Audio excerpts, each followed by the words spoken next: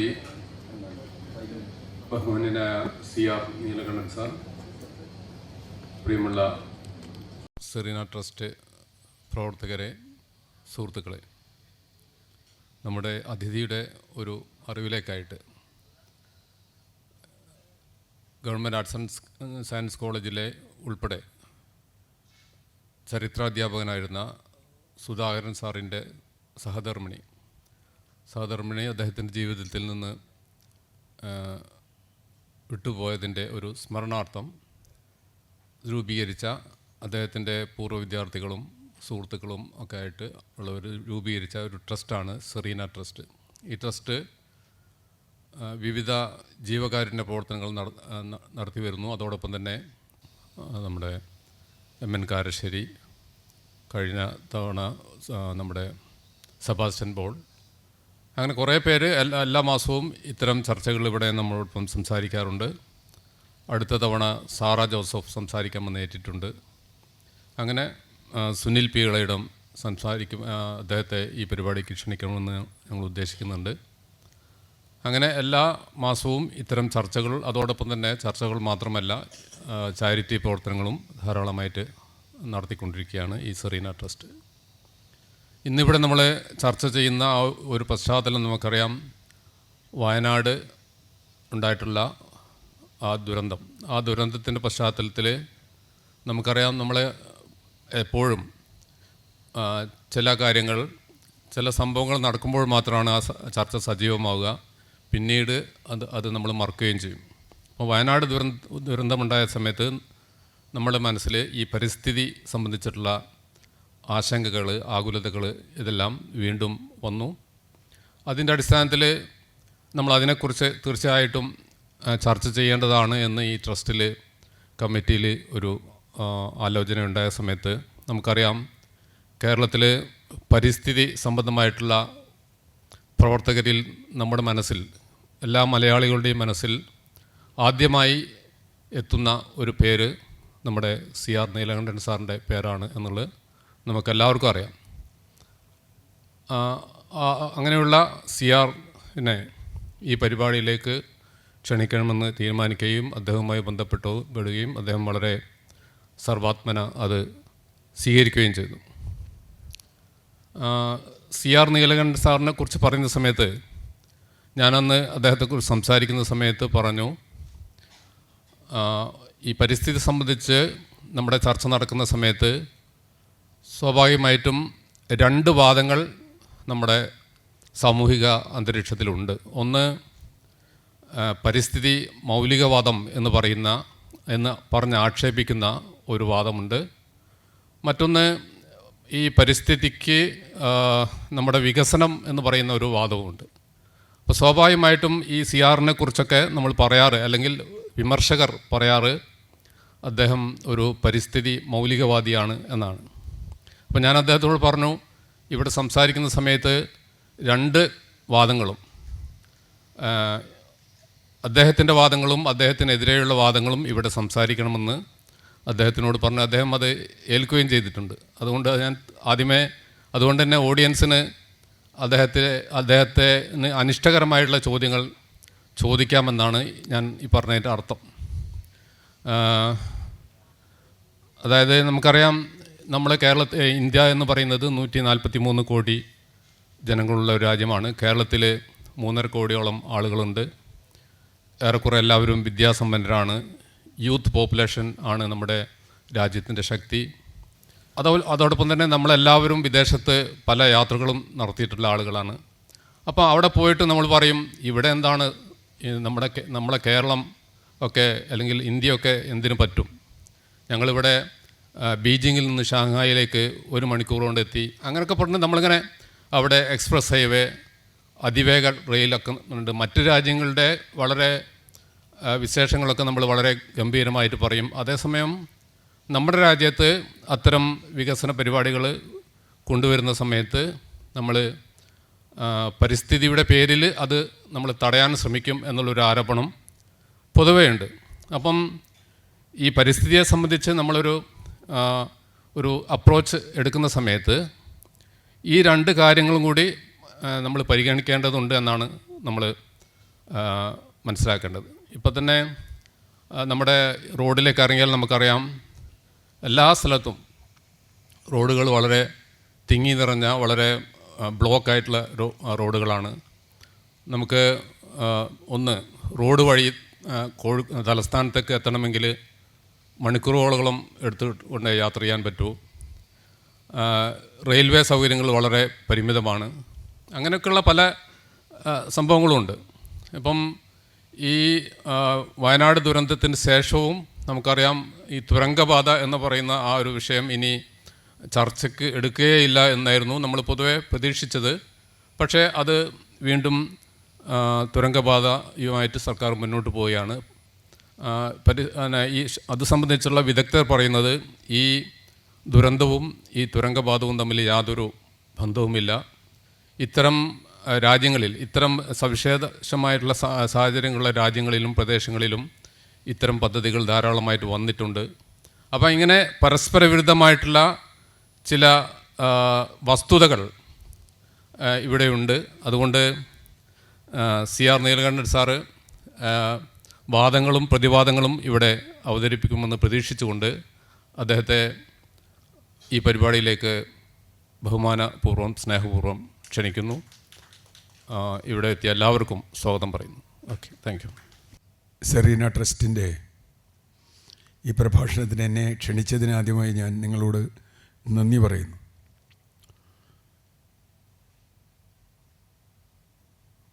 വളരെ ഗൗരവമുള്ള ഒരു വിഷയം. ആ പേര് തന്നെ ഒരു കാവ്യാത്മകമായ പേരാണ്. അറബിക്കടലിനും പശ്ചിമഘട്ടത്തിനും ഇടയിലുള്ള കേരളം. നമ്മൾ കേരളത്തെ പറ്റി ഏറ്റവും ആദ്യം വായിച്ചിട്ടുള്ള, നമ്മളൊക്കെ വായിച്ചിട്ടുള്ള കവിതകളിലൊന്ന് വള്ളത്തോളിൻ്റെ ആയിരിക്കും. പച്ചയാമ്പരിപ്പിട്ട് സഖ്യനിൽ തലവെച്ചും എന്നാണ് തുടങ്ങുന്നത്. പടിഞ്ഞാറ് കന്യാകുമാരി മുതൽ ഇങ്ങോട്ടുള്ള കടലും കിഴക്ക് പശ്ചിമഘട്ടവും ഇടയ്ക്കുള്ളൊരു ഇടനാടും,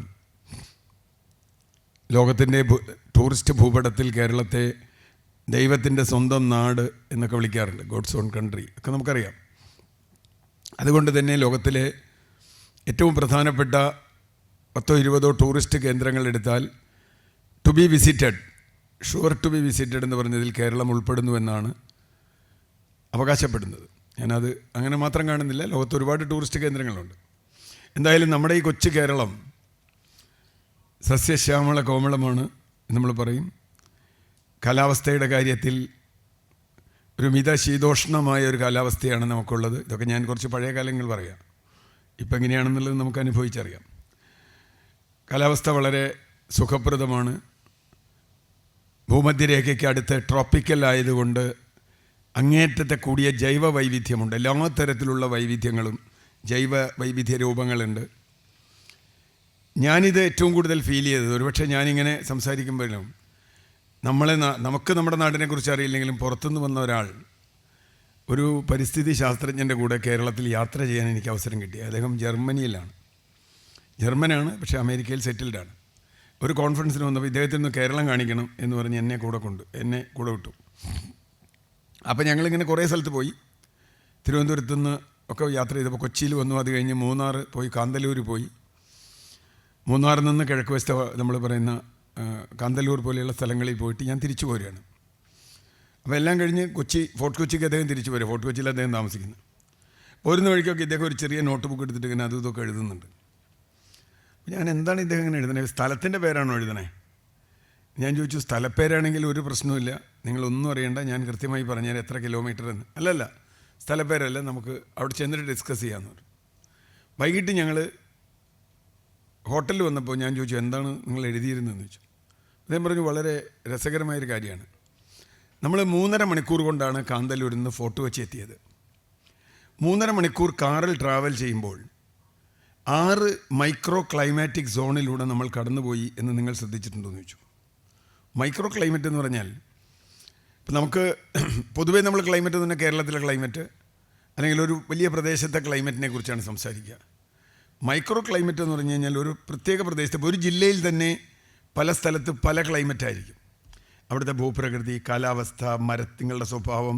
ഇപ്പോൾ കടലോരത്തുള്ളതായിരിക്കില്ല, മലയോരത്ത് ചെല്ലുമ്പോൾ അതായിരിക്കില്ല കുറച്ചുകൂടിയൊക്കെ ഇപ്പോൾ ഉയർന്ന പ്രദേശങ്ങളിൽ. അപ്പോൾ ഈ മൈക്രോ ക്ലൈമറ്റ് എന്ന് പറയുന്നത് ഓരോ സ്ഥലത്തും ഉള്ള ആ സൂക്ഷ്മ കാലാവസ്ഥയാണ്. ആ സൂക്ഷ്മ കാലാവസ്ഥകൾ, ഒരു പ്രദേശത്ത് ഒരു പ്രത്യേക സൂക്ഷ്മ കാലാവസ്ഥയുണ്ടെങ്കിൽ അവിടുത്തെ സസ്യങ്ങൾ വേറെയായിരിക്കും, അവിടുത്തെ ജീവികൾ വേറെയായിരിക്കും. മനുഷ്യർ ജീവനെ മാറി മാറി താമസിക്കുന്നതുകൊണ്ടാണ്. ബാക്കിയെല്ലാം അവിടുത്തെ പൂക്കൾ വേറെയായിരിക്കും, അവിടുത്തെ ശലഭങ്ങൾ വേറെയായിരിക്കും, അവിടെ വരുന്ന കിളികൾ വേറെയായിരിക്കും, അവിടെയുള്ള ചെടികളുടെ സ്വഭാവം വേറെയായിരിക്കും. ഇങ്ങനെ ഇദ്ദേഹം പറഞ്ഞു, ഞാൻ 6 മൈക്രോ ക്ലൈമറ്റ് 3.5 മണിക്കൂർ കൊണ്ട് കണ്ടു. എന്നിട്ട് അദ്ദേഹം ഓരോന്ന് പറഞ്ഞു. കാന്തല്ലൂർ, മൂന്നാർ, അത് കഴിഞ്ഞ് ഇങ്ങനെ പോകുന്ന വഴി. അതിപ്പോൾ നമുക്ക് വയനാട്ടിൽ നിന്നോ അല്ലെങ്കിൽ വേറെ ഏതെങ്കിലും സ്ഥലത്തുനിന്നോ താഴേക്ക് 3.5 മണിക്കൂർ കൊണ്ട് നിങ്ങൾക്ക് ഉയർന്ന കടലിൽ നിന്ന്, ഉയർന്ന മലയിൽ നിന്ന് ഏറ്റവും താഴ്ന്ന കടൽ വരെ എത്താൻ കഴിഞ്ഞു. അതിൽ കായലുണ്ട്, നദിയുണ്ട്, നദീതടമുണ്ട്, നിരവധി വ്യത്യാസങ്ങൾ, ചോലകളുണ്ട്, താഴ്വരകളുണ്ട്, മറ്റ് രീതികളൊക്കെ ഉണ്ട്. ഇതൊക്കെ വെച്ചിട്ട് അദ്ദേഹം പറഞ്ഞു 6 ക്ലൈമാറ്റിക് സോൺ, മൈക്രോ ക്ലൈമാറ്റിക് സോണിൽ കൂടെ കടന്നുപോയി. ഒരുപക്ഷെ ലോകത്ത് ഇപ്പോൾ അമേരിക്കയിൽ, എൻ്റെ നാട്ടിൽ 6 മൈക്രോ ക്ലൈമാറ്റിക് സോണിൽ കൂടി പോകണമെങ്കിൽ ഞാൻ 6 ദിവസം ഫ്ലൈറ്റിൽ യാത്ര ചെയ്യേണ്ടി വരും. ആണ് വ്യത്യാസം. 6 മൈക്രോ ക്ലൈമാറ്റിക് സോൺ കാണണമെങ്കിൽ ഞാൻ ഇത്രയും പോകണമെങ്കിൽ 6 മണിക്കൂർ ഫ്ലൈറ്റ്, 6 മണിക്കൂറല്ല, ചിലപ്പോൾ പല തവണ ഫ്ലൈറ്റിൽ യാത്ര ചെയ്യേണ്ടി വരും. നിങ്ങളുടെ നാട് ഇത്ര സുന്ദരമാണെന്ന് പറയുന്നത് അതുകൊണ്ടാണ്. ക്ലൈമാറ്റിക് ആ കാലാവസ്ഥയുമായി ബന്ധപ്പെട്ട ആ സൂക്ഷ്മതയും അതിൻ്റെ വ്യത്യാസവും, നമുക്കൊരു എത്ര ചൂടാണ് ഇപ്പോൾ കൊച്ചിയിലെങ്കിലും ഒരു 2 മണിക്കൂർ യാത്ര ചെയ്താൽ മൂന്നാറിലെത്താം, അല്ലെങ്കിൽ ഇവിടെ നിന്ന് യാത്ര ചെയ്താൽ നിങ്ങൾക്ക് ഏതെങ്കിലും മലയോര പ്രദേശത്ത് അല്ലെങ്കിൽ ഹില്ലി ഏരിയയിലൊക്കെ നമുക്ക് എത്താം. അപ്പോൾ ക്ലൈമറ്റ് അങ്ങ് മാറും. ഇത് കേരളത്തിൻ്റെ വളരെ പ്രത്യേകമായൊരു സവിശേഷതയാണ്. അതിന് കാരണം കേരളത്തിൻ്റെ ഭൂപ്രകൃതിയാണ്, ലൊക്കേഷനാണ്, അതിൻ്റെ GPS നമ്മൾ പറയില്ലേ, അതിൻ്റെ ജോഗ്രാഫിക്കൽ പൊസിഷനിങ് ആണ്. കാരണം നമ്മൾ ഭൂമധ്യരേഖയ്ക്ക് അടുത്താണെങ്കിലും വളരെ വീതി കുറഞ്ഞ കേരളത്തിൽ വലിയ മലകൾ കിഴക്ക് ഭാഗത്തും, ആളുകൾ പശ്ചിമഘട്ടം എന്നാണത് പറയുന്നതെങ്കിൽ നമ്മളെ സംബന്ധിച്ചിടത്തോളം അത് കിഴക്ക് ഭാഗത്താണ്. സായിപ്പെട്ട പേരാണ്, മദ്രാസിലിരുന്ന് സായിപ്പെട്ട പേരാണ് പശ്ചിമഘട്ടം. പക്ഷെ നമ്മളെ സംബന്ധിച്ചിടത്തോളം അത് കിഴക്കാണ്. ഈ കിഴക്കുള്ള പശ്ചിമഘട്ടവും പടിഞ്ഞാറുള്ള അറബിക്കടൽ, നിങ്ങളുടെ വേർഡിങ്ങിനാണ് ഞാൻ പറഞ്ഞത്, ഇതിന് രണ്ടിനും ഇടയിൽ കിടക്കുന്ന വളരെ ചെറിയൊരു ഭൂപ്രദേശം. അപ്പോൾ അതുകൊണ്ട് തന്നെ നല്ല മഴ കിട്ടും. നമ്മുടെ പശ്ചിമഘട്ടത്തെക്കുറിച്ച് ഒരുപാട് പഠനങ്ങൾ നടന്നിട്ടുണ്ട്. ഇപ്പോൾ ഇതൊക്കെ പറയുമ്പോൾ ഗാഡ്ഗിൽ പോലെ, ഗാഡ്ഗിലിനൊക്കെ പോകുന്ന പഠനങ്ങൾ നടന്നിട്ടുണ്ട്. പശ്ചിമഘട്ടം കേരളത്തിന് നൽകുന്ന പ്രത്യേകമായ അവസ്ഥ, കേരളത്തിൻ്റെ മഴ നിയന്ത്രിക്കുന്നത് പശ്ചിമഘട്ടമാണ്. കാരണം പടിഞ്ഞാറുനിന്ന് അറബിക്കടലിൽ നിന്ന് മേഘങ്ങൾ പോകുന്നു. പശ്ചിമഘട്ടത്തിലെ ജൈവ വൈവിധ്യമാണ് മഴയുടെ വിധാനങ്ങൾ നിശ്ചയിക്കുന്നത്. പശ്ചിമഘട്ടത്തിലെ നിന്നാണ് നമ്മുടെ എല്ലാ നദികളും ഉത്ഭവിക്കുന്നത്. വളരെ കുറച്ച് നദികളല്ലാത്തുള്ളൂ, എല്ലാ നദികളും ഉത്ഭവിക്കുന്നത്. നദി എന്ന് പറഞ്ഞാൽ നമുക്കറിയാം പഴയ സംസ്കാരത്തിൻ്റെ കേന്ദ്രമാണ്. നദികളാണ് മനുഷ്യ സംസ്കാരത്തെ വളർത്തിയിട്ടുള്ളത്. നദീതട സംസ്കാരങ്ങൾ നമ്മൾ പറയുന്നത് ആദ്യകാലം മുതൽ തന്നെ ആവാസ വ്യവസ്ഥയ്ക്ക് നദി നൽകിയ ഒരു സംഭാവനയുണ്ട്. ഈ നദികളാണ് ഇരുവശത്തും അതിൻ്റെ ഹരിതാഭ നൽകുന്നത്. ഈ നദികളാണ് നമുക്ക് യാത്രയ്ക്ക്, നമ്മുടെ ഭക്ഷണത്തിന്, കൃഷിക്ക് ഒക്കെ സഹായിക്കുന്നത്. ഈ നദികൾ, അപ്പോൾ നദികളുടെ ഉപയോഗങ്ങളെക്കുറിച്ച് പറയേണ്ട. ഈ നദിയാണ് അവസാനം കടലിൽ ചെല്ലുന്നത്. കടലിൽ ചെല്ലുമ്പോൾ കടലിൽ അത് നൽകുന്ന കുറേ സേവനങ്ങളുണ്ട്. നദി വരുന്നത് മുഴുവൻ ഈ മലകളിൽ നിന്നാണ്. മലകളിലെ ജൈവ വൈവിധ്യവും വ്യത്യാസവും നദിയിൽ വ്യത്യാസം വരുത്തും. പിന്നെ നമുക്കറിയാം നമ്മുടെ ആയുർവേദം, കേരളം ആയുർവേദത്തിൽ ഇത്രയും പ്രസിദ്ധമായത് ഇവിടെ വൈദ്യന്മാർ കൂടുതലുണ്ടായതുകൊണ്ട് മാത്രമല്ല, കേരളത്തിൻ്റെ ജൈവ വൈവിധ്യം കൊണ്ടാണ്. ഇപ്പോൾ നമുക്കൊരു മരുന്നുണ്ടാക്കണമെങ്കിൽ ഒരു 10 ചെടി വേണമെങ്കിൽ, എൻ്റെ അമ്മയൊക്കെ ചെറുപ്പത്തിൽ 10 പച്ചമരുന്ന് ചേർന്ന് അല്ലെങ്കിൽ വേര് അല്ലെങ്കിൽ ഇല അല്ലെങ്കിൽ തണ്ട് വേണമെന്നുണ്ടെങ്കിൽ 15 മിനിറ്റ് കൊണ്ട് ആ 10 പച്ചമരുന്നും തൊട്ടടുത്ത വീടുകളിൽ നിന്നോ ചിലപ്പോൾ നമ്മുടെ പറമ്പിൽ നിന്ന് തന്നെയോ എടുത്ത് കഷായം ഉണ്ടാക്കാൻ പറ്റും. ഒരു സാധനം പുറത്തുനിന്ന് മേടിക്കാതെ ഒരു കഷായം, നമുക്ക് ആയുർവേദ കഷായം വീട്ടിലുണ്ടാക്കാൻ ഒന്നും വേണ്ട. അത് നമ്മുടെ ചുറ്റുപാടുമുണ്ട്. വേറെ എവിടെയും ഇത് കിട്ടില്ല. എവിടെ പോയാലും നിങ്ങൾക്ക് ഇത് ഇങ്ങനെ ഒരു സൗകര്യം കിട്ടില്ല. അപ്പോൾ ജൈവ വൈവിധ്യം, ആയുർവേദം പോലെയുള്ളത്, ടൂറിസം നമുക്കൊക്കെ അറിയാവുന്നത്. അപ്പോൾ അങ്ങനെ കേരളത്തിന് ഈ പശ്ചിമഘട്ടം നൽകുന്ന വലിയ സേവനങ്ങൾ കേരളത്തിൻ്റെ, അതുകൊണ്ടാണ് മാധവ് ഗാഡ്ഗിൽ അതിനെ പറഞ്ഞത് വാട്ടർ ടവർ എന്നാണ്. കേരളത്തിൻ്റെ ജലഗോപുരമാണ് പശ്ചിമഘട്ടം. കാരണം അവിടെയാണ് മഴ ഏറ്റവും കൂടുതൽ പെയ്യുന്നത്, അവിടെ നിന്നാണ് വെള്ളം ഒഴുകി വരുന്നത്. ആ വെള്ളമാണ് ബാക്കി കേരളത്തെ നിലനിർത്തുന്നത്. കേരളത്തിൻ്റെ നമ്മുടെ കുളങ്ങളും കിണറുകളും ഒക്കെ വരുന്നത് അങ്ങനെയാണ്. അപ്പോൾ ഞാൻ അതിൻ്റെ മറ്റു കാര്യങ്ങളിലേക്ക് പോകുന്നില്ല. അപ്പോൾ പശ്ചിമഘട്ടം ആ അർത്ഥത്തിൽ ഇടനാടിനെ ഹരിതാഭമാക്കുന്നതും ഇടനാടിൽ ജീവൻ സാധ്യമാക്കുന്നതും ഇവിടുത്തെ കാലാവസ്ഥ നിയന്ത്രിക്കുന്നതും പശ്ചിമഘട്ടം തന്നെയാണ്. പിന്നെ വന്യമൃഗങ്ങൾ, അതുപോലെയുള്ള കാര്യങ്ങൾ. തീരദേശവും അതുപോലെ തന്നെ. കടൽ വളരെ അടുത്തുള്ളത് കൊണ്ട് ചെറിയൊരു കേരളത്തിന് ഏതാണ്ട് 500-550 കിലോമീറ്റർ ദൂരമുള്ള തീരമുണ്ട്. ഇത്രയും നീളമുള്ള തീരം കേരളത്തിൽ വേണമെങ്കിൽ വലിയ സ്റ്റേറ്റുകൾക്ക് മാത്രമേ ഉണ്ടാവുള്ളൂ. ചെറിയ കേരളം പോലെ ഒരു സ്റ്റേറ്റിന് ഇത്രയും നീണ്ട തീരത്തു നിന്ന് മലയിലേക്ക് ദൂരമില്ല. ഈ പ്രത്യേകത, അതുപോലെ അറബിക്കടലിൽ നിന്ന് നമ്മുടെ മൺസൂൺ, തെക്ക് പടിഞ്ഞാറൻ മൺസൂണാണ് നമുക്ക് ഏറ്റവും കൂടുതൽ കിട്ടിയിരുന്നത്. അത് പശ്ചിമഘട്ടത്തിലാണ് വീഴുക. അത് നമുക്ക് ധാരാളം മഴയായി കിട്ടും. അപ്പോൾ നമ്മുടെ ചൂട് വളരെ കൂടാതെ ഒരു പരിധിയിൽ വിട്ട് ചൂട് കൂടും. ഇപ്പോൾ തമിഴ്നാട്ടിലോ അല്ലെങ്കിൽ കർണാടകയുടെ പല പ്രദേശങ്ങളിലൊക്കെ നമ്മൾ പോയാലുള്ള ചൂടൊന്നും പശ്ചിമഘട്ടത്തിൻ്റെ പടിഞ്ഞാറ് ഭാഗത്തുള്ള കേരളം എന്ന് പറയുന്ന ഈ സംസ്ഥാനത്ത് നമുക്കില്ല. അപ്പോൾ അതുകൊണ്ട് എല്ലാം കൊണ്ടും നമുക്ക് എന്തിട്ടാലും വിളയുന്ന മണ്ണാണ് നമ്മുടെ മണ്ണെന്ന് പറയും. കാരണം എക്കൽ വരുന്നു, അതുപോലെയുള്ള നിരവധി കാര്യങ്ങൾ. അപ്പോൾ കേരളം ഇത്രയും ഹരിതാഭമായതും എവിടെ നോക്കിയാലും പച്ചപ്പുള്ളതും എവിടെ നോക്കിയാലും വെള്ളമുള്ളതുമായ ഒരു സ്ഥലം, അതാണ് കേരളത്തിൻ്റെ പ്രത്യേകത. ഇന്ന് നമ്മൾ അതിനെ കാണുമ്പോൾ ആ പ്രത്യേകതകളാണ് കേരളത്തിൻ്റെ പരിമിതിയായി നമ്മൾ കാണുന്നത്. അതിന് ഒരുപാട് കാരണങ്ങളുണ്ട്, ഒരുപാട് കാരണങ്ങൾ. ഇപ്പോൾ കാലാവസ്ഥ മാറ്റം എന്നുള്ളതിനെക്കുറിച്ച് ഇപ്പം ഞാനത് പണ്ട് പറഞ്ഞിട്ടുണ്ട്. ഇപ്പോൾ ഈ അടുത്ത കാലത്ത് വയനാടൊക്കെ ഉണ്ടായപ്പോൾ ആളുകൾ, ഇപ്പം നേരത്തെ ഖാദർ പറഞ്ഞ പോലെ ഞാൻ പരിസ്ഥിതി മൗലികവാദിയാണോ എന്നൊക്കെ നിങ്ങൾ തീരുമാനിച്ചാൽ മതി. ഒരുപാട് രാജ്യങ്ങൾ സന്ദർശിച്ചിട്ടുണ്ട്, ഒരുപാട് കാഴ്ചകൾ കണ്ടിട്ടുണ്ട്.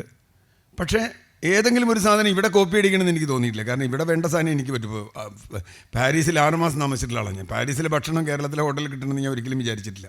കാരണം എനിക്കത് ഇഷ്ടമല്ല. എനിക്ക് ഇവിടുത്തെ ഭക്ഷണമാണ് കൂടുതൽ ഇഷ്ടം. പാരീസ് പോലെ കേരളം ആക്കണമെന്ന് ഞാൻ വിചാരിച്ചിട്ടില്ല. പാരീസാണ്, കേരളമാണ്. അത്രേ ഉള്ളൂ. ഞാൻ അങ്ങനെയാണ് അതിൻ്റെ വ്യത്യാസം കാണുന്നത്. ഞാൻ ഈ വൈവിധ്യത്തിൽ വിശ്വസിക്കുന്നു. അങ്ങനെ തന്നെയാണ്. വ്യത്യസ്ത രൂപങ്ങൾ ലോകത്തുണ്ടാവണം എന്നുള്ളതാണ്.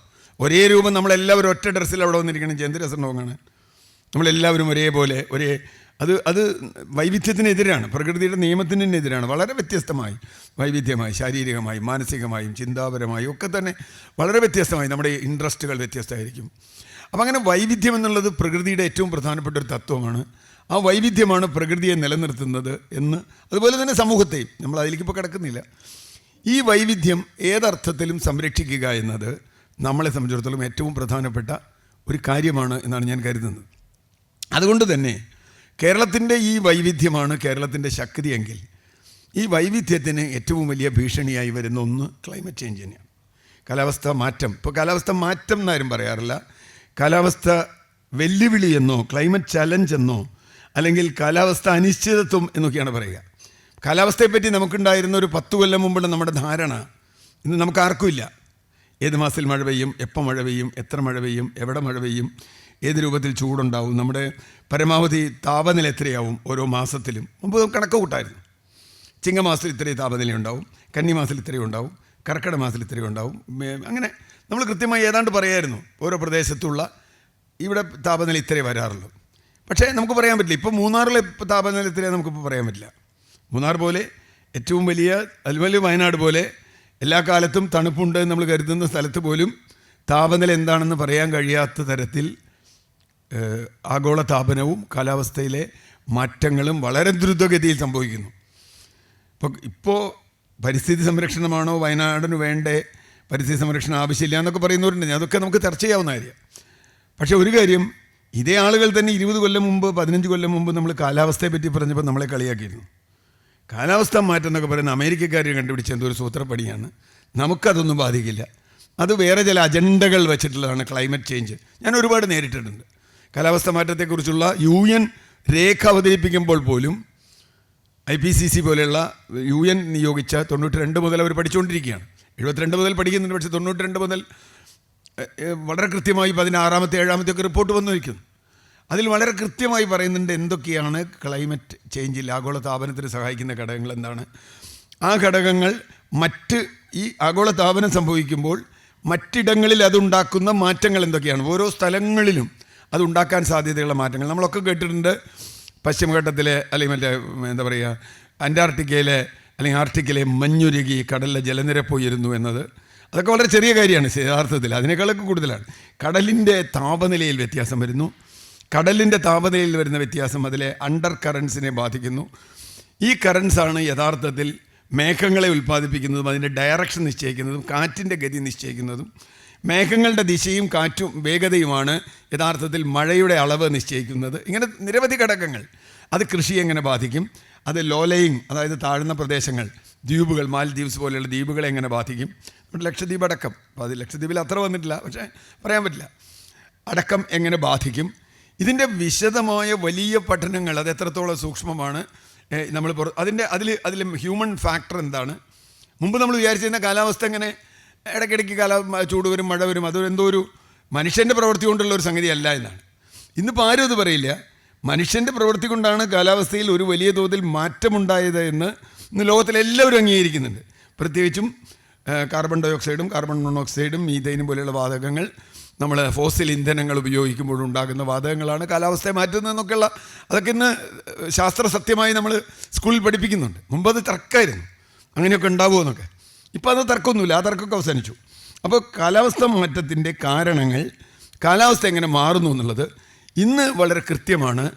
എങ്ങനെ മാറുന്നു എന്ന് നമുക്ക് പറയാൻ പറ്റില്ല.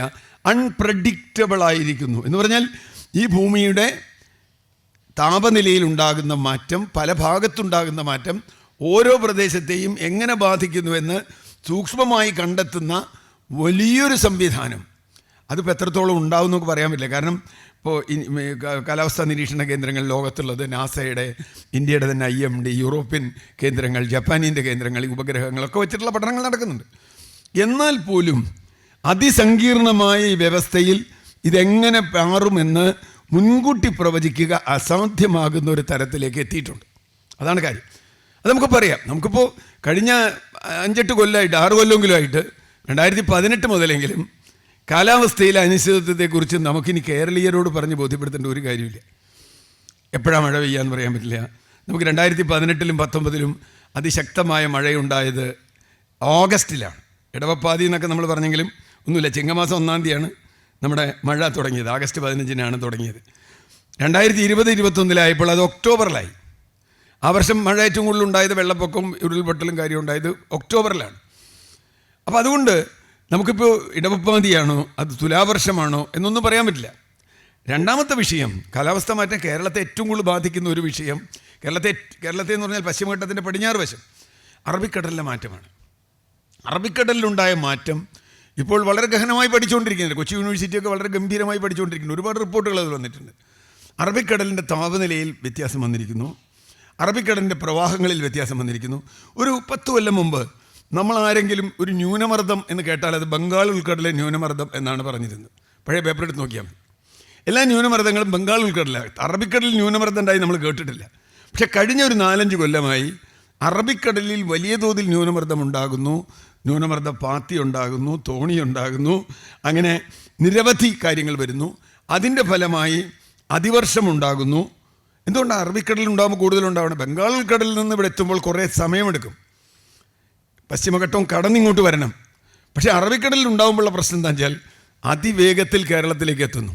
അങ്ങനെയാണ് നമ്മൾ ഈ പറഞ്ഞതുപോലെ മേഘവിസ്ഫോടനം, പേരൊക്കെ എന്ത് വേണിയാവാം, ക്ലൗഡ് ബേഴ്സ്റ്റിംഗ് എന്നൊക്കെ പറയുന്ന, അത് പകുതി മേഘവിസ്ഫോടനമാണോ മുഴുവൻ മേഘവിസ്ഫോടനം, എന്തായാലും എന്താ സംഭവിക്കുന്നത്? വലിയ തോതിൽ ഹ്യൂജ് കുംഭാരമേഘങ്ങൾ നമ്മൾ പറയുന്ന മേഘങ്ങൾ അറബിക്കടലിൽ നിന്നുണ്ടാവുകയും അത് കിഴക്കോട്ട് കാറ്റിനനുസരിച്ച് യാത്ര ചെയ്യുകയും, കിഴക്കോട്ട് വടക്കോട്ടൊക്കെ പോവാം, യാത്ര ചെയ്യുമ്പോൾ എവിടെ വെച്ചാണോ അത് ഘനീഭവിക്കുന്നത് അവിടെ പെരുമഴയായി പെയ്യുകയും ചെയ്യുന്നു. ഈ വർഷം നമുക്കറിയാം മെയ് അവസാനം അല്ലെങ്കിൽ മെയ് അവസാനം ഏറ്റവും വലിയ അതിവർഷമുണ്ടായ സ്ഥലങ്ങളിലൊന്ന് ഞാൻ ജീവിക്കുന്ന എറണാകുളത്താണ്. കളമശ്ശേരി, കാക്കനാട് പ്രദേശങ്ങളിൽ വലിയ തോതിൽ മേഘവിസ്ഫോടനമുണ്ടായി. കളമശ്ശേരി എന്ന് പറഞ്ഞാൽ പശ്ചിമഘട്ടത്തിൽ നിന്ന് പിന്നെ ഒരുപാട് ദൂരമുണ്ട്. അപ്പോൾ മേഘവിസ്ഫോടനം അതിവർഷം കേരളത്തിൽ എവിടെയും ഉണ്ടാവാം എന്ന അവസ്ഥ ഇന്ന് വന്നിട്ടുണ്ട് എന്നതാണ് ഒരു പ്രശ്നം. അതിന് കാരണം നേരത്തെ പറഞ്ഞ അറബിക്കടലിലെ മാറ്റമാണ്. ഇത് ഇപ്പം നമ്മൾ ഗാഡ്ഗിലിനെ കുറിച്ച് ചർച്ച ചെയ്യുമ്പോൾ ഞാൻ പറയാറുണ്ട്, ഗാഡ്ഗിൽ റിപ്പോർട്ട് പഴഞ്ചനായി പോയി എന്ന് പറയുന്ന ഒരാളാണ് ഞാൻ. കാരണം അറബിക്കടലിൽ ഇങ്ങനൊരു മാറ്റം ഉണ്ടാകുന്ന 2011 ഗാഡ്ഗിലിന് ആലോചിക്കാൻ പറ്റുമായിരുന്നില്ല, ആർക്കും ആലോചിക്കാൻ പറ്റില്ല. ഒരു കാലാവസ്ഥാ വിദഗ്ധനും പറഞ്ഞിട്ടില്ല അറബിക്കടലിൽ ഇങ്ങനൊരു മാറ്റം ഉണ്ടാകും. അറബിക്കടലിലെ മാറ്റം കേരളത്തിലെ എത്ര ഗുരുതരമായി ബാധിക്കുന്നു. അത് മഴയുടെ ഇതിൽ മാത്രമല്ല, ചൂടിനെ അത് ബാധിക്കാം, നമ്മുടെ മത്സ്യബന്ധനത്തിനെ അത് ബാധിക്കാം, നമ്മുടെ മറ്റ് ഘടകങ്ങൾ, ഒരുപാട് ഘടകങ്ങളുണ്ട്, അതിലേക്കൊന്നും ഇപ്പോൾ ഞാൻ പോകണില്ല. ഇത് എൻ്റെ സെക്കൻഡറി ആയിട്ട് കൃഷിയെ ബാധിക്കാം, ഒക്കെ ബാധിക്കാം. പക്ഷേ നേരിട്ട് അതിവർഷം കേരളത്തിൽ ഇടയ്ക്കിടയ്ക്ക് ഉണ്ടാക്കാൻ കഴിയുന്ന തരത്തിൽ പശ്ചിമഘട്ടം അറബിക്കടൽ മാറിയിരിക്കുന്നു. അതിനെ സഹായിക്കുന്ന ഒരു ഘടകമാണ് ഇപ്പോൾ നമ്മുടെ പശ്ചിമഘട്ടം എന്ന് പറഞ്ഞാൽ പശ്ചിമഘട്ടത്തിനും അറബിക്കടലിനും ഇടയിലുള്ള കേരളത്തെപ്പറ്റി നമ്മൾ ചർച്ച ചെയ്യുമ്പോൾ ഒരു 10 കൊല്ലം മുമ്പ് നമ്മൾ കണ്ട കേരളമോ പശ്ചിമഘട്ടമോ അറബിക്കടലോ അല്ല ഇപ്പോഴുള്ളത് എന്നാണ് ആദ്യമായി പറയാനുള്ളത്. അത് വലിയ അനിശ്ചിതത്വങ്ങളിലേക്ക് വഴിവെച്ചിരിക്കുന്നു. അതുകൊണ്ടാണ് ഈ കേരളത്തിലെ നമ്മളിനി എങ്ങനെ കാണണം. ഈ നേരത്തെ ഖാദർ പറഞ്ഞു, ഈ ഓരോ അപകടം ഉണ്ടാകുമ്പോൾ ആളുകൾ ഉടനെ ഗാഡ്ഗിൽ. ഞാൻ ഗാഡ്ഗിലിൻ്റെ ആരാധകനല്ല. ഗാഡ്ഗിൽ ഒരു പഠനം നടത്തിയ ഒരാളാണ്, അത്രയും ഞാൻ ഗാഡ്ഗിലിനെ കാണുന്നുള്ളൂ. വേറെ ഒരുപാട് പഠനങ്ങളിലൂടെ നടത്തിയിട്ടുണ്ട്. ഗാഡ്ഗിൽ ഒരു പഠനം നടത്തിയിട്ടുണ്ട്, അത് വളരെ വിശദമായൊരു പഠനമാണ്. അദ്ദേഹം പക്ഷേ പഠിച്ചത് പശ്ചിമഘട്ടത്തെക്കുറിച്ച് മാത്രമാണ്. ഇടനാടിനെക്കുറിച്ചോ തീരപ്രദേശത്തെക്കുറിച്ചോ പഠിച്ചിട്ടേ ഇല്ല. കാരണം അദ്ദേഹത്തിൻ്റെ ടേംസ് ഓഫ് റെഫറൻസ് അതായിരുന്നില്ല. കേന്ദ്ര എന്താ പറയുക, ക്ലൈമറ്റ് ചേഞ്ചിൻ്റെ അടക്കമുള്ള വനം പരിസ്ഥിതി മന്ത്രാലയം അവരുടെ നിയമമനുസരിച്ച് 86 നിയമമനുസരിച്ച് പഠിക്കുകയും പരിസ്ഥിതി ലോല മേഖലകളെ സോണാക്കുകയും തിരിക്കുകയും ഒക്കെ ചെയ്യണമെന്ന് ആ ആക്റ്റിലുള്ളതാണ്. 1986 പരിസ്ഥിതി നിയമത്തിലുള്ളതാണ്. ആ ധർമ്മമാണ് പരിസ്ഥിതി മന്ത്രാലയം ഗാഡ്ഗിലിന് നേതൃത്വത്തിൽ കമ്മിറ്റി ഏൽപ്പിച്ചത്. ഗാഡ്ഗിൽ അത് ചെയ്തു. അതെങ്ങനെ നമ്മൾ വിലയിരുത്തണമെന്നുള്ള നമ്മുടെ ഇഷ്ടമാണ്.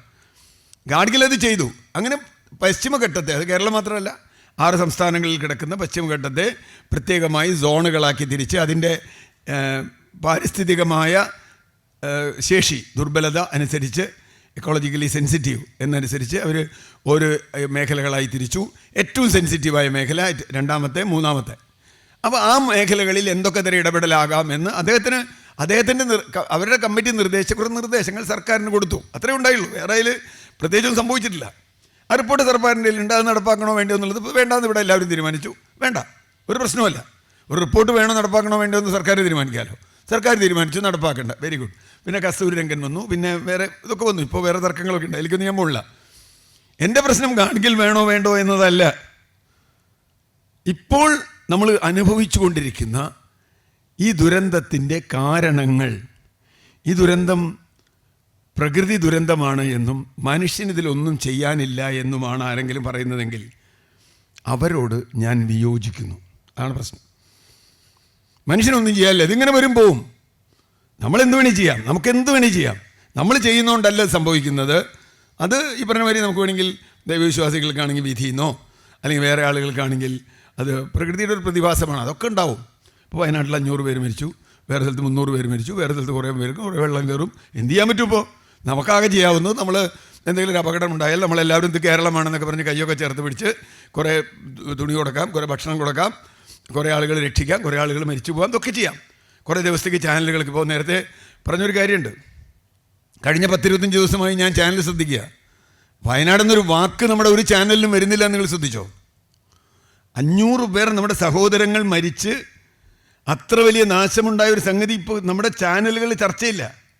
ഞാൻ ചാനലിനും എതിരായിട്ടുള്ള അവർ സ്വാതന്ത്ര്യം ഉണ്ടില്ല എന്ന് ഞാൻ പറഞ്ഞില്ല. പക്ഷെ എന്നെ സംബന്ധിച്ചിടത്തോളം ഇപ്പം ചർച്ച ചെയ്യുന്ന ഏത് വിഷയം, ഞാനൊരു വിഷയം കുറവാണെന്നുള്ള പറയല്ല കേട്ടോ, ഏത് വിഷയത്തേക്കാൾ കേരളം ഗൗനിക്കേണ്ട ഒരു വിഷയം വയനാടുമായി ബന്ധപ്പെട്ടതാണെന്ന് വിചാരിക്കുന്ന ആളാണ് ഞാൻ. അങ്ങനെ കേരളത്തെ ബാധിക്കുന്ന അതാണ്. ഏതെങ്കിലും സിനിമാ നടിയുടെ കഥയോ ഒന്നുമല്ല, അതൊന്നും വേണ്ടാന്നില്ല, അതൊക്കെ നടന്നോട്ടെ. പക്ഷെ അതിനേക്കാളൊക്കെ പ്രധാനം കേരളത്തിൻ്റെ നിലനിൽപ്പാണ് നിങ്ങൾ നോക്കുന്നതെങ്കിൽ, കേരളത്തിൻ്റെ നിലനിൽപ്പിന് ഏതെങ്കിലും സിനിമാ നടിയുടെ പ്രശ്നമോ അല്ലെങ്കിൽ മറ്റേ വേറെ ഏതെങ്കിലും ഒരു ADGPയുടെ പ്രശ്നമോ അല്ലെങ്കിൽ ഒരു MLAയുടെ വിഷയമോ അതൊക്കെ ചെയ്തോളൂ. പക്ഷെ അതിനേക്കാളൊക്കെ പ്രധാനം കേരളമാണ് നിങ്ങളുടെ ടാർഗറ്റെങ്കിൽ, ഒരു കേരളീയനാണെങ്കിൽ ഞാൻ ആശങ്കപ്പെടുന്നത് വയനാട് അടക്കം കഴിഞ്ഞ കുറേ കാലം, വയനാട് മാത്രമല്ല, ഞങ്ങളുടെ കോഴിക്കോട് ജില്ലയിലെ വിലങ്ങാട് എന്ന് പറയുന്ന സ്ഥലത്ത് അവിടെ ഇതുപോലെ തന്നെ ഗൗരവമായൊരു അവസ്ഥയുണ്ട്. അത്ര ആളുകൾ മരിക്കാത്തതുകൊണ്ട് നമ്മളത് വലിയ വിഷയമായിട്ട് എടുത്തില്ല എന്നുള്ളൂ. ഇനി മരിക്കുന്ന ഞാൻ പറയുന്നില്ല, പക്ഷേ അപകട സാധ്യതയുള്ളൊരു സ്ഥലം തന്നെയാണ് വിലങ്ങാട് എന്നാണ് ഞാനിപ്പോഴും മനസ്സിലാക്കുന്നത്. അതോടെ നിൽക്കട്ടെ. അപ്പോൾ പ്രശ്നം ഈ വിഷയത്തിൽ ഇപ്പോൾ ദുരന്തങ്ങൾ ഉണ്ടാകുമ്പോഴാണ് നമ്മൾ പഠിക്കുക എന്ന് പറഞ്ഞു. ശരി, ദുരന്തങ്ങൾ ഉണ്ടായാലെങ്കിലും നമ്മൾ പഠിക്കുമോ? 2017, ഞാൻ 18 പറഞ്ഞത്, 17 പറയും, ഓഖി വന്നു കേരളത്തിൽ ഓഖി ഉണ്ടായപ്പോൾ ഒരുപക്ഷെ ഇവിടെ അത്ര അറിഞ്ഞിട്ടുണ്ടാവില്ല. ഓഖി ഉണ്ടായപ്പോൾ നമ്മൾ വിചാരിച്ചത് അങ്ങനെ സുനാമി പോലെ ഇടയ്ക്ക് വരുന്നൊരു സാധനമാണ്. സത്യത്തിൽ ഓഖി നമുക്കൊരു സൂചനയായിരുന്നു. അറബിക്കടലിലെ മാറ്റങ്ങളെ സംബന്ധിച്ച് ഓഖി ചില സൂചനകൾ നൽകി. അത് പഠിച്ച ആളുകളുണ്ട്, ഓഷനോഗ്രാഫിയിലൊക്കെ പഠിച്ച ആളുകളുണ്ട്. അതൊക്കെ നമ്മുടെ അടുത്ത് എത്തുമ്പോഴേക്കും കൊല്ലങ്ങളെടുക്കും. അവർ പഠിച്ച് റിപ്പോർട്ട് കൊടുത്ത് സർക്കാരിന് കൊടുത്ത് അവർ കൊടുത്തുമ്പോഴേക്കും. പക്ഷേ ഓഖി മുതൽ 2018 പ്രളയം വന്നപ്പോൾ നമ്മളൊരു കംപ്ലൈസൻ്റ് എന്ന് പറയില്ലേ ഇംഗ്ലീഷിൽ, കുഴപ്പമില്ല. എന്താ നമ്മൾ വിചാരിച്ചേ? നൂറ്റാണ്ടിലെ പ്രളയം എന്നാണ് പറഞ്ഞത്. നൂറ്റാണ്ടിലെ പ്രളയം എന്ന് പറഞ്ഞാൽ 1924 കേരളത്തിലൊരു പ്രളയമുണ്ടായി, 2018 ഈ നൂറ്റാണ്ടിലെ പ്രളയം എന്ന് പറഞ്ഞാൽ ഭയങ്കര സമാധാനം ഉണ്ടല്ലേ. പിന്നെ അടുത്ത നൂറ്റാണ്ടിലല്ലേ ഉണ്ടാവുള്ളൂ. ഇനിയിപ്പോൾ ഒരു 2110 20 ഉണ്ടാവും എന്ന് വിചാരിക്കുക. എന്തായാലും നമ്മൾ ആരും അന്നൊക്കെ ഉണ്ടാകുമ്പോഴില്ല. ഒരു വലിയ ഞാൻ ആ നൂറ്റാണ്ടിലെ പ്രളയം എന്ന വാദത്തെ അതിശക്തമായി എതിർത്ത ആളാണ്. നിങ്ങളെങ്ങനെയാണ് 1924 പിന്നെ 2018 ഇനി ഉണ്ടാവില്ല എന്ന് നമ്മളെങ്ങനെ പറയും? അന്നത്തെ കാലാവസ്ഥയല്ല ഇപ്പോൾ ഉള്ളത്, അന്നത്തെ ഭൂപ്രകൃതിയല്ല, അന്നത്തെ ആവാസ വ്യവസ്ഥയല്ല, ലോകമാകെ മാറിയിരിക്കുന്നു. അപ്പോൾ 2018 പ്രളയമുണ്ടായപ്പോൾ നൂറ്റാണ്ടിലെ പ്രളയം എന്നതിനെ അതിശക്തമായി എതിർത്ത ആളാണ് ഞാൻ പറഞ്ഞു നൂറ്റാണ്ടിലെ പ്രളയം എന്ന് പറയലേ, തന്നാണ്ടിലെ പ്രളയമായി മാറാമിത്. കാരണം ഏത് വർഷവും വരാം, ഏത് വർഷവും കേരളത്തിൽ പ്രളയം സംഭവിക്കാം. ഞാൻ അതാണ് പറയുന്നത്. ഈ അറബിക്കടലിനെയും പശ്ചിമഘട്ടത്തിനെയും ലൊക്കേഷൻ വെച്ച് ഏത് വർഷവും ഉണ്ടാവാം, ഏത് ദിവസവും ഉണ്ടാവാം. നമുക്ക് മാർച്ച് മാസത്തിൽ പ്രളയം വന്നാൽ പോലും അത്ഭുതപ്പെടേണ്ടതില്ല. മാർച്ച് നമ്മൾ മഴ പെയ്യാത്തൊരു കാലമല്ലേ. മാർച്ച് മാസത്തിൽ കേരളത്തിൽ പ്രളയം വരാം. അതിന് കാരണം ഇതാണ്, ഈ അനിശ്ചിതമായ ഒരു കടലും അതിനപ്പുറത്തുള്ള ഒരു മലയും അതിനിടയിലാണ് നമ്മൾ കേൾക്കണത്. അപ്പം അതുകൊണ്ട് എങ്ങനെയാണ് ഇതിനെ അതിജീവിക്കേണ്ടത്? മനുഷ്യന് ഇതിനെന്തെങ്കിലും ചെയ്യാനുണ്ടോ? ആദ്യത്തെ ചോദ്യം അതാണ്. ഞാൻ വികസനത്തിനോ ഒന്നും എതിരല്ല, നിങ്ങൾ എന്ത് വേണി കൊണ്ടുവന്നു. പക്ഷേ ഇന്നിപ്പോൾ ആവശ്യം ഇത് കണക്കിലെടുക്കാതെ നിങ്ങൾക്കൊരു കാര്യം കേരളത്തിൽ ചെയ്യാൻ പറ്റുമോ? അപ്പോൾ ആദ്യത്തെ ചോദ്യം അതാണ്. മനുഷ്യൻ്റെ ഇടപെടൽ ഏതെങ്കിലും തരത്തിൽ ഇത്തരം ദുരന്തങ്ങളുടെ എണ്ണം കുറയ്ക്കാൻ, അല്ലെങ്കിൽ അതിൻ്റെ എന്താ പറയുക ശക്തി കുറയ്ക്കാൻ, അല്ലെങ്കിൽ അതുണ്ടാക്കുന്ന പ്രത്യാഘാതം കുറയ്ക്കാൻ എന്തെങ്കിലും മനുഷ്യന് ചെയ്യാൻ കഴിയുമോ? Yes or no? നോ എന്നാണ് ഉത്തരമെങ്കിൽ നമുക്ക് ചർച്ചയില്ല. നമ്മൾ എന്ത് ചെയ്താലും സംഭവിക്കും, പിന്നെ എന്താ കുഴപ്പം? അങ്ങനെയാണോ? അങ്ങനെ വാദിക്കുന്നവരുണ്ട്. ഞാനതിൻ്റെ കൂടെയല്ല എന്നേ ഞാൻ പറയുന്നുള്ളൂ. മനുഷ്യൻ എന്തെങ്കിലും ചെയ്യേണ്ടതുണ്ടോ? മനുഷ്യൻ എന്തെങ്കിലും ശ്രദ്ധിക്കേണ്ടതുണ്ടോ? ഇതാണ് ചോദ്യം. ഇവിടെ യെസ് ഓർ നോ, ഇവിടെ നമ്മൾ വഴിതിരിയേണ്ടി വരും. മനുഷ്യൻ്റെ ഇടപെടൽ ഏതെങ്കിലും തരത്തിൽ, ഞാൻ കാലാവസ്ഥയുടെ കാര്യം നേരത്തെ പറഞ്ഞതുപോലെ, ഏതെങ്കിലും തരത്തിൽ ഈ ദുരന്തങ്ങൾക്ക് കാരണമായിട്ടുണ്ടോ, അതിൻ്റെ ആഘാതം വർദ്ധിപ്പിച്ചിട്ടുണ്ടോ എന്ന ചോദ്യം നമ്മൾ ചോദിച്ചേ പറ്റൂ. അവിടെയാണ്. അത് പരിസ്ഥിതി വേണ്ടത്. ഇപ്പം പരിസ്ഥിതിയാണ് നിങ്ങൾക്ക് ഇഷ്ടപ്പെട്ട വാക്ക്. ഞാൻ പരിസ്ഥിതി എന്നുള്ള വാക്ക് ഉപയോഗിക്കണില്ല. ഞാൻ പറഞ്ഞു ഇപ്പം ഇനി പരിസ്ഥിതി എന്നുള്ള വാക്ക് ഉപയോഗിക്കേണ്ടതല്ലേ. ഞാനിനി ദുരന്തത്തിൻ്റെ ആളാണ്. പരിസ്ഥിതി ലോല സാധ്യതയല്ല, ഇനി ദുരന്ത സാധ്യത കൂടിയ സ്ഥലം, കുറഞ്ഞ സ്ഥലം, ഏറ്റവും കുറഞ്ഞ സ്ഥലം, ഇല്ലാത്ത സ്ഥലം കേരളത്തിലുണ്ടോ എന്ന് എനിക്ക് സംശയമാണ്. അപ്പം എങ്ങനെയാണ് അതിനെ കാണുക? ഞാനൊരു അനുഭവം, കുറച്ച് ഒരു വർക്കുമായി ബന്ധപ്പെട്ട് ജപ്പാനിൽ ഒരിക്കൽ പോയി, ഒരു ടെക്നിക്കൽ വർക്കുമായി ബന്ധപ്പെട്ട്. അവിടെ ചെന്ന് ഇങ്ങനെ ആളുകളെ കണ്ടു കഴിഞ്ഞപ്പോൾ നമ്മുടെ താല്പര്യം അവിടുത്തെയുള്ള പരിസ്ഥിതി, അങ്ങനെയുള്ള ആളുകളെ കാണലാണ്. അപ്പോൾ ഞാൻ അങ്ങനെ ഒരാളോട് സംസാരിച്ച് കഴിഞ്ഞപ്പോൾ അദ്ദേഹം പറഞ്ഞു, ഞാൻ ചോദിച്ചു, ഈ ടോക്കിയോ നഗരമൊക്കെ വല്ലാതെ ഭൂചലനത്തിനും അഗ്നിപർവ്വതത്തിനും സാധ്യതയുള്ള സ്ഥലമാണ്, നമ്മൾ കേട്ടിട്ടുണ്ട്. ജപ്പാനിൽ ഒരുപാട് അഗ്നിപർവ്വതങ്ങളുണ്ട്, ഭൂചലനം നമ്മൾ സാമൂഹ്യ പാഠത്തിലൊക്കെ പഠിച്ചിട്ടുണ്ടല്ലോ. അപ്പോൾ ചോദിച്ചു, ഇവിടെയൊക്കെ അഗ്നിപർവ്വതം ഉണ്ടോ? എനിക്ക് കാണാൻ പറ്റും. അയാൾ പറഞ്ഞു, അഗ്നിപർവ്വതം ഞാൻ കാണിച്ചു തരാം. ഇപ്പോൾ വലിയ ഇങ്ങനെ നിൽക്കുന്ന സാധനം, എന്താ പറയുക, പൊട്ടിയ സ്ഥലം. അപ്പോൾ ഭൂചലനം ഇവിടെ ഇടയ്ക്കിടയ്ക്ക് ഉണ്ടാവും, ടോക്കിയോ നഗരത്തിനടുത്ത്. അപ്പോൾ ചോദിച്ചു, ടോക്കിയോ നഗരത്തിനടുത്ത് ഭൂചലനം ഉണ്ടായി, എങ്ങനെ ഇത്ര ആളുകളൊക്കെ ഇവിടെ ജീവിക്കണേ? ലോകത്തിലെ ഒരു പക്ഷേ പീക്കിങ്ങും ഷാങ്ഹായും കഴിഞ്ഞാൽ, മുമ്പ് ടോക്കിയോ ആയിരുന്നു ഏറ്റവും കൂടുതൽ ജനസാന്ദ്രതയുള്ള നഗരങ്ങളിലൊന്നും, നമ്മളൊക്കെ സ്കൂളിൽ പഠിക്കുന്ന കാലത്ത്. ഇപ്പോൾ അത് ഷാങ്ഹായും ബെയ്ജിങ്ങും ഒക്കെ ആയി. ഞാൻ ചോദിച്ചു, എങ്ങനെയാണ് ഇവിടെ ആളുകൾ, നിങ്ങൾ എത്ര ആളുകൾ മരിക്കാറുണ്ട് ഭൂചലനത്തിൽ എന്ന് ചോദിച്ചു. അപ്പോൾ നമ്മുടെ ലാത്തൂരും ഗുജറാത്ത് ഭൂചലനവും കഴിഞ്ഞ ഒരു സമയമാണ്. അപ്പോൾ ഞങ്ങളുടെ ഇവിടെ ആരും മരിക്കാറില്ല ഭൂചലനത്തിൽ. ഞാൻ ഞെട്ടിപ്പോയി. 6.5 വരെ റിച്ചർ സ്കെയിലിൽ ഭൂചലനം ഉണ്ടായിട്ട് ഒരാൾ പോലും ടോക്കിയോ നഗരത്തിൽ മരിച്ചിട്ടില്ല. 5.5 ഉണ്ടായിട്ടാണ് ലാത്തൂര് 10,000 ആളുകൾ മരിച്ചത്. ഗുജറാത്തിൽ കച്ച്, സൗരാഷ്ട്രമൊക്കെ ഉണ്ടായല്ലോ, അവിടെ ഇത്രയധികം ആളുകൾ മരിച്ചു. അപ്പോൾ ഞാൻ ചോദിച്ചു, എന്താണ് നിങ്ങളുടെ ഈ ആൾ മരിക്കാത്ത? വല്ല പ്രത്യേക എന്തെങ്കിലും ഉണ്ടെങ്കിൽ നമുക്കൊന്ന് അറിയണമല്ലോ, ഇങ്ങനെ ഉണ്ടെങ്കിൽ. പിന്നെ പറഞ്ഞു, അതൊന്നുമില്ല, പ്രത്യേകിച്ചൊന്നുമില്ല. അയാൾ ഒരു ചോദ്യം എന്നോട് ചോദിച്ചു, നിങ്ങളുടെ അവിടെ എങ്ങനെയായി ഭൂചലനത്തിൽ ആളുകൾ മരിച്ചതെന്ന് ചോദിച്ചു. വളരെ രസമുള്ള ചോദ്യമാണ്. ഞാൻ പറഞ്ഞു, കെട്ടിടം വീണ്, എന്തെങ്കിലുമൊക്കെ വീണ്, പാലം വീണ്, അല്ലെങ്കിൽ പറഞ്ഞു. അയാൾ ചോദിച്ചു, ഭൂചലനത്തിൽ ആളുകൾ മരിക്കുന്നത് മുഴുവൻ മനുഷ്യനുണ്ടാക്കിയ സ്ട്രക്ചർ വീണിതിൻ്റെ ഫലമാണ്. നിങ്ങളൊരു കാക്കയെ വെറുതെ വിടൂ, ഒരു പശുവിനെ വെറുതെ വിടൂ, ഒരു പട്ടിയെ വെറുതെ വിടൂ, ഫ്രീ ആണെങ്കിൽ അത് ഭൂചലനത്തിൽ മരിക്കുകയേ ഇല്ല. നേരെ വെച്ച് നിങ്ങളുടെ തൊഴുത്തിൽ കെട്ടിയിട്ടാൽ തൊഴുത്തിടിഞ്ഞ് വീണ് മരിക്കും. 16 നില കെട്ടിടത്തിൻ്റെ മുകളിൽ നമ്മൾ താമസിച്ചിട്ട് ഭൂചലനം ഉണ്ടാകുമ്പോൾ 16 നിലയിലെ ആളുകൾ മരിക്കുമെന്ന് പറയാൻ പ്രത്യേകിച്ച് അറിവൊന്നും വേണ്ട. ഞാനിങ്ങനെ ആലോചിച്ചപ്പോൾ ഞാൻ ചോദിച്ചു, ആളുകൾ വീട്ടിലല്ലേ താമസിക്കണം, അപ്പം എന്ത് ചെയ്യും, വീടൊക്കെ വേണ്ടേ ചോദിച്ചപ്പോൾ അയാൾ പറഞ്ഞു, അല്ല, ഭൂചലനം ഉണ്ടാവുന്ന സ്ഥലത്ത് ഏത് തരത്തിലുള്ള വീട് വെക്കണമെന്ന് ഞങ്ങൾ തീരുമാനിച്ചിട്ടുണ്ട്. ഭൂചലന സാധ്യതയുള്ള സ്ഥലത്ത് 2 ഫ്ലോറുള്ള വീട് വെക്കില്ല. 2 ഫ്ലോറിൽ വീട് വെക്കില്ല എന്ന് മാത്രമല്ല, ഒരു ഫ്ലോറിൽ ഒരു മേൽക്കൂരുള്ള വീടാണെങ്കിൽ ഏറ്റവും കനം കുറഞ്ഞ മേൽക്കൂരയും അതുപോലെ ചുമരുകളുമേ അതിലുണ്ടാവൂ. അതുകൊണ്ട് ഭൂചലനത്തെ മറികടക്കാനുള്ള ബിൽഡിംഗ് കെട്ടല്ല ഇത്. ഭൂചലനം സംഭവിച്ചാൽ അപകടമുണ്ടാവാത്ത വീടുകൾ. അതുകൊണ്ട് ഞങ്ങളുടെ വീട് വീണാലും ആരും മരിക്കാറില്ല. നേരത്തെ അവർ അറിയിപ്പ് കൊടുക്കും, ഭൂചലനം ഉണ്ടാവാൻ സാധ്യതയുണ്ട്, അറിയിപ്പ് കൊടുക്കും, വീടുകൾക്ക് വീട്ടിൽ നിന്ന് പുറത്തു വരും, അവർ ചില താവളങ്ങളുണ്ട്, ആ താവളങ്ങളിലേക്ക് അവരെ മാറ്റും. ആരും മരിക്കാറില്ല ഭൂചലനം ഉണ്ടായാൽ. ഇതാണോ സയൻസ്? അതോ ഭൂചലനം ഉണ്ടായിക്കോട്ടെ, നമുക്കെന്താ കുഴപ്പം, മരിക്കും, കുറേ ആൾ മരിക്കുമെന്ന് പറയലാണ്. ഞങ്ങൾ 16 നില വീട് കിട്ടും, ഭൂചലനം ഉണ്ടായാൽ കുറേ ആൾ മരിക്കും, എന്ത് ചെയ്യും എന്ന് പറയുന്നതാണോ ശാസ്ത്രം? അതോ നമ്മൾ വഴിയെ നടക്കുമ്പോൾ വഴിയിൽ മുള്ളുണ്ടെങ്കിൽ എല്ലാ മുള്ളും നമ്മളെ കൊണ്ട് എടുത്ത് മാറ്റാൻ കഴിയില്ലെങ്കിൽ നമ്മളൊരു ചെരുപ്പിടും, അല്ലേ? അതല്ലേ പറ്റുള്ളൂ. എല്ലാ മുള്ളും ഇപ്പം നമ്മളെ കൊണ്ട് മാറ്റാൻ പറ്റില്ല. മുള്ള് നമ്മളറിയാതെ ഇടുന്നുണ്ടാവും. മുള്ള് മാത്രമല്ല, പാണി ഉണ്ടാവും, വേറെ വേസ്റ്റ് ഉണ്ടാവും. നമ്മളെന്ത് ചെയ്യും? നമ്മൾ ഒരു ചെരുപ്പിടും. അങ്ങനെ ഒരു ചെരുപ്പ് കേരളത്തിന് ആവശ്യമുണ്ടോ ഇന്നത്തെ ഈ കാലാവസ്ഥാ മാറ്റത്തിൻ്റെ അല്ലെങ്കിൽ അനിശ്ചിതത്വത്തിൻ്റെ ഈ കാലത്ത്? പശ്ചിമഘട്ടത്തിനും അറബിക്കടലിനും ഇടയിലുള്ള കേരളത്തിന് എന്തെങ്കിലും പ്രൊട്ടക്ഷൻ നമ്മൾ എടുക്കാനുണ്ടോ? ഈ ചോദ്യമാണ് നമ്മൾ ചർച്ച ചെയ്യേണ്ടതെന്നാണ് എൻ്റെ തോന്നൽ. ഇല്ലയെന്നുണ്ടെങ്കിൽ വേണ്ട, ആ ചർച്ചയ്ക്ക് ഞാനില്ല. ഇല്ലയെന്ന് ആർക്കെങ്കിലും ഉറപ്പുണ്ടെങ്കിൽ നമ്മൾ എന്ത് ചെയ്തിട്ടും കാര്യമില്ല, ഇതൊക്കെ വരും എന്ന് പറയുന്ന വേറെ തരം വാദമുണ്ടല്ലോ, ആ വാദത്തിന് ഞാനില്ല. ഞാൻ വിചാരിക്കുന്നത് മനുഷ്യൻ സയൻറ്റിഫിക് ടെമ്പറുള്ള ജീവിയാണെങ്കിൽ, ശാസ്ത്രീയമായി പ്രകൃതിയെ വിലയിരുത്താൻ കഴിയുന്ന ജീവിയാണെങ്കിൽ, ശാസ്ത്രീയം എന്ന് പറഞ്ഞാൽ നമുക്ക് എന്തും ചെയ്യാവുന്നതല്ല ശാസ്ത്രീയം. പാമ്പ് വിഷമുള്ളതാണ്, കടിക്കുമെന്നതുകൊണ്ട് അതിൻ്റെ അടുത്ത് പോകാതിരിക്കലാണ് ശാസ്ത്രീയം.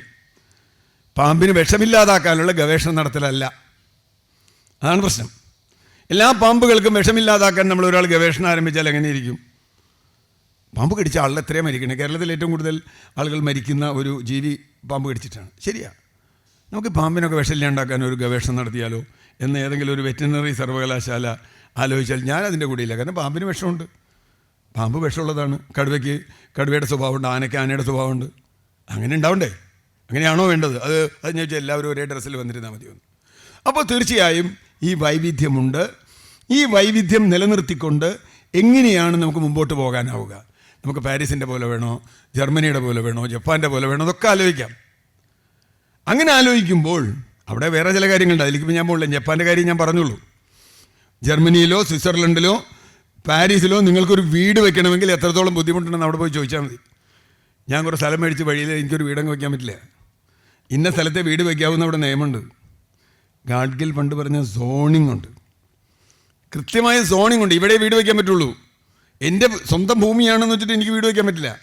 എൻ്റെ സ്വന്തം ഭൂമിയാണെന്ന് വെച്ചിട്ട് എനിക്ക് എത്ര നിലയുള്ള വീട് വയ്ക്കാൻ പറ്റില്ല. ഇപ്പം അവിടെ എൻ്റെ ഒരു സുഹൃത്ത് ഓസ്ട്രേലിയയിൽ, സുഹൃത്തും കൂടിയല്ല ബന്ധുവാണ്, ഒരു വീട് പണിയാൻ പോയപ്പോൾ അയാൾ 2 ഫ്ലോറുള്ള വീട് വയ്ക്കണം. അയാളൊരു 1.5 മാസം നടന്നു അതിൻ്റെ പെർമിഷന് വേണ്ടിയിട്ട് 2 ഫ്ലോറുള്ള വീട് വയ്ക്കാൻ. പെർമിഷൻ കിട്ടിക്കഴിഞ്ഞപ്പോൾ പറഞ്ഞു, ആദ്യം ചെയ്യേണ്ടത് എന്താണെന്നറിയോ? എത്ര ഉയരമുണ്ടോ നിങ്ങളുടെ വീടിന് അത്രയുള്ള 2 പോള് ആ ഒരു വീടിൻ്റെ 2 അതിർത്തിയിൽ 1 മാസത്തോളം സ്ഥാപിക്കണം. അതെന്തിനാന്ന് ചോദിച്ചു. അടുത്ത വീട്ടുകാർക്ക് അതിലെന്തെങ്കിലും എതിർപ്പുണ്ടോ എന്ന് പറയാൻ. ഇയാളുടെ വീട് ഇത്രയും വരും, ഇയാളുടെ വീട് വന്നാൽ അവരുടെ കാറ്റിനോ വെളിച്ചത്തിനോ എന്തെങ്കിലും തടസ്സമുണ്ടോയെന്നുണ്ടെങ്കിൽ അയാൾ പരാതി കൊടുത്താൽ ഇവന് വീട് വയ്ക്കാൻ പറ്റില്ല. ഇങ്ങനൊരു നിയന്ത്രണമൊന്നും കേരളത്തിൽ കൊണ്ടുവന്ന് നോക്കി. മറ്റവൻ്റെ വീട്ടിലേക്ക് വെള്ളം വിടുന്ന വഴി കനാല് മുഴുവൻ മറ്റവൻ്റെ വീട്ടിലേക്ക് വിടുക. നമ്മൾ റോഡ് പണിതാൽ റോഡിൽ വെള്ളം വിടുക, നമ്മുടെ വീട്ടിലേക്ക് വരിക. റോഡ് പണി നടക്കുമ്പോൾ നമുക്ക് റോഡിൽ കൂടെ പോകാൻ പറ്റാതിരിക്കുക. ഏതെങ്കിലും കാര്യം നമ്മളിപ്പോൾ അമേരിക്ക പോലെ ആവണമെന്ന് പറഞ്ഞാൽ ജർമ്മനി പോലെ ആവണം, സ്വിറ്റ്സർലൻഡ് പോലെ ആവാന്നേ. അവരെടുക്കുന്ന മുൻകരുതലിൻ്റെ 1000-1 മുൻകരുതൽ നമുക്കിവിടെ എടുക്കാൻ പറ്റുമോ? അത് പറ്റില്ല. നമുക്ക് അവരുടെ പോലെ ഇതുണ്ടാവണമെന്നുള്ളൂ. അപ്പം ഞാൻ പറഞ്ഞു വന്നത്, കേരളത്തിൻ്റെ ഇന്നത്തെ സവിശേഷ ശ്രദ്ധ, വികസനം എന്ന വാക്കുപോലും ഇന്ന് കേരളത്തിൽ പ്രസക്തമല്ലാതാവുന്നൊരു കാലത്താണ് ഞാൻ നിൽക്കണേ എന്ന് എൻ്റെ തോന്നൽ. സർവൈവലിൻ്റെ കാലമാണ് കേരളത്തിൽ. സർവൈവലിൻ്റെ കാലം, അതിജീവനത്തിൻ്റെ കാലമാണ്. കുറേ ആളുകൾ സർവൈവ് ചെയ്യും. അത് ഏത് ദുരന്തമുണ്ടായാലും കുറേ ആളുകൾ സർവൈവ് ചെയ്യില്ല എന്ന് പറഞ്ഞില്ല. പക്ഷേ അവിടെ ഞാൻ മഹാത്മാജിയുടെ ഒപ്പമാണ്. ഏറ്റവും ദുർബലനായ മനുഷ്യൻ വരെ സർവൈവ് ചെയ്യുമെന്ന് ഉറപ്പാക്കുന്നിടത്ത് മാത്രമേ ഒരു പോളിസി ഞാൻ അംഗീകരിക്കുള്ളൂ. കുറേ ആളുകൾ പോട്ടെന്നേ. വയനാട്ടിൽ കുറേ ആളുകൾ മരിച്ചു, അത് സാരമില്ല. അതുകൊണ്ട് ഇപ്പോൾ വയനാട്ടിൽ ടൂറിസം നിർത്താൻ പറ്റുമോ? ഞങ്ങളൊരു 12 ടൂറിസ്റ്റ് റിസോർട്ട് കൊണ്ട് പണിയാമ്പോൾ, നേരത്തെ പറഞ്ഞ പോലെ കുതിരങ്കപ്പാത പണിയാൻ പോണു, ഞങ്ങൾ വലിയ റോഡ് പണിയാൻ പോണു, അങ്ങനെ ആളുകളൊക്കെ മരിക്കുക. അതൊക്കെ ഇപ്പോൾ നമുക്ക് നോക്കാൻ പറ്റുമോ? അങ്ങനെ പലതും ഉണ്ടാവും. അതിന് നമ്മൾ പരിശോധന രേഖപ്പെടുത്തി അവർക്ക് പൈസ പിരിച്ചു കൊടുത്തു, ഇത്രയൊക്കെ മതിയല്ലോ. അങ്ങനെയല്ല. മാത്രമല്ല, ഇന്ന് കാണുന്നതിനേക്കാൾ എത്രയോ കൂടുതലായ അപകടത്തിലേക്ക്, ദുരന്തങ്ങളിലേക്ക് ഇനി പോകാൻ സാധ്യതയുണ്ട് എന്ന സൂചനകളാണ് കഴിഞ്ഞ 7-8 വർഷമായി നമുക്ക് കിട്ടിക്കൊണ്ടിരിക്കുന്നത്. 2018 മുതലെങ്കിലും 6 വർഷത്തിലേറെ. ഓരോ വർഷവും അതിൻ്റെ ആഘാതം, അതിൻ്റെ സാന്ദ്രത കൂടിക്കൊണ്ടേയിരിക്കുന്നു എന്നുള്ളതാണ്. അപ്പോഴാണ് കേരളത്തിൽ എന്ത് ചെയ്യാൻ പറ്റും. ഞാൻ ഏതെങ്കിലും ഒരു ഫോർമുലയുള്ള ആളല്ല. ഞാനങ്ങനെ എൻ്റേതായ പലരുടെ പഠനങ്ങളും വായിച്ചിട്ടുള്ളൊരു പഠനമുണ്ട്. ഞാൻ ആയിട്ട് പഠനം നടത്തുന്നതല്ല. ഇപ്പോൾ ഗാഡ്ഗിൽ വേണ്ട, ശരി, ഗാഡ്ഗിൽ വേണ്ട. കേരള സർക്കാർ നടത്തിയ പഠനങ്ങളുണ്ടല്ലോ, ആർക്കും തർക്കം ഉണ്ടാവില്ലല്ലോ. കേരള സർക്കാർ നടത്തിയ പഠനങ്ങളുണ്ട്. പ്രത്യേകിച്ചും 2018 പ്രളയത്തിന് ശേഷം UN-ഉം ലോകബാങ്കും ADB-യും ഗവൺമെൻറ് ഓഫ് കേരളയും ഒക്കെ ചേർന്ന്, ഗവൺമെൻറ്റിൻ്റെ സഹായത്തോടു കൂടി നടത്തിയ റിപ്പോർട്ട് നിങ്ങൾക്കൊക്കെ നെറ്റിൽ കിട്ടും. PDNA എന്ന് അടിച്ചു കൊടുത്തത്. PDNA, post disaster needs analysis. അത് ഗവൺമെൻറ് ചീഫ് സെക്രട്ടറി ഫോർവേഡ് ചെയ്തിട്ടുള്ള സാധനമാണ്. വേണു സാറ് ഉണ്ടായിരുന്നു, അദ്ദേഹമാണത് വേണമെന്ന് തോന്നുന്നു ഫോർവേഡ് ചെയ്ത്. ആ റിപ്പോർട്ട് വായിച്ചാൽ മതി. വേറെയുണ്ട്. രാജീവ് ഗാന്ധി ഇൻസ്റ്റിറ്റ്യൂട്ട് ഓഫ് അവർ നടത്തിയതുണ്ട്, കൊച്ചി സർവകലാശാല നടത്തിയ റിപ്പോർട്ടുകളുണ്ട്, സെസ് എന്ന് പറയുന്ന സ്ഥാപനം നടത്തിയ റിപ്പോർട്ടുകളുണ്ട്, ഒക്കെ ഉണ്ട്. ഇതിനെപ്പറ്റിയൊക്കെ ഉണ്ട്. ഇപ്പോൾ മറ്റേ ജിയോളജിക്കൽ സർവേ ഓഫ് ഇന്ത്യയുടെ സംഘങ്ങൾ വയനാട്ടിലൊക്കെ വന്നിട്ട് അവരുടേതായ പഠന റിപ്പോർട്ടുകൾക്ക്, ഞാനിതൊക്കെ റിപ്പോർട്ട് വായിച്ചിട്ടുള്ള ആളാണ്. പക്ഷേ ഞാൻ ഊന്നുന്നത് 2018 ഇറങ്ങിയ, 18 പ്രളയത്തിനെ തുടർന്ന് ഇറങ്ങിയ PDNA റിപ്പോർട്ടാണ്. ഞാൻ ആ റിപ്പോർട്ട് വളരെ വിശദമായി 3-4 തവണ വായിച്ചു. ആ റിപ്പോർട്ട് വായിക്കുമ്പോൾ കാണുന്നൊരു കാര്യം എന്താ വെച്ചാൽ, അതിൽ പരിസ്ഥിതി എന്നൊരു വാക്കില്ല. പരിസ്ഥിതി എന്ന വാക്കൊക്കെ ഉണ്ടെങ്കിൽ വളരെ റയറായിട്ടാണ്. പക്ഷേ ആ റിപ്പോർട്ടിൽ പറയുന്ന നിയന്ത്രണങ്ങൾ ഗാഡ്ഗിൽ റിപ്പോർട്ടിൽ പറയുന്ന നിയന്ത്രണങ്ങളെക്കാൾ കർശനമായ നിയന്ത്രണങ്ങളാണ്. ഇതാണ് പ്രശ്നം. ഞാൻ ഗാഡ്ഗിൽ വേണ്ടേ, സർക്കാരിൻ്റെ റിപ്പോർട്ട് വേണോ? ഞാനത് വേണം വിശദമായിട്ട് നമുക്ക് പറയാം. ഓരോ മേഖലയിലും എന്തു വേണം, കേരളത്തിനെ എങ്ങനെ ബാധിക്കും. ഒരു ഉദാഹരണം, കേരളത്തിലെ കൺസ്ട്രക്ഷൻ മേഖലയിൽ കേരളത്തിൽ എന്തൊക്കെ ചെയ്യണം. പരിസ്ഥിതി എന്നല്ല പറയുന്നത്, ഞാൻ നേരത്തെ പറഞ്ഞ പോലെ ദുരന്ത സാധ്യത എന്നാണ്. ആയിക്കോട്ടെ, എനിക്ക് പരിസ്ഥിതി ലോലം എന്ന് പറയണ്ട. ദുരന്ത സാധ്യതാ മേഖലയിൽ ഇപ്പോൾ വയനാട്ടിൽ ചുരൽമല എന്ന് പറയുന്നത് തന്നെ, അല്ലെങ്കിൽ മുണ്ടക്കൈ എന്ന് പറയുന്നത് തന്നെ പുത്തുമലയിൽ നിന്ന് 2 കിലോമീറ്ററേ ഉള്ളൂ എന്ന് കോഴിക്കോട്ടുകാർക്കറിയാം. പുത്തുമല 2019 എത്ര വലിയ ദുരന്തമുണ്ടായ സ്ഥലമാണെന്ന് നമുക്കറിയാം. 2 കിലോമീറ്ററുള്ള മുണ്ടക്കൈയാണ് ഇത്തവണ ഉണ്ടായത്. അതിന് ചൂരൽമല, അതിന് മുകളിൽ വെള്ളരിമല ഒക്കെ ഉണ്ട്. ഞാനിപ്പോൾ അതിൻ്റെ ഓരോ ഇതായിട്ട് സമയം ഒരുപാട് എടുക്കും. അതുകൊണ്ടാണ് ഈ സ്ഥലങ്ങൾ പാരിസ്ഥിതിക ദുർബല മേഖലകളാണ് എന്ന് ഗാഡ്ഗിൽ റിപ്പോർട്ടിൽ പറയുന്നുണ്ട്. വേണ്ട, ഗാഡ്ഗിൽ നമുക്ക് തള്ളിക്കളയാം. കസ്തൂരിരംഗൻ റിപ്പോർട്ട് പറയുന്നുണ്ട്, നമുക്ക് കസ്തൂരിരംഗനും വേണ്ട. PDNA റിപ്പോർട്ട് പറയുന്നുണ്ട്. കേരളത്തിലൊരു ഡിസാസ്റ്റർ മാപ്പിംഗ് ഉണ്ടാക്കണം അതൊരാദ്യം പറയുന്നത്. ഡിസാസ്റ്റർ സാധ്യത അനുസരിച്ച് കേരളത്തിലൊരു മാപ്പിംഗ് ഉണ്ടാക്കണം. ആ മാപ്പിംഗ് എങ്ങനെ ഉണ്ടാക്കാം? എങ്ങനെയപ്പോൾ ആ മാപ്പ് ഉണ്ടാക്കുക? അതിന് എന്തൊക്കെ ഘടകങ്ങൾ വേണം? അതിലേറ്റവും പ്രധാന ഘടകങ്ങളിലൊന്ന് ആ പ്രദേശത്തിൻ്റെ ഭൂപ്രകൃതി, കാലാവസ്ഥ, അതിൻ്റെ ചെരിവ്, മറ്റ് അവിടെ നദികളുടെ ഉത്ഭവ പ്രദേശം, വനത്തിൻ്റെ വിന്യാസം, വനത്തിലെ ജൈവ വൈവിധ്യത്തിൻ്റെ കൂടുതൽ കുറവ്, ഇതെല്ലാം ഗാഡ്ഗിൽ റിപ്പോർട്ടുള്ള കാര്യങ്ങൾ. ഒന്നും വ്യത്യാസമില്ല. അതിനനുസരിച്ച് മേഖലകളായി തിരിച്ച് ഓരോ മേഖലയിലും ഇടപെടൽ നിങ്ങൾ നിർണ്ണയിക്കണം. അതിലേറ്റവും പ്രധാനപ്പെട്ട സംഗതി ഭൂവിനിയോഗമാണ്. ഭൂവിനിയോഗവും നിർമ്മാണവും, ഈ 2 കാര്യങ്ങൾ. ഗാഡ്ഗിലിന് ഏറ്റവും കൂടുതൽ തെറി പറഞ്ഞ എന്തിനാണ്? ഗാഡ്ഗിൽ ഭൂവിനിയോഗത്തിൽ വലിയ നിയന്ത്രണം ഏർപ്പെടുത്തുന്നു. ഞങ്ങൾക്ക് കപ്പ നടാൻ പറ്റില്ല, അത് പറ്റില്ല, ഇവിടെ കെട്ടിടം പണിയാൻ പറ്റില്ല, കക്കൂസ് പണിയാൻ പറ്റില്ല, അങ്ങനെ കുറേ കാര്യങ്ങൾ. പോട്ടെ, എന്താ ഈ റിപ്പോർട്ടിൽ പറയുന്നത്? സർക്കാർ ഇറക്കിയ PDNA റിപ്പോർട്ടിൽ പറയുന്നത് എന്താ? അവിടെ 30 ഡിഗ്രിയിൽ കൂടുതൽ ചെരിഞ്ഞ പ്രദേശങ്ങളിൽ ഒരു നിർമ്മാണവും നടത്താൻ പാടില്ല. കാരണം 30 ഡിഗ്രിക്കുള്ളിൽ ചെരിഞ്ഞ പ്രദേശത്ത് അതിവർഷം പെയ്താൽ, ചെരിഞ്ഞ പ്രദേശമാണ്, മഴ അങ്ങോട്ട് പെയ്താൽ എല്ലാം കൂടി ഇങ്ങോട്ട് താഴേക്ക് പോരും, അത്രേ ഉള്ളൂ. ദുരന്ത സാധ്യത, ദുരന്തം ഉണ്ടാവുന്ന സ്ഥലം മാത്രമല്ല ദുരന്ത സാധ്യത. ഇപ്പം വെള്ളരിമലയിലാണ് യഥാർത്ഥത്തിൽ ഉരുൾപൊട്ടിയത്. പക്ഷേ ദുരന്തം ഉണ്ടായത് വെള്ളരിമലയിലല്ല. ദുരന്തം ഉണ്ടായത് ഈ പറഞ്ഞ പോലെ മുണ്ടക്കയിലും ചൂരൽമലയിലും തുടങ്ങി നമ്മുടെ ചാലിയാറിൻ്റെ ഏരിയ പ്രദേശങ്ങൾ മുഴുവൻ ഇങ്ങോട്ട് ചാലിയാർ വരെ വന്നു. അപ്പോൾ ദുരന്ത സാധ്യതാ പ്രദേശം എന്ന് പറയുന്നത് ഉരുൾപൊട്ടുന്ന പ്രദേശമല്ല. ഉരുൾപൊട്ടുന്ന സ്ഥലത്തായിരിക്കില്ല ചിലപ്പോൾ അതിൻ്റെ ദുരന്തം ഉണ്ടാവുക. അപ്പോൾ ആ അർത്ഥത്തിൽ എങ്ങനെയാണ് നിങ്ങളുടെ ഭൂവിനിയോഗം നടത്തേണ്ടത്? ഇത് നിർണായകമാണ് എന്നാണ്. കേരളത്തിലെ ഭൂവിനിയോഗം വളരെ മോശപ്പെട്ട രീതിയിലാണ്. അതിൻ്റെ ഭൂമിയുടെ ഘടന പരിഗണിക്കാതെയാണ്, കാലാവസ്ഥയുടെ ഘടന പരിഗണിക്കാതെയാണ് എന്ന് കൃത്യമായി PDN റിപ്പോർട്ട് പറയുന്നു. അതാണ് ഞാൻ പറഞ്ഞു. ഞാൻ ഗാഡ്ഗിൽ റിപ്പോർട്ട് പറയുന്നില്ല, PDNയുടെ റിപ്പോർട്ട്, സർക്കാരിൻ്റെ റിപ്പോർട്ട് പറയുന്നു. രണ്ടാമത് കെട്ടിട നിർമ്മാണത്തെക്കുറിച്ച് പറഞ്ഞു. ഏത് തരത്തിലുള്ള കെട്ടിടം വയ്ക്കണം? ഗാഡ്ഗിലിൻ്റെ എതിരെ പറയുന്നത്, ഗാഡ്ഗിൽ പറഞ്ഞു ഗ്രീൻ ബിൽഡിംഗ് കോഡ് വേണം കേരളത്തിൽ. ഗ്രീൻ ബിൽഡിംഗ് കോഡ് എന്ന് പറഞ്ഞാൽ ഇവിടെ തെറ്റിദ്ധരിപ്പിച്ചത് അത് വീട് മുഴുവൻ പച്ച പെയിൻ്റ് അടിക്കണമെന്ന് ഗാഡ്ഗിൽ പറഞ്ഞു എന്നാണ്. യഥാർത്ഥത്തിൽ ഗ്രീൻ ബിൽഡിംഗ് കോഡ് അങ്ങനെ പ്രചരിപ്പിച്ചേ. അത് ഞാൻ ആരെയും പറയുന്നില്ല. ഞാൻ എൻ്റെ എല്ലാവരും നോട്ടീസുണ്ട്. എല്ലാ വീടുകൾക്കും പച്ച പെയിൻ്റ് അടിക്കണം എന്ന് ഗാഡ്ഗിൽ പറഞ്ഞിട്ടുണ്ട്. പച്ച പെയിൻ്റ് അടിച്ചില്ലെങ്കിൽ മൃഗങ്ങൾക്ക് ആ വഴി പോകുമ്പോൾ കണ്ണിന് കുഴപ്പമുണ്ടാവും. അതുകൊണ്ട് പച്ചപ്പ് വേണം എന്നാണ്. യഥാർത്ഥത്തിൽ ഗ്രീൻ ബിൽഡിംഗ് കോഡ് എന്ന് പറഞ്ഞാൽ എന്താ? ഗ്രീൻ ബിൽഡിംഗ് കോഡ് എന്ന് എന്താണെന്ന് PDN റിപ്പോർട്ട് വായിച്ചാൽ മതി, ഗാഡ്ഗിൽ റിപ്പോർട്ട് വായിക്കേണ്ട. ഗ്രീൻ ബിൽഡിംഗ് കോഡ് എന്ന് പറഞ്ഞാൽ ഇത്തരം പ്രദേശങ്ങളിൽ സാധ്യതയുള്ള പ്രദേശം, ഞാൻ നേരത്തെ ജപ്പാൻ്റെ കാര്യം പറഞ്ഞു. ഓരോ സ്ഥലത്തും എങ്ങനെ വീട് വെക്കണം, എവിടെ ഒരുപോലത്തെ വീട് വയ്ക്കാൻ പറ്റുമോ? കോഴിക്കോട് ബീച്ചിൽ വെക്കുന്ന വീട് നിങ്ങൾക്ക് മറ്റേ അപ്പുറത്ത് വേറെ സ്ഥലത്ത് വയ്ക്കാൻ പറ്റുമോ? കുന്നമംഗലത്ത് വയ്ക്കാൻ പറ്റുമോ? അതുപോലെ വീടല്ലല്ലോ നിങ്ങൾ ചിലപ്പോൾ അടിവാരത്ത് വയ്ക്കുക, അതല്ലല്ലോ താമരശ്ശേരി വയ്ക്കുക. കാരണം എന്താ, അത് ഭൂപ്രകൃതി നമ്മളങ്ങനെ പഠിച്ചിട്ടില്ല. അതാണ് കുഴപ്പം. നമ്മൾ എവിടെ ഗൾഫിലോ അമേരിക്കയിലോ കണ്ട ഒരു വീട് നമുക്ക് കേരളത്തിൽ എവിടെ പണിയാൻ കാശുണ്ടെങ്കിൽ എന്നാണ് നമ്മൾ തീരുമാനിച്ചിട്ടുള്ളത്. അവിടെയാണ് പ്രശ്നം. അങ്ങനെ പണിയാൻ പാടില്ല. ലാറി ബേക്കർ സാഹിബൊക്കെ വളരെ മുമ്പേ പറഞ്ഞിട്ടുള്ള കാര്യമാണിത്. പക്ഷേ ഇവിടെ PDN റിപ്പോർട്ട് പറയുന്നു ഗ്രീൻ ബിൽഡിംഗ് കോഡ്. എന്താ ഗ്രീൻ ബിൽഡിംഗ് കോഡ്? സിമൻറ്റ്, കമ്പി, മണൽ, കരിങ്കല്ല് കുറച്ചുപയോഗിക്കുന്ന നിർമ്മാണ രീതികൾ വേണം. അത് പരമാവധി കുറച്ചുപയോഗിക്കണം. കാരണം ഇതിൻ്റെ കൺസ്ട്രക്ഷൻ അത് പ്രകൃതിയുടെ വിഭവങ്ങൾ എടുക്കുന്നത് മാത്രമല്ല, ഇത് വീണാലുണ്ടാവുന്ന അപകടങ്ങളും അതിനനുസരിച്ച് കൂടും. നിങ്ങളുടെ വീട് എത്ര ശക്തിയുള്ളതാണോ അത്രയും ശക്തി അത് വീണാൽ, നമ്മുടെ മേത്ത് വീണാൽ അത്രയും ഉണ്ടാവും.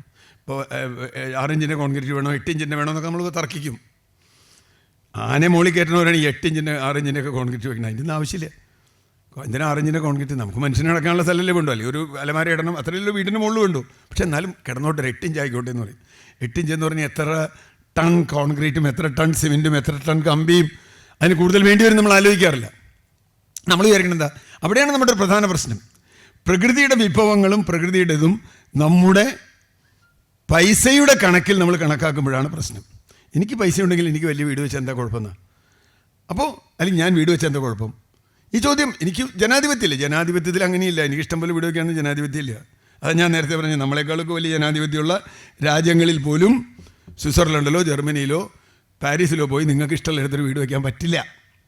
ഭൂമി ഉണ്ടെങ്കിൽ കിട്ടില്ല. ഞാൻ അതുകൊണ്ടാണ് പറഞ്ഞു, ഇവിടെ കൃത്യമായി പറയുന്നത് എത്ര വലിയ വീടുകൾ വയ്ക്കാൻ പാടില്ല, 2 നില വീടുകൾ പാടില്ല. വയനാട്ടിൽ മുമ്പ് ദുരന്തമുണ്ടായപ്പോൾ വയനാട്ടിലൊരു കളക്ടർ ഇട്ടതാണ് 1 നിലയിൽ കൂടുതൽ വീട് വയ്ക്കാൻ പാടില്ലാണ്. പിന്നെ ആ കളക്ടറെ നമ്മൾ കണ്ടിട്ടില്ല. കാരണം നമുക്ക് 8 നിലയുള്ള വീട് 14 നിലയുള്ള റിസോർട്ടോ വീടൊക്കെ വേണം. ഇപ്പോൾ മൂന്നാറിലൊക്കെ, ഞാൻ മൂന്നാറിനെ കുറിച്ച് പറയാം, എൻ്റെ വളരെ വേണ്ടപ്പെട്ട സ്ഥലമാണ്. പക്ഷേ നമ്മൾ തമ്മിൽ പറയുകയാണ്, എന്തു ദുരന്തം മൂന്നാറിൽ എന്നുണ്ടാവും എന്ന് പേടിച്ചിരിക്കുന്ന ഒരാളാണ് ഞാൻ. അത്ര വലിയ കൺസ്ട്രക്ഷൻ സെറ്റപ്പാണ് അവിടെ പല സ്ഥലത്ത് നടക്കുന്നത്. നമ്മൾ കണ്ടില്ലേ, ചൂരൽ മലയിലും മുണ്ടക്കയിലും എന്താ അവിടെ ഉണ്ടായിരുന്നത്? നമുക്കിപ്പോൾ പഴയ പടം നോക്കണ്ടേ? പ്രത്യേകിച്ച് ഒന്നുമില്ലല്ലോ, ഒന്നും ബാക്കിയില്ലല്ലോ. നമ്മുടെ ഒരു നിർമ്മാണവും അതിനെ അതിജീവിച്ചില്ലല്ലോ, ഒരു നിർമ്മാണം. അപ്പോൾ അതുകൊണ്ട് ഭൂചലനത്തെയോ അല്ലെങ്കിൽ ഉരുൾപൊട്ടലിനെയോ അതിജീവിക്കുന്ന ഒരു നിർമ്മാണം ഞാൻ നടത്താമെന്ന് ആരെങ്കിലും പറഞ്ഞാൽ എനിക്കൊരു വിശ്വാസമില്ല. കാരണം അതിൻ്റെ ശക്തി എത്രയാണെന്ന് നമുക്ക് എങ്ങനെ അറിയാം? നമുക്ക് പറയാൻ പറ്റില്ലല്ലോ. ഒരു നിർമ്മാണമൊന്നും ഒന്നുമില്ലല്ലോ. അപ്പോൾ ചുരുക്കത്തിൽ ഞാൻ പറഞ്ഞത്, നിർമ്മാണ പ്രവർത്തനങ്ങൾ, ഭൂവിനിയോഗം, നിർമ്മാണ പ്രവർത്തനങ്ങൾ, ഈ 2 കാര്യങ്ങൾ, പ്രത്യേകിച്ചും ചരിഞ്ഞ പ്രദേശം, മണ്ണെടുപ്പ്, നിരപ്പാക്കൽ, അങ്ങനെ കുറേ കാര്യങ്ങൾ അതിൽ പറയുന്നുണ്ട്. നമ്മൾ പാടില്ല. ഗാഡ്ഗിൽ പശ്ചിമഘട്ടത്തെപ്പറ്റി മാത്രമേ പറഞ്ഞുള്ളൂ. പക്ഷേ PDN റിപ്പോർട്ട് പശ്ചിമഘട്ടത്തെപ്പറ്റി മാത്രമല്ല, ഇടനാട്ടിനെ പറ്റി. കാരണം ഇവിടെ പ്രളയം ഉണ്ടായി, ഇടനാട്ടിൽ പ്രളയം ഉണ്ടായി. ഗാഡ്ഗിൽ വന്നപ്പോൾ പ്രളയം ഉണ്ടായിട്ടില്ല, അത് കുറേ മുമ്പാണ്. ഇടനാട്ടിൽ നെൽവയൽ തണ്ണീർത്തട നിയമവും കുളങ്ങൾ നികത്തലും പാടങ്ങൾ നികത്തലും നദി കയ്യേറലും കേരളത്തിൽ വ്യാപകമാണ്. അത് ഒഴിവാക്കണമെന്ന് PDNA റിപ്പോർട്ട്, സർക്കാരിൻ്റെ റിപ്പോർട്ട് പറയുന്നുണ്ട്. നടപ്പാക്കിയാൽ മതി. ഞാനതുകൊണ്ട് എപ്പോഴും പറയാറുണ്ട്, എനിക്ക് ഗാഡ്ഗിൽ റിപ്പോർട്ട് നടപ്പാക്കണമെന്ന് ഞാൻ വാദിക്കില്ല. സർക്കാരിൻ്റെ റിപ്പോർട്ട് നടപ്പാക്കാൻ പറ്റുമോ എന്നുള്ളതാണ് എൻ്റെ ചോദ്യം. സർക്കാർ അംഗീകരിച്ച റിപ്പോർട്ടാണല്ലോ, അത് പിന്നെ പറ്റില്ല എന്ന് പറയാൻ പറ്റില്ലല്ലോ.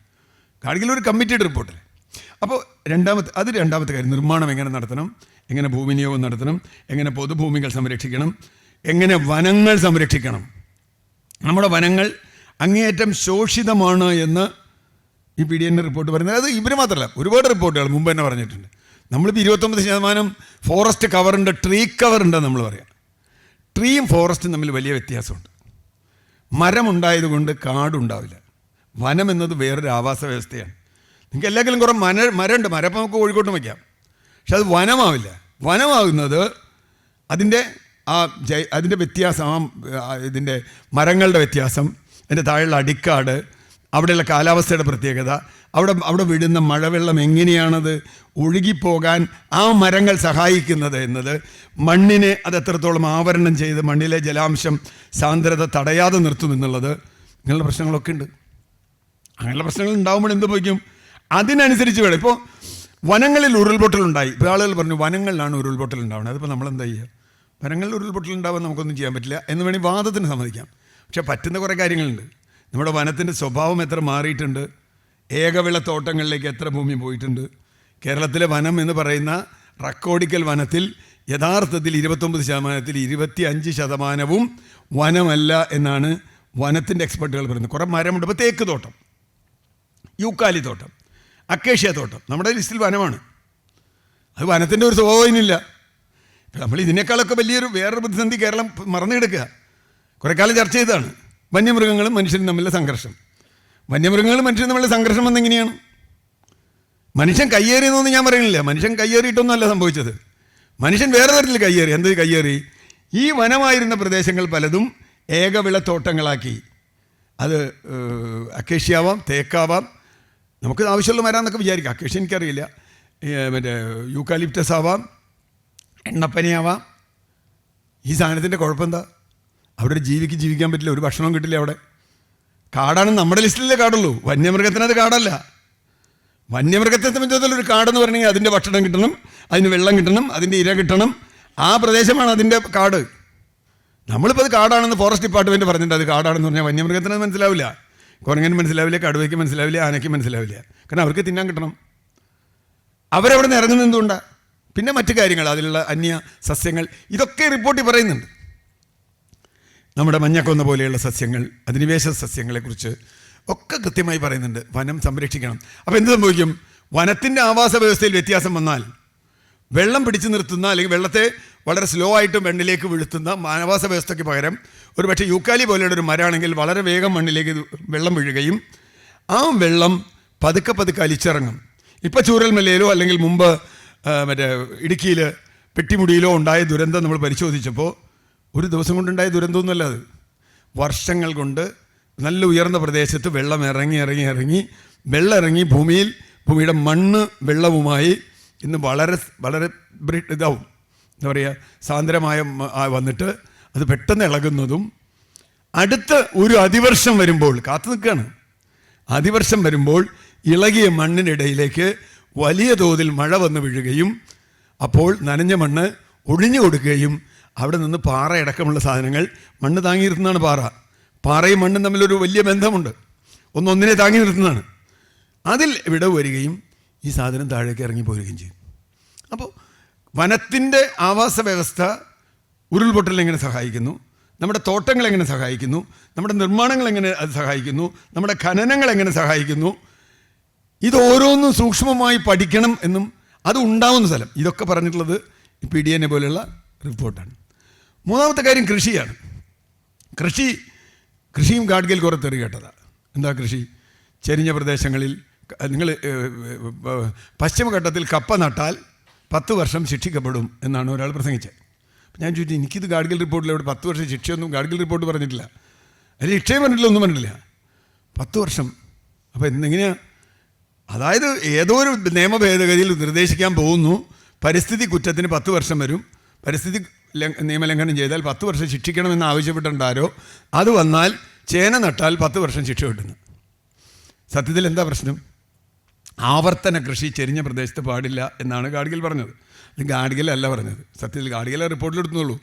സെസ് എന്ന് പറയുന്ന ഗവൺമെൻറ് ഓഫ് ഇന്ത്യയുടെ സെൻറ്റർ ഫോർ എർത്ത് സയൻസസ് എന്ന സ്ഥാപനമാണ് 30 ഡിഗ്രി ചെരിഞ്ഞ സ്ഥലത്ത് റോഡ് പണിയാൻ പാടില്ല, 30 ഡിഗ്രി കൂടുതൽ ചെരിവുള്ള സ്ഥലങ്ങളിൽ റോഡ് നിർമ്മിക്കാൻ പാടില്ല, അവിടെ ആവർത്തന കൃഷി നടത്താൻ പാടില്ല, അവിടെ മണ്ണിളക്കാൻ പാടില്ല, അവിടെ കെട്ടിടം വരാൻ പാടില്ല, സ്ഥിരം വിളകളെ അവിടെ കൃഷി ചെയ്യാവുമെന്ന് പറഞ്ഞു. ഗാഡ്ഗിലെ റിപ്പോർട്ടിൽ അത് എഴുതിയെന്നുള്ളത് ഗാഡ്ഗിലിൻ്റെ ഒരു കുറ്റം.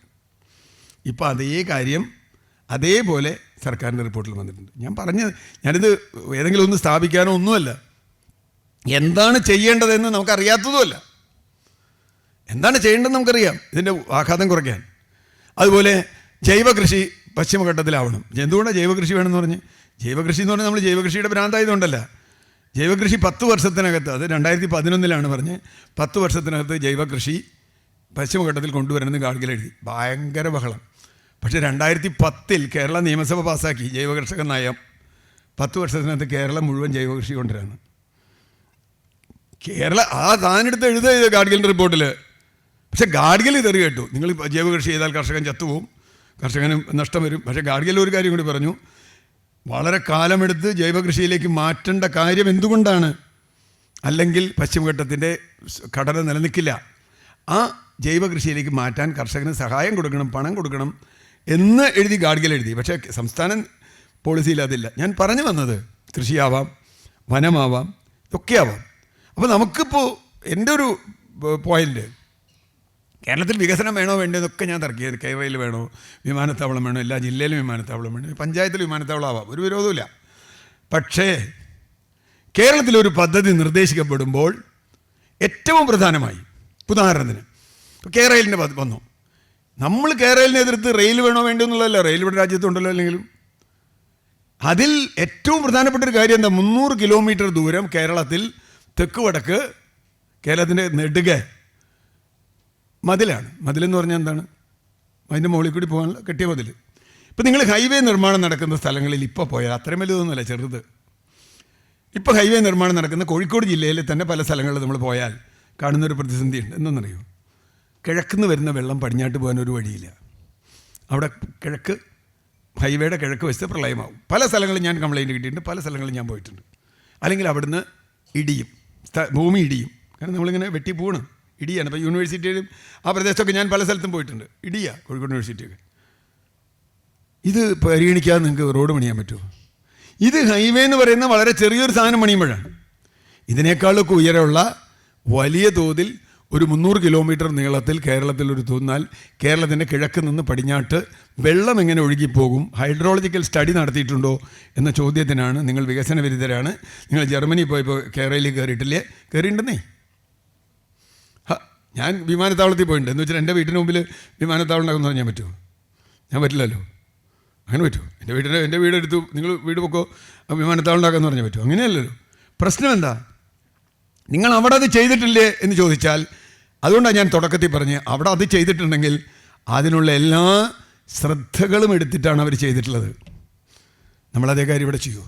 ഇവിടെ ചെയ്യാൻ പറ്റില്ല. കാരണം നമ്മുടെ ആവാസ വ്യവസ്ഥ വേറെയാണ്, നമ്മുടെ കാലാവസ്ഥ വേറെയാണ്, നമ്മുടെ ഭൂപ്രകൃതി വേറെയാണ്. ഓരോ ഭൂപ്രകൃതിക്കും അനുസരിച്ച് നിങ്ങൾക്കത് ചെയ്യാൻ പറ്റും. ഇപ്പോൾ കേരളത്തിന് പുറത്തുള്ള സംസ്ഥാനങ്ങളിൽ ചെയ്യുന്ന പല കാര്യവും കേരളത്തിൽ ചെയ്യാൻ പറ്റില്ല. കാരണം ഇവിടുത്തെ പോപ്പുലേഷൻ ഡെൻസിറ്റി അത്ര കൂടുതലാണ്. ഇവിടുത്തെ വളരെ ഫ്രജൈലാണ് നമ്മുടെ എക്കോ സിസ്റ്റം. പ്ലെയിനായിട്ടുള്ള എത്ര സ്ഥലമുണ്ട് കേരളത്തിൽ? ഒരു കയറ്റം കയറാതെ നിങ്ങൾക്ക് എത്ര കിലോമീറ്റർ കേരളത്തിൽ ഹൈവേ കൂടി പോലും സഞ്ചരിക്കാൻ പറ്റില്ല. ഇപ്പോൾ ഹൈവേ ഇങ്ങനെ ഏതാണ്ട് പ്ലെയിനാക്കിയിട്ടുണ്ട്, എന്നിട്ട് പോലും എത്ര കയറ്റം ഇറക്കമുണ്ട് കേരളത്തിൽ ഹൈവേയിൽ. ഇപ്പോൾ നമ്മൾ ഇന്ന് ഷിരൂരിനെ കുറിച്ച് വലിയ വാർത്ത വന്നു.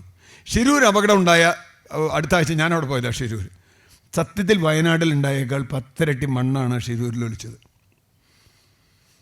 പക്ഷെ അവിടെ മനുഷ്യരില്ലാതിരുന്നുകൊണ്ട് ആകെ നമ്മുടെ ഒരു അർജുനും 2-3 പേർക്ക്, കുറച്ച് പേർക്കേ പറ്റുള്ളൂ. ഷിരൂരുണ്ടായത്ര മണ്ണാണ് വയനാട്ടിൽ ഒലിച്ചെങ്കിൽ വയനാട് ജില്ല ബാക്കി ഉണ്ടാവില്ല. ചിലപ്പോൾ മലപ്പുറം ഉണ്ടാവില്ല, കോഴിക്കോടും ഉണ്ടാവില്ല, പറയാൻ പറ്റില്ല. അപ്പോൾ പ്രശ്നം അതാണ്. ആ റോഡ് നിർമ്മിച്ചത് കണ്ടറിയാം അത് എത്ര അബദ്ധമായിട്ട് ആ റോഡ് നിർമ്മിച്ചേക്കണേന്ന്. അങ്ങനെ 90 ഡിഗ്രിയിൽ കട്ട് ചെയ്ത് റോഡുണ്ടാക്കിയ ഇടിയും. അവിടെയാണ് നമ്മൾ മുമ്പ് ചെയ്തിരുന്നില്ലെന്ന് വെച്ചാൽ ഇപ്പോൾ ചെയ്യേണ്ടത്. പുതിയ കാലഘട്ടത്തിൽ അതിവർഷം ഏത് നിമിഷവും, ഞാനത് ആവർത്തിക്കുന്നത് അതുകൊണ്ടാണ്, അതിവർഷം ഏത് നിമിഷവും ഏത് ദിവസവും ഏത് സ്ഥലത്തും പെയ്യാമെന്നുണ്ടെങ്കിൽ അതിവർഷത്തിനെ പരിഗണിക്കാതെ നിങ്ങൾക്ക് ഒരു നിർമ്മാണ പ്രവർത്തനവും കേരളത്തിൽ പറ്റില്ല. 2018 നമ്മൾ കണ്ടതാണ്. 2018 നമ്മുടെ നിർമ്മാണത്തിൻ്റെ ഏറ്റവും നിർമ്മാണ മേഖല ഇവിടെ ഒന്നുമല്ല, ഞാൻ പറഞ്ഞ പ്രത്യേകിച്ചും കൊച്ചി, ആലപ്പുഴ, പത്തനംതിട്ട പോലെയുള്ള മേഖലകളിൽ ഞാനവിടെ പ്രവർത്തിച്ച ആളാണ്. തൃശ്ശൂരൊക്കെ മതിലെന്ന് പറയുന്ന സാധനം കംപ്ലീറ്റ് ഇടിച്ചു കളഞ്ഞു. മതിലുകളില്ലാത്ത ലോകം എന്നൊക്കെ നമ്മൾ സ്വപ്നം പറയും. എല്ലാ മതിലും വലിയ ഒരുമാതിരി മതിലൊക്കെ വെള്ളം എടുത്ത് കളഞ്ഞു. എന്താ കാര്യം? മതിൽ വെള്ളം താങ്ങാനുള്ള ശേഷിയൊന്നും ഒരു മതിലിനൂടെ ഇല്ല. ഇനി ചില സ്ഥലത്ത് മതിൽ നിന്നു, അവിടെ അതിലും വലിയ അബദ്ധമായി. ഞാനൊരു സ്ഥലത്ത് റെസ്ക്യൂവിന് പോയി. ഒരു വീട്ടിൻ്റെ മുകളിൽ 2 നിലയുള്ള വീട്ടിൽ ഒരു വയസ്സായ 2 പേരെ, നമ്മുടെ നാട്ടിലിപ്പോൾ മിക്കവാറും എല്ലാ വീട്ടിലും വയസ്സായവരല്ലേ ഉള്ളൂ, ചെറുപ്പക്കാരൊന്നും ഇല്ലല്ലോ. അപ്പോൾ അവിടെ ചെന്നു, ഇവരെ രക്ഷിക്കണം. ഇവർ രക്ഷിക്കാൻ പോകുമ്പോൾ 2 കുഴപ്പമുണ്ട്. ഒന്ന്, ഇവർ ഗേറ്റ് അടഞ്ഞു കിടക്കുക, ഇവരുടെ മതിൽ വല്ല ഉയരത്തിലാണ്. പ്രൊട്ടക്ഷന് വേണ്ടി ചെയ്തതാണ് കേട്ടോ, സുരക്ഷിതത്വത്തിന്. മതിൽ ഉയരം കിട്ടുന്ന സുരക്ഷിതത്വമല്ലേ. അതുകൊണ്ട് എന്താ കുഴപ്പം വെച്ചാൽ മതിലിൻ്റെ താഴെ വെള്ളം, അതുകൊണ്ട് ബോട്ട് അങ്ങോട്ട് കിടക്കില്ല. ഞങ്ങൾ പോയ ബോട്ട് അങ്ങോട്ട് കിടക്കില്ല. അപ്പോൾ വേറെ ഫൈബർ ബോട്ട് കൊണ്ടുവന്ന് അപ്പുറത്തേക്ക് ഇട്ട് പിള്ളേർ അതിൽ ചാടി കയറി തുഴഞ്ഞു പോയി ഇവരെ ബോട്ടിൽ കയറ്റി, ഇവർ ഫസ്റ്റ് ഫ്ലോറിൽ മുകളിൽ നിൽക്കുക, ഇവരെ അതിൽ കയറ്റി ഇവിടെ കൊണ്ടുവരണം. അതിൻ്റെ ഒരു പ്രശ്നം. അപ്പോൾ നമ്മൾ ഈ ഗേറ്റ് തുറക്കാൻ പറ്റുമെന്ന് ചോദിച്ചു. ഒരു ഗേറ്റ് തുറക്കാൻ പറ്റില്ല, ഗേറ്റ് റിമോട്ട് കൺട്രോൾഡാണ്. മനസ്സിലായില്ലേ? എന്തൊരു സുരക്ഷയെന്നറിയോ? Remote controlled. അത് വെള്ളത്തിൽ മുങ്ങിപ്പോയി, കറണ്ടും പോയി, റിമോട്ടും പോയി, എല്ലാ സാധനവും പോയി, പിന്നെ ഇത് വർക്ക് ചെയ്യുമോ? വീട്ടിൽ നിന്ന് തുറക്കാൻ പറ്റുമേ? കാരണം അത് ശരിയാ, ഒരു വയസ്സായ സ്ത്രീയും പുരുഷനും ഉള്ളവിടെ എന്ത് ചെയ്യാൻ പറ്റും? അവർക്ക് പോയി ആർക്കെങ്കിലും വന്ന വാതിൽ തുറന്നു കൊടുക്കാൻ പറ്റുമോ? ഇതാരാ നോക്കി ക്യാമറ വെച്ച് അയാൾ നോക്കി കണ്ട് തുറന്നു കൊടുക്കാനാണെന്ന് വെച്ചിരുന്നത്. നല്ലതാ, അമേരിക്കയിലും ഉണ്ടത്. പക്ഷേ ഇവിടെ പറ്റിയെന്താ? റിമോട്ട് കൺട്രോൾ ആയതുകൊണ്ട് തുറക്കാൻ പറ്റില്ല, ലോക്കഡാണ്, സെൽഫ് ലോക്കാണ്. സെൽഫ് തുറക്കുന്നതല്ല, പവർ ഫെയിലിയറിൽ ലോക്കാവുന്നതാ. അങ്ങനെയല്ല നമ്മൾ സേഫ്റ്റി വയ്ക്കുക. പവർ ഫെയിലിയർ ആകുമ്പോൾ ഡോറ് തുറക്കാൻ പാടില്ലല്ലോ. അപ്പോൾ കിടന്നു പോയി, റിമോട്ട് വർക്ക് ചെയ്യില്ല. അപ്പോൾ ഞാൻ ചോദിച്ചത്, എൻ്റെ പ്രശ്നം സുരക്ഷിതത്വത്തിന് എന്ന് വേണ്ടി നമ്മൾ വെച്ച എല്ലാ കാര്യങ്ങളും അവരുടെ ജീവൻ രക്ഷിക്കാൻ വേണ്ടി നമുക്ക് സാധാരണ വീടുകളിൽ ചെയ്യുന്നേക്കാൾ 10 ഇരട്ടി പണിയെടുക്കേണ്ടി വന്നു. അവരുടെ ജീവൻ സുരക്ഷിതത്വമല്ല ഉണ്ടായത്, നമ്മുടെ കൺസെപ്റ്റുകളാണ് ഞാൻ പറഞ്ഞത്. ഇവിടെ നമ്മുടെ മുമ്പിലുള്ള പ്രശ്നം അതാണ്. നമുക്ക് വേഗത്തിൽ പോകണോ? ഒക്കെ ചെയ്യാം, വേഗത്തിൽ പോവാം. അപ്പോൾ നമുക്ക് ഏതാണ് വേഗത്തിൽ പോകാൻ പറ്റുന്ന വഴി? എക്സ്പ്രസ് ഹൈവേ ആണോ, റെയിലാണോ, അതോ കേരളത്തിലെ ഇൻലാൻഡ് വാട്ടർ സിസ്റ്റം മെച്ചപ്പെടുത്തിയാൽ അതുപോലെ ചെയ്യാൻ പറ്റുമോ? ഒരു വിദേശ ടൂറിസ്റ്റും കേരളത്തിൽ വന്ന് കേരളയിൽ സഞ്ചരിക്കാൻ ആഗ്രഹിക്കില്ല. കാരണം അവരെ സംബന്ധിച്ചിടത്തോളം ഇതൊരു ചെറിയ സാധനമാണ്. 700 കിലോമീറ്റർ വേഗതയിൽ പോകുന്ന സാധനമുണ്ട് ജപ്പാനിൽ, പാരീസിലും ജർമ്മനിയിലുമൊക്കെ. ഇവിടെ വന്നിട്ട് 200 കിലോമീറ്റർ താഴെയുള്ള സ്ഥാനത്തിൽ പോകേണ്ട വല്ല കാര്യമുണ്ട്? അവർക്ക് അതിന് പോകും, അവർ നിൽക്കില്ലല്ലോ. അവരുടെ ആവശ്യം എന്താ? ഒരുപക്ഷേ കേരളത്തിൽ വരുന്ന ടൂറിസ്റ്റുകൾ ഏറ്റവും കൂടുതൽ ആഗ്രഹിക്കുന്നത് കേരളത്തിലെ ജലഗതാഗതത്തിൽ പോകാനാണ്. നമുക്ക് നല്ല വാട്ടർ ബോഡീസ് ഉണ്ട് ഇഷ്ടം പോലെ. എന്തുകൊണ്ടാണ് നമുക്ക് ജലഗതാഗതം നമുക്ക് വികസിപ്പിച്ചുകൂടാ? ജലഗതാഗതം വികസിപ്പിക്കുമ്പോൾ 2-3 ഗുണമുണ്ട്. ഈ വെള്ളം ഒഴുകി വരുന്നതിൻ്റെ വിധാനം നമുക്ക് നിയന്ത്രിക്കാൻ കഴിയും. അത് എന്തൊക്കെ ചെയ്യണം എന്നുള്ളത് ഞാനൊരു ഉദാഹരണം പറഞ്ഞാണ്. അപ്പോൾ നമുക്ക് എന്തിനാ കേരളയിൽ വേണം? നമുക്ക് ബോട്ട് ആയിക്കൂടെ? ഫാസ്റ്റ് ബോട്ടൊക്കെ ചെയ്യാമല്ലോ. അങ്ങനെ ഞാൻ എൻ്റെ ഒരു ഉദാഹരണം പറഞ്ഞു, നമുക്ക് പഠിക്കണം. ഇപ്പോൾ തുരങ്കത്തിൻ്റെ കാര്യം പറഞ്ഞു. തുരങ്കം എന്ത് സംഭവിക്കുമെന്ന് ആരാ പഠനം നടത്തിയത്? ഈ പഠനം നടത്തിയത് എന്തായാലും വയനാട്ട് പുത്തുമലയും മുണ്ടക്കൈയും ഉണ്ടാകുന്നതിന് മുമ്പാണ്. വയനാട്ടിൽ സോയിൽ പൈപ്പിംഗ് ഉണ്ട് എന്ന് എത്രയോ കാലമായി നമുക്കറിയാം. എന്താ സോയിൽ പൈപ്പിംഗ്? ഞാൻ നേരത്തെ പറഞ്ഞതാണ്. മണ്ണിലേക്ക് വെള്ളം ഇറങ്ങി, മണ്ണ് ദ്രവിച്ച് വളരെ കുറഞ്ഞ് ഇങ്ങനെ ഇതായിട്ടിരിക്കുകയായിരിക്കും. ഒറ്റ വെള്ളത്തിൽ താഴേക്ക് വരും. ജമ്മു കാശ്മീരിലെ അല്ലെങ്കിൽ ഉത്തരാഖണ്ഡിലെ ഗുഹകളെക്കുറിച്ചുള്ള അതുപോലെ ഈ തുരങ്കപാതയെക്കുറിച്ചുള്ള കഥയൊക്കെ വന്നിട്ടുണ്ട്. ഞാൻ ബൈലിക്കൊന്നും പോകണില്ല, ഉണ്ടായിക്കൂടാന്നില്ല. അപ്പോൾ അതാണോ നമ്മുടെ അടിയന്തരമായ വികസനം? രണ്ടാമത്തെ കാര്യം, വികസനമാണോ സർവൈവലിനാണോ അനുമതി കൊടുക്കേണ്ടത്? സർവൈവലിന് എന്തെങ്കിലും മുൻഗണന കൊടുക്കണോ? ഈ തീരുമാനമാണ് യഥാർത്ഥത്തിൽ ഗാന്ധി പറഞ്ഞ ഒരു കാര്യം. നിങ്ങളുടെ രാഷ്ട്രീയം എന്ന് പറയുന്നത് നിങ്ങൾ ഏത് പാർട്ടിക്കാരനാണെന്നുള്ളതല്ല, നിങ്ങളുടെ ഐഡിയോളജി എന്താണെന്നുള്ളതല്ല, നിങ്ങളുടെ മുൻഗണനകൾ എന്താണ് എന്നുള്ളതാണ്. പ്രയോറിറ്റി ഈസ് പൊളിറ്റിക്സ് എന്നാണ് ഗാന്ധി പറയുന്നത്. എന്താണ് നിങ്ങളുടെ മുൻഗണന? നിങ്ങളുടെ മുൻഗണന നിങ്ങളുടെ രാഷ്ട്രീയം തീരുമാനിക്കും. നമുക്ക് പല മുൻഗണനയുണ്ടാവാം. അപ്പോൾ നമ്മൾ വീട്ടിൽ റിസോഴ്സ് ഉപയോഗിക്കുമ്പോൾ ഒരു സംഗതിയില്ലേ, വീട്ടിൽ റിസോഴ്സ് ഉപയോഗിക്കുമ്പോൾ വീട്ടിലിപ്പോൾ ഒരു മാസം ശമ്പളം കിട്ടുന്ന ആളുകളാണെങ്കിൽ ഈ ശമ്പളം കിട്ടിയാൽ എന്തൊക്കെ ചെയ്യണം എന്നുള്ളതിനെക്കുറിച്ച് നമുക്കിപ്പോൾ 50,000 രൂപ ശമ്പളം കിട്ടിയ ഒരു 5 ലക്ഷം രൂപയുടെ ആവശ്യമുണ്ടാവും, ഉറപ്പായിട്ടുണ്ടാവും, എല്ലാ വീട്ടിലും ഉണ്ടാവും. പക്ഷേ 50,000 രൂപ എടുത്ത് 5 ലക്ഷം രൂപയ്ക്ക് ചിലവാക്കാൻ പറ്റില്ലല്ലോ. കടെടുക്കുന്നതിന് ഒരു പരിധിയില്ലേ. ചിലപ്പോൾ ഒരു 50,000 കൂടി കടെടുക്കാൻ നിൽക്കുക, അപ്പോഴും 1 ലക്ഷമേ ബാക്കി 4 ലക്ഷം. അപ്പോൾ ചിലത് വെട്ടും. ഏത് വെട്ടുന്നു, ഏത് ടിക്കിടുന്നു എന്നതാണ് നിങ്ങളുടെ മുൻഗണന, അതാണ് നിങ്ങളുടെ രാഷ്ട്രീയം. അവിടെയാണ്. അപ്പോൾ ഇത് വേണ്ടാന്ന് പറഞ്ഞു, ഇത് വേണമെന്ന് പറഞ്ഞു എന്ന കേവലമായ ബൈനറി തർക്കം, ബൈനറി നമ്മൾ പറയും, ഇത് അല്ലെങ്കിൽ അത്, അങ്ങനെയല്ല ലോകം. ഇത് അല്ലെങ്കിൽ അതല്ല ലോകം. അത് ഒരുതരം വാദമാണ്. യഥാർത്ഥത്തിൽ ജീവിതത്തിൽ അങ്ങനെ ഒരു വാദത്തിന് അർത്ഥമുണ്ടോ? ഞാനോ നിങ്ങളോ നല്ലതെന്ന് വെച്ചാൽ എങ്ങനെ തർക്കിക്കാൻ പറ്റും? ആരപ്പം നല്ലത്? എന്താ നല്ലതിൻ്റെ മാനദണ്ഡം? എങ്ങനെയാണ് നല്ലത് നിശ്ചയിക്കുക? ഏതാ ശരി നിശ്ചയിക്കുക? അപ്പോൾ ഏത് ഒരു ഒരു ഒരു ഒരു റെഫറൻസ് പോയിന്റ് വേണം. ശരി, ആ റെഫറൻസ് പോയിന്റിലാണ് നമ്മൾ തമ്മിൽ അഭിപ്രായ വ്യത്യാസം ചിലപ്പോൾ ഉണ്ടാവും. കേരളം പോലെ, വീണ്ടും ഞാൻ പറയുന്നു, അവസാനിപ്പിക്കുന്നു, കേരളം പോലെ ഒരു സ്ഥലത്ത് ഇനി മുന്നോട്ട് പോകണമെങ്കിൽ എന്ത് ചെയ്യണം, എന്തായിരിക്കണം നമ്മുടെ റെഫറൻസ് പോയിന്റ്, അതിനനുസരിച്ചായിരിക്കും നമ്മുടെ മറ്റ് തീരുമാനങ്ങൾ വരിക. കേരളം ജർമ്മനി പോലെ ആക്കണം എന്നാണ് നമ്മുടെ റെഫറൻസ് പോയിൻ്റെങ്കിൽ, അല്ലെങ്കിൽ യൂറോപ്പ് പോലെ ആക്കണം എന്നാണ് നമ്മുടെ റെഫറൻസ് പോയിൻ്റെങ്കിൽ ഒരു കുഴപ്പമില്ല. പക്ഷേ പ്രശ്നങ്ങൾ വേറെയുണ്ട്. അപ്പോൾ വേറെ ചോദ്യങ്ങൾ വരും. യൂറോപ്പിൽ ഉള്ളത്ര വിഭവങ്ങൾ ഇവിടെയുണ്ടോ? യൂറോപ്പിലുള്ളത്ര ഭൂമി ഇവിടെയുണ്ടോ? യൂറോപ്പിലുള്ളത്ര അതിൻ്റെ കാലാവസ്ഥയാണോ ഇവിടെ ഉള്ളത്? ഇവിടുത്തെ ഭൂപ്രകൃതി അതിനനുസരിച്ചുള്ളതാണോ ഉള്ളത്? അങ്ങനെ 100 ചോദ്യങ്ങൾ വരും. അതുപോലെ തന്നെ അവിടെ വേണമെന്ന് പറഞ്ഞാൽ ചിലതൊക്കെ അതുപോലെ വേണ്ടി വരും, ചിലതൊക്കെ അതുപോലെ അല്ലാണ്ട് വേണ്ടി വരും. അപ്പോൾ ഏത് വേണം, ഏത് വേണ്ട, ഇതിലാണ് ഈ എന്താ പറയുക സംവാദമാണ് യഥാർത്ഥത്തിൽ കേരളത്തിൽ നടക്കേണ്ടത്. അല്ലാത്ത പക്ഷം അയാൾ ഇതിൻ്റെ ആളാണ്, ഇയാൾ ഇതിൻ്റെ ആളാണ്, നമുക്ക് ആളുകളെ ബ്രാൻഡ് ചെയ്യാൻ വളരെ എളുപ്പമാണ്. ഇയാൾ പരിസ്ഥിതിയിലാണ്, ഇയാൾ വികസനത്തിൻ്റെ ആളാണ്, ഇയാൾ കമ്മ്യൂണിസ്റ്റാണ്, കോൺഗ്രസ് ആണ്, BJP ആണ്, അങ്ങനെയൊക്കെ നമുക്ക് തർക്കിക്കാം. നമുക്ക് വളരെ എളുപ്പമല്ലേ പറയാൻ, കാറ്റഗറൈസ് ചെയ്യാൻ. ഒരു കാറ്റഗറിയിലും പെടാൻ ഞാൻ ആഗ്രഹിക്കുന്നില്ല. നിങ്ങൾക്ക് പറയാം. ഞാൻ ചാനലുകാരോട് പോലും പറയാറുണ്ട്, എന്നെ പരിസ്ഥിതി പ്രവർത്തകം എന്ന് പറയരുത്. ഞാൻ പരിസ്ഥിതി പ്രവർത്തകനല്ല. പരിസ്ഥിതി എൻ്റെ മാത്രം എന്തോ വല്ല ആവശ്യമാണ്.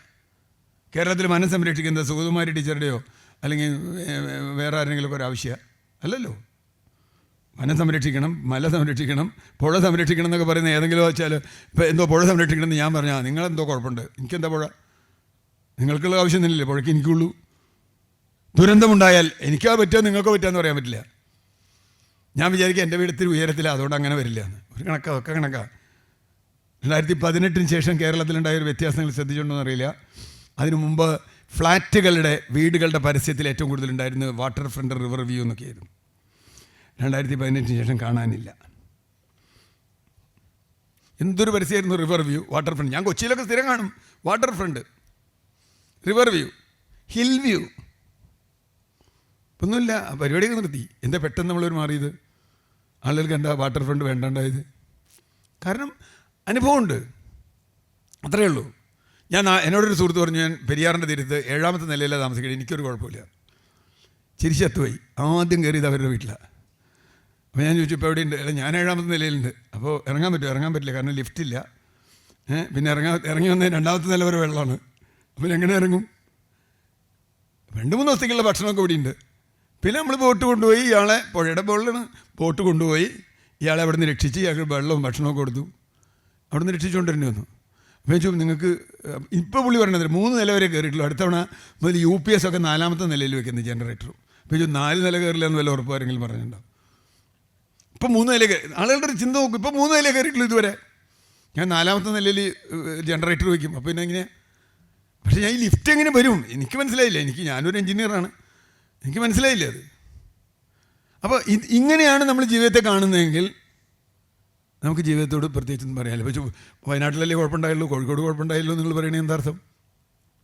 കോഴിക്കോട് ബീച്ചല്ലേ, കടലിനടുത്തല്ലേ, ഇവിടെ ഉരുൾപൊട്ടാൻ. ഞങ്ങൾക്ക് ഉരുൾപൊട്ടലൊന്നും ഉണ്ടാവില്ല, പക്ഷേ വേറെ ചില സാധനം ഉണ്ടാവാം, ഇല്ല എന്ന് പറയാൻ പറ്റില്ല.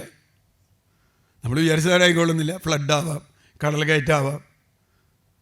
ഇനി ഇതൊക്കെ പറഞ്ഞ അവസാനം കേരളത്തിൽ ഇപ്പോൾ അതിവർഷത്തെക്കുറിച്ചല്ലേ നമ്മൾ ചർച്ച. വർഷമില്ലാത്തൊരു വർഷം വന്നെങ്ങനെയൊന്ന് ആലോചിച്ച് നോക്കി. മഴയില്ല ഒരു വർഷം നോക്കിയാൽ. ഇപ്പോൾ കിട്ടുന്നതിൻ്റെ ഒരു 10% 15% മഴയെ കേരളത്തിന് കിട്ടുന്നുള്ളൂ നോക്കിയാൽ ഒരു വർഷം.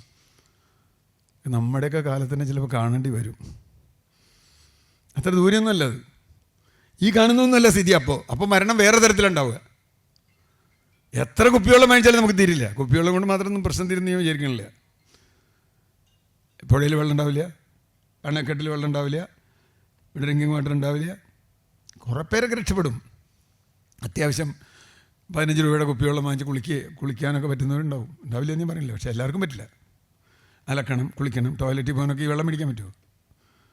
ഞാൻ പറയാറുണ്ട്, എറണാകുളത്ത് വന്നു കഴിഞ്ഞാൽ എറണാകുളം പെരുമഴയത്ത്, ഞാനൊരു 20 വർഷം മുമ്പ് എഴുതിയൊരു ലേഖനത്തിൻ്റെ ഹെഡിങ് കൂടി അവസാനിപ്പിക്കുക. ഇതാണ്: പെരുമഴയത്ത് കുട പിടിച്ച് കുപ്പിവെള്ളം വാങ്ങി കുടിക്കുന്ന ഒരു മലയാളി ഉണ്ടാവും എന്നാണ് ഞാൻ എഴുതിയത്.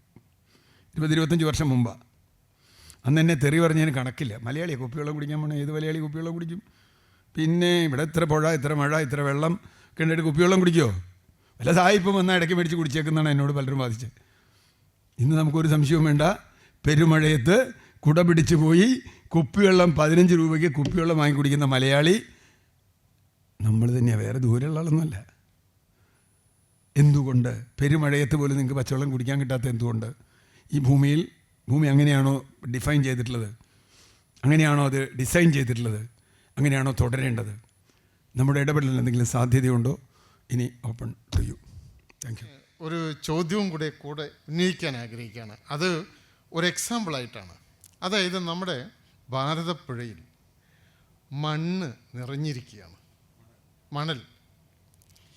അതിൻ്റെ നടുഭാഗത്ത് പല സ്ഥലത്തും, നമ്മളിപ്പോൾ ഷൊർണൂർന്ന് ഇറങ്ങി ഇങ്ങ് വന്നു കഴിഞ്ഞാൽ ആ പുഴയുടെ നടുക്കത്തെ കാര്യമാണ് ഞാൻ പറഞ്ഞത്, തീരത്തെ കാര്യമല്ല.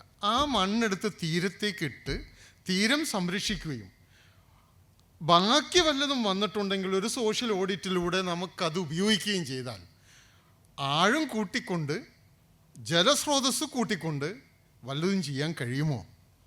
Thank you. വളരെ പ്രസക്തവും ഒരുപാട് പേര് ചോദിക്കുന്നതുമായൊരു ചോദ്യമാണ്. നമ്മൾ ഇത്തരം പ്രശ്നങ്ങളിൽ പലപ്പോഴും നമ്മൾ കാണുന്നൊരു കാര്യം, നമ്മൾ വിചാരിക്കുന്നത്ര ലളിതമല്ല കാര്യങ്ങൾ. കുറെ കൂടി ശാസ്ത്രീയമായി പഠിച്ചാൽ പുഴയിൽ എന്തിനാണ് മണൽ എന്നൊരു വളരെ പ്രധാനപ്പെട്ട ചോദ്യമുണ്ട്. എന്തിനാണ് പുഴയിൽ മണൽ? മണൽ നമുക്ക് നിർമ്മാണത്തിനാണ് എന്നാണ് കഴിഞ്ഞ ഒരു 25-50 കൊല്ലമായിട്ട് നമ്മൾ വിചാരിച്ചിട്ടുള്ളത്. പുഴയിൽ മണൽ ആയിരക്കണക്കിന് വർഷങ്ങളെ, പുഴയുള്ള കാലം മുതൽ മണലുണ്ട് അല്ലേ? ആലുവ മണപ്പുറവും അല്ലെങ്കിൽ പമ്പ മണപ്പുറവും എല്ലാ മണപ്പുറങ്ങളും നമ്മൾ ആസ്വദിക്കുന്ന സ്ഥലങ്ങളാണ്. എന്താ മണലിൻ്റെ പ്രത്യേകത? മണൽ മുകളിൽ നിന്ന് എങ്ങനെയാണ് ഉണ്ടാവുന്നതെന്ന് പഠിക്കണം. നമ്മൾ വലിയ തോതിൽ ശക്തമായി വെള്ളം ഒഴുകി വരുമ്പോൾ നമ്മുടെ പാറ കഷ്ണങ്ങളാണ് ശരിക്കും ഒരഞ്ഞൊരഞ്ഞൊരഞ്ഞൊരഞ്ഞ്, ചിലപ്പോൾ നമുക്ക് വലിയ പാറ കിട്ടും, കുറച്ചുകൂടി പെബിൾസ് നമ്മൾ പറയുന്ന സാധനം. മണൽ അതിന് ചെറുതാണ് ഈ മണൽ, അത്രേ ഉള്ളൂ, ഓട്ടിയ വരുന്നത് സിലിക്കൺ സാധനം. ഇത് ഭൂമിയിൽ പുഴയിൽ വരുമ്പോൾ പുഴയിൽ ഇതൊരു വലിയ ധർമ്മം നിർവഹിക്കുന്നുണ്ട്. ആ ധർമ്മം എന്താ? വെള്ളം ഒഴുകി വരുമ്പോൾ നാച്ചുറൽ തടയണകളാണ് ഈ മണലിലൂടെ വെള്ളം ഒഴുകി വരുമ്പോൾ മണൽ നല്ലൊരു അരിപ്പയാണ്. അതരിച്ച് ഒരു ഭാഗം ജലം, ഒരു നദി എന്ന് പറഞ്ഞാൽ തോടല്ലല്ലോ, അതിൽ കുറേ ജലം സൈഡിൽ 2 വശത്തുള്ളൂ. അങ്ങനെയാണ് നദീതട സംസ്കാരം നമ്മൾ പറഞ്ഞതാണ്. 2 വശത്തേക്കും ആ വെള്ളം പോവുകയും ചുറ്റുമുള്ള കുളവും കിണറും ഒക്കെ നിറയുകയും ചെയ്യും. നമ്മൾ പറയാറുണ്ട് പുഴയുടെ അടുത്താണ് വീടെങ്കിൽ, പഴയ ആളുകളോട് ചോദിച്ചാൽ അറിയാം, പുഴയുടെ അടുത്താണ്, പാടത്തിനടുത്താണ് വീടെങ്കിൽ വെള്ളത്തിന് ബുദ്ധിമുട്ടുണ്ടാവില്ല എന്ന്. ഇപ്പം നമ്മുടെ ഒരു നിർമ്മാണം വെള്ളം ആശ്രയിച്ചല്ലല്ലോ, വെള്ളം നമുക്ക് പൈപ്പിൽ കൂടിയാണല്ലോ കിട്ടുന്നത്. പണ്ടുള്ള ആളുകൾ പറയും പുഴയുടെ അടുത്താണ് വീടെങ്കിൽ, പാടത്തിനടുത്താണ് വീടെങ്കിൽ വെള്ളം കിട്ടും. കാരണം എന്താ? പുഴയുടെ അടുത്താണ് വീടെങ്കിൽ ഇങ്ങനെ വരും. ഈ മണൽ നമുക്കെടുക്കാം. എത്ര മണൽ എടുക്കാം എന്നതാണ് ചോദ്യം. പ്രധാന പോയിൻ്റ് അതാണ്. അപ്പം അങ്ങ് ചോദിച്ചതുപോലെ 2018 വരെ കേരളത്തിൽ ഒരു പുഴയിലും ഒരു മണലും ഉണ്ടായിരുന്നില്ല. 18 പ്രളയത്തിലാണ് ഇന്ന് കേരളത്തിൽ, പ്രത്യേകിച്ചും പെരിയാറും ഭാരതപ്പുഴയും പമ്പയിലൊക്കെ വലിയ തോതിൽ മണൽ വന്നത്. കാരണം അണക്കെട്ട് തുറന്നു വിടുകയും വലിയ തോതിൽ വെള്ളം ഒഴുകുകയും മണൽ വന്നു. അതിനു മുമ്പ് എന്താ സംഭവിച്ചിരുന്നത്? അതിനു മുമ്പ് എല്ലാ മണലും വാരി പുഴയുടെ അടുത്തിട്ട് ചളിയാക്കി. നമ്മൾ മിക്കവാറും എല്ലാം പുഴയുടെ അടുത്തിട്ടും ചെളിയായിരുന്നു. ഇപ്പോഴും ചെളിയുണ്ട്. മണൽ ഭാര്യ സ്ഥലത്തെല്ലാം മണൽ വന്ന് വീണേന്നുള്ളതാണ് പ്രശ്നം. അതങ്ങനെ വരില്ലല്ലോ. പല സ്ഥലങ്ങളിൽ പെരിയാറൊക്കെ 8 മീറ്റർ വരെ പുഴ താന്നു മണൽ വാരി. അപ്പോൾ എന്താ സംഭവിച്ചത്? 3 കാര്യങ്ങൾ സംഭവിച്ചു. ഒന്ന്, ചുറ്റുപാടുള്ള വെള്ളം കുറഞ്ഞു, അവരുടെ ലെവൽ കുറഞ്ഞു. കാരണം പുഴയിലെ വെള്ളത്തിൻ്റെ ലെവല് നിങ്ങളുടെ കിണറിലും കുളത്തിലും കിട്ടുള്ളൂ. അതുകൊണ്ട് തന്നെ കൃഷി അതുപോലെയുള്ള സംഗതികളൊക്കെ പോയി. പുഴയിൽ കുളിക്കാതായ ആളുകൾ, ചളിയായി. പുഴ കുളിക്കാതായാലുള്ള കുഴപ്പം, പുഴ സംരക്ഷിക്കപ്പെടില്ല. കുളിക്കുന്ന പുഴയെ സംരക്ഷിക്കപ്പെടുള്ളൂ. ഏറ്റവും കൂടുതൽ അതാണ്. കുളിക്കുന്ന ആളുകൾ അവരെങ്കിലും ആ പുഴ സംരക്ഷിക്കും. 3ാമത്തെ പ്രശ്നം, ഇത് താന്നു കഴിഞ്ഞപ്പോൾ കടൽ നിരപ്പിനേക്കാൾ താന്നു പല സ്ഥലത്തും പുഴ. കടൽ വെള്ളം, വെള്ളം കയറാൻ. ഇപ്പോൾ എറണാകുളത്തൊക്കെ വെള്ളം ഞങ്ങളുടെ കുടിവെള്ളത്തിലുണ്ടെന്നീ. ഞങ്ങളുടെ കുടിവെള്ളത്തിൽ വെള്ളം വരുന്നില്ല, കാരണം പുഴ താന്നു പോയി. അപ്പോൾ യഥാർത്ഥത്തിൽ പുഴയിൽ ഇപ്പോൾ ചെയ്യാവുന്നൊരു കാര്യം, ചെയ്യേണ്ട ഒരു കാര്യം അങ്ങ് പറഞ്ഞാൽ ഒരു പകുതി ശരിയുണ്ട്. ഈ മണൽ പഠനം നടത്തണം. പഠനം നടത്തിയിട്ടുണ്ട്, എവിടെ എത്ര മണൽ വേണമെന്ന്, എത്ര മണൽ ഭാരം. സെസ് എന്ന് പറയുന്ന സ്ഥാപനത്തിൻ്റെ വളരെ ശാസ്ത്രീയമായ പഠനമുണ്ട് കേരളത്തിൽ എത്ര മണൽ എവിടെ നിന്നൊക്കെ എടുക്കാമെന്ന്. പക്ഷെ നമ്മുടെ ഒരു കുഴപ്പം എന്താ വെച്ചാൽ മണൽ വാരിക്കോളാൻ പറഞ്ഞാൽ പിന്നെ അടിത്തട്ട് വരെ വരും. അതിനൊരു നിയമവും നമുക്ക് ബാധകമല്ല. പാറ പൊട്ടിക്കുന്നതിനോ മണ്ണെടുക്കുന്നതിനോ ഒരു നിയമവും നമ്മൾ ബാധകമല്ല. ഏത് നിയമവും മറികടക്കാൻ നമ്മുടെ കയ്യിൽ ഗാന്ധിയുണ്ട്. ഗാന്ധിയെ കൊണ്ട് മറികടക്കാൻ പറ്റാത്ത ഒരു നിയമവും രാജ്യത്തില്ല. അപ്പോൾ പ്രശ്നം അതാ. അപ്പോൾ യഥാർത്ഥത്തിൽ ശാസ്ത്രീയമായി നമ്മൾ ജീവിതം ചിന്തിക്കുകയാണെങ്കിൽ, ശാസ്ത്രീയമായി ഏത് കാര്യം ചിന്തിക്കണമെന്ന് വിചാരിക്കുന്ന ഒരാളാണ് ഞാൻ. ഞാൻ എഞ്ചിനീയറാണ്. സയൻസ് ദൈവമെന്നൊന്നല്ല ഞാൻ പറയണത്. സയൻസ് എന്ന് പറഞ്ഞാൽ പുതിയ പുതിയ അറിവുകൾ വരുമ്പോൾ അത് നമ്മൾ പഴയ അറിവ് തെറ്റാണെങ്കിൽ മാറ്റിക്കൊണ്ടിരിക്കും. അതിനൊരു തെറ്റുമില്ല. ഇപ്പോഴുള്ള അറിവ് വെച്ച് ഈ പുഴകളിൽ വെള്ളമൊഴുകുമ്പോൾ എങ്ങനെയാണ് അത് ഇരു കരകളെയും കൊണ്ടുപോകുന്ന തരത്തിൽ എത്ര മണൽ ആവശ്യമുണ്ട് എന്ന് പഠനം നടത്തുക. പ്രളയത്തിൽ സംഭവിച്ചത് മണൽ ഏകപക്ഷീയമായി ഒരു സ്ഥലത്തേക്ക് പോവുകയും കുഴി വേറെ കിടക്കുകയൊക്കെ ചെയ്തു. കാരണം പ്രളയത്തിന് ആ ജോലിയൊന്നും നമ്മൾ ഏൽപ്പിച്ചിട്ടില്ലല്ലോ, കുഴി നികത്താനായിട്ട്. ശരിക്കും ഇപ്പം മണൽ നമ്മുടെ പുഴകളിൽ വേണമെങ്കിൽ പഠിക്കാവുന്നൊരു കാര്യമാണ്.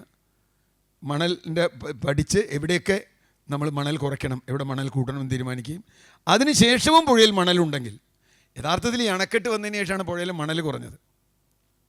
അണക്കെട്ട് വരുമ്പോൾ ഒഴുക്ക് കുറയുമല്ലോ. അണക്കെട്ട് കഴിഞ്ഞാൽ പിന്നെ പുഴയില്ലല്ലോ, പിന്നെ പുഴ വേറെ സ്ഥലത്ത് നിന്ന് വരണം. ഒരു പുഴയിൽ നമ്മൾ അണ കെട്ടിയാൽ വെള്ളം അവിടേക്കല്ല വരണം, പിന്നെ അത് വെള്ളം വേറെ സ്ഥലത്തേക്കല്ലേ പോണേ. അവിടുന്ന് പൈപ്പിട്ട് കനാലിട്ട് വേറെ സ്ഥലത്തേക്ക് പോകും. അപ്പോൾ ആ പുഴ പിന്നെ ഇല്ല. അപ്പോൾ ആ പുഴ അങ്ങനെ ഉണ്ടാവുക. അതിനാണ് ഇപ്പോൾ പുഴയുടെ നിയമങ്ങളൊക്കെ ലോകത്തുണ്ട്. ഒരു പുഴയിൽ മിനിമം ഇത്ര വാട്ടർ ഫ്ലോ നിലനിർത്തിക്കൊള്ളണം എന്നൊക്കെ ഉണ്ട്.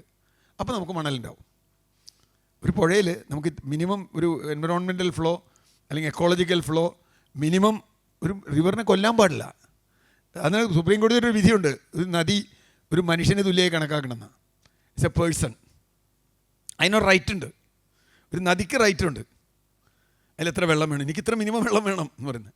അതിനൊക്കെ അനുസരിച്ച് തീർച്ചയായും ഞാൻ കണക്കാക്കുന്നത് നമുക്ക് ക്ഷമയുണ്ടെങ്കിൽ, നേരത്തെ പറഞ്ഞാൽ അതാണ് ശരി, ശാസ്ത്രീയമായി പഠിക്കാൻ നമുക്ക് ക്ഷമയുണ്ടെങ്കിൽ നമുക്ക് പഠിച്ച് ഉത്തരം കാണാം. അതിൽ നിന്ന് മണലെടുക്കാം. എടുക്കേണ്ടത് ഞാൻ പറഞ്ഞില്ല, എത്ര എടുക്കാം എന്നുള്ളത്.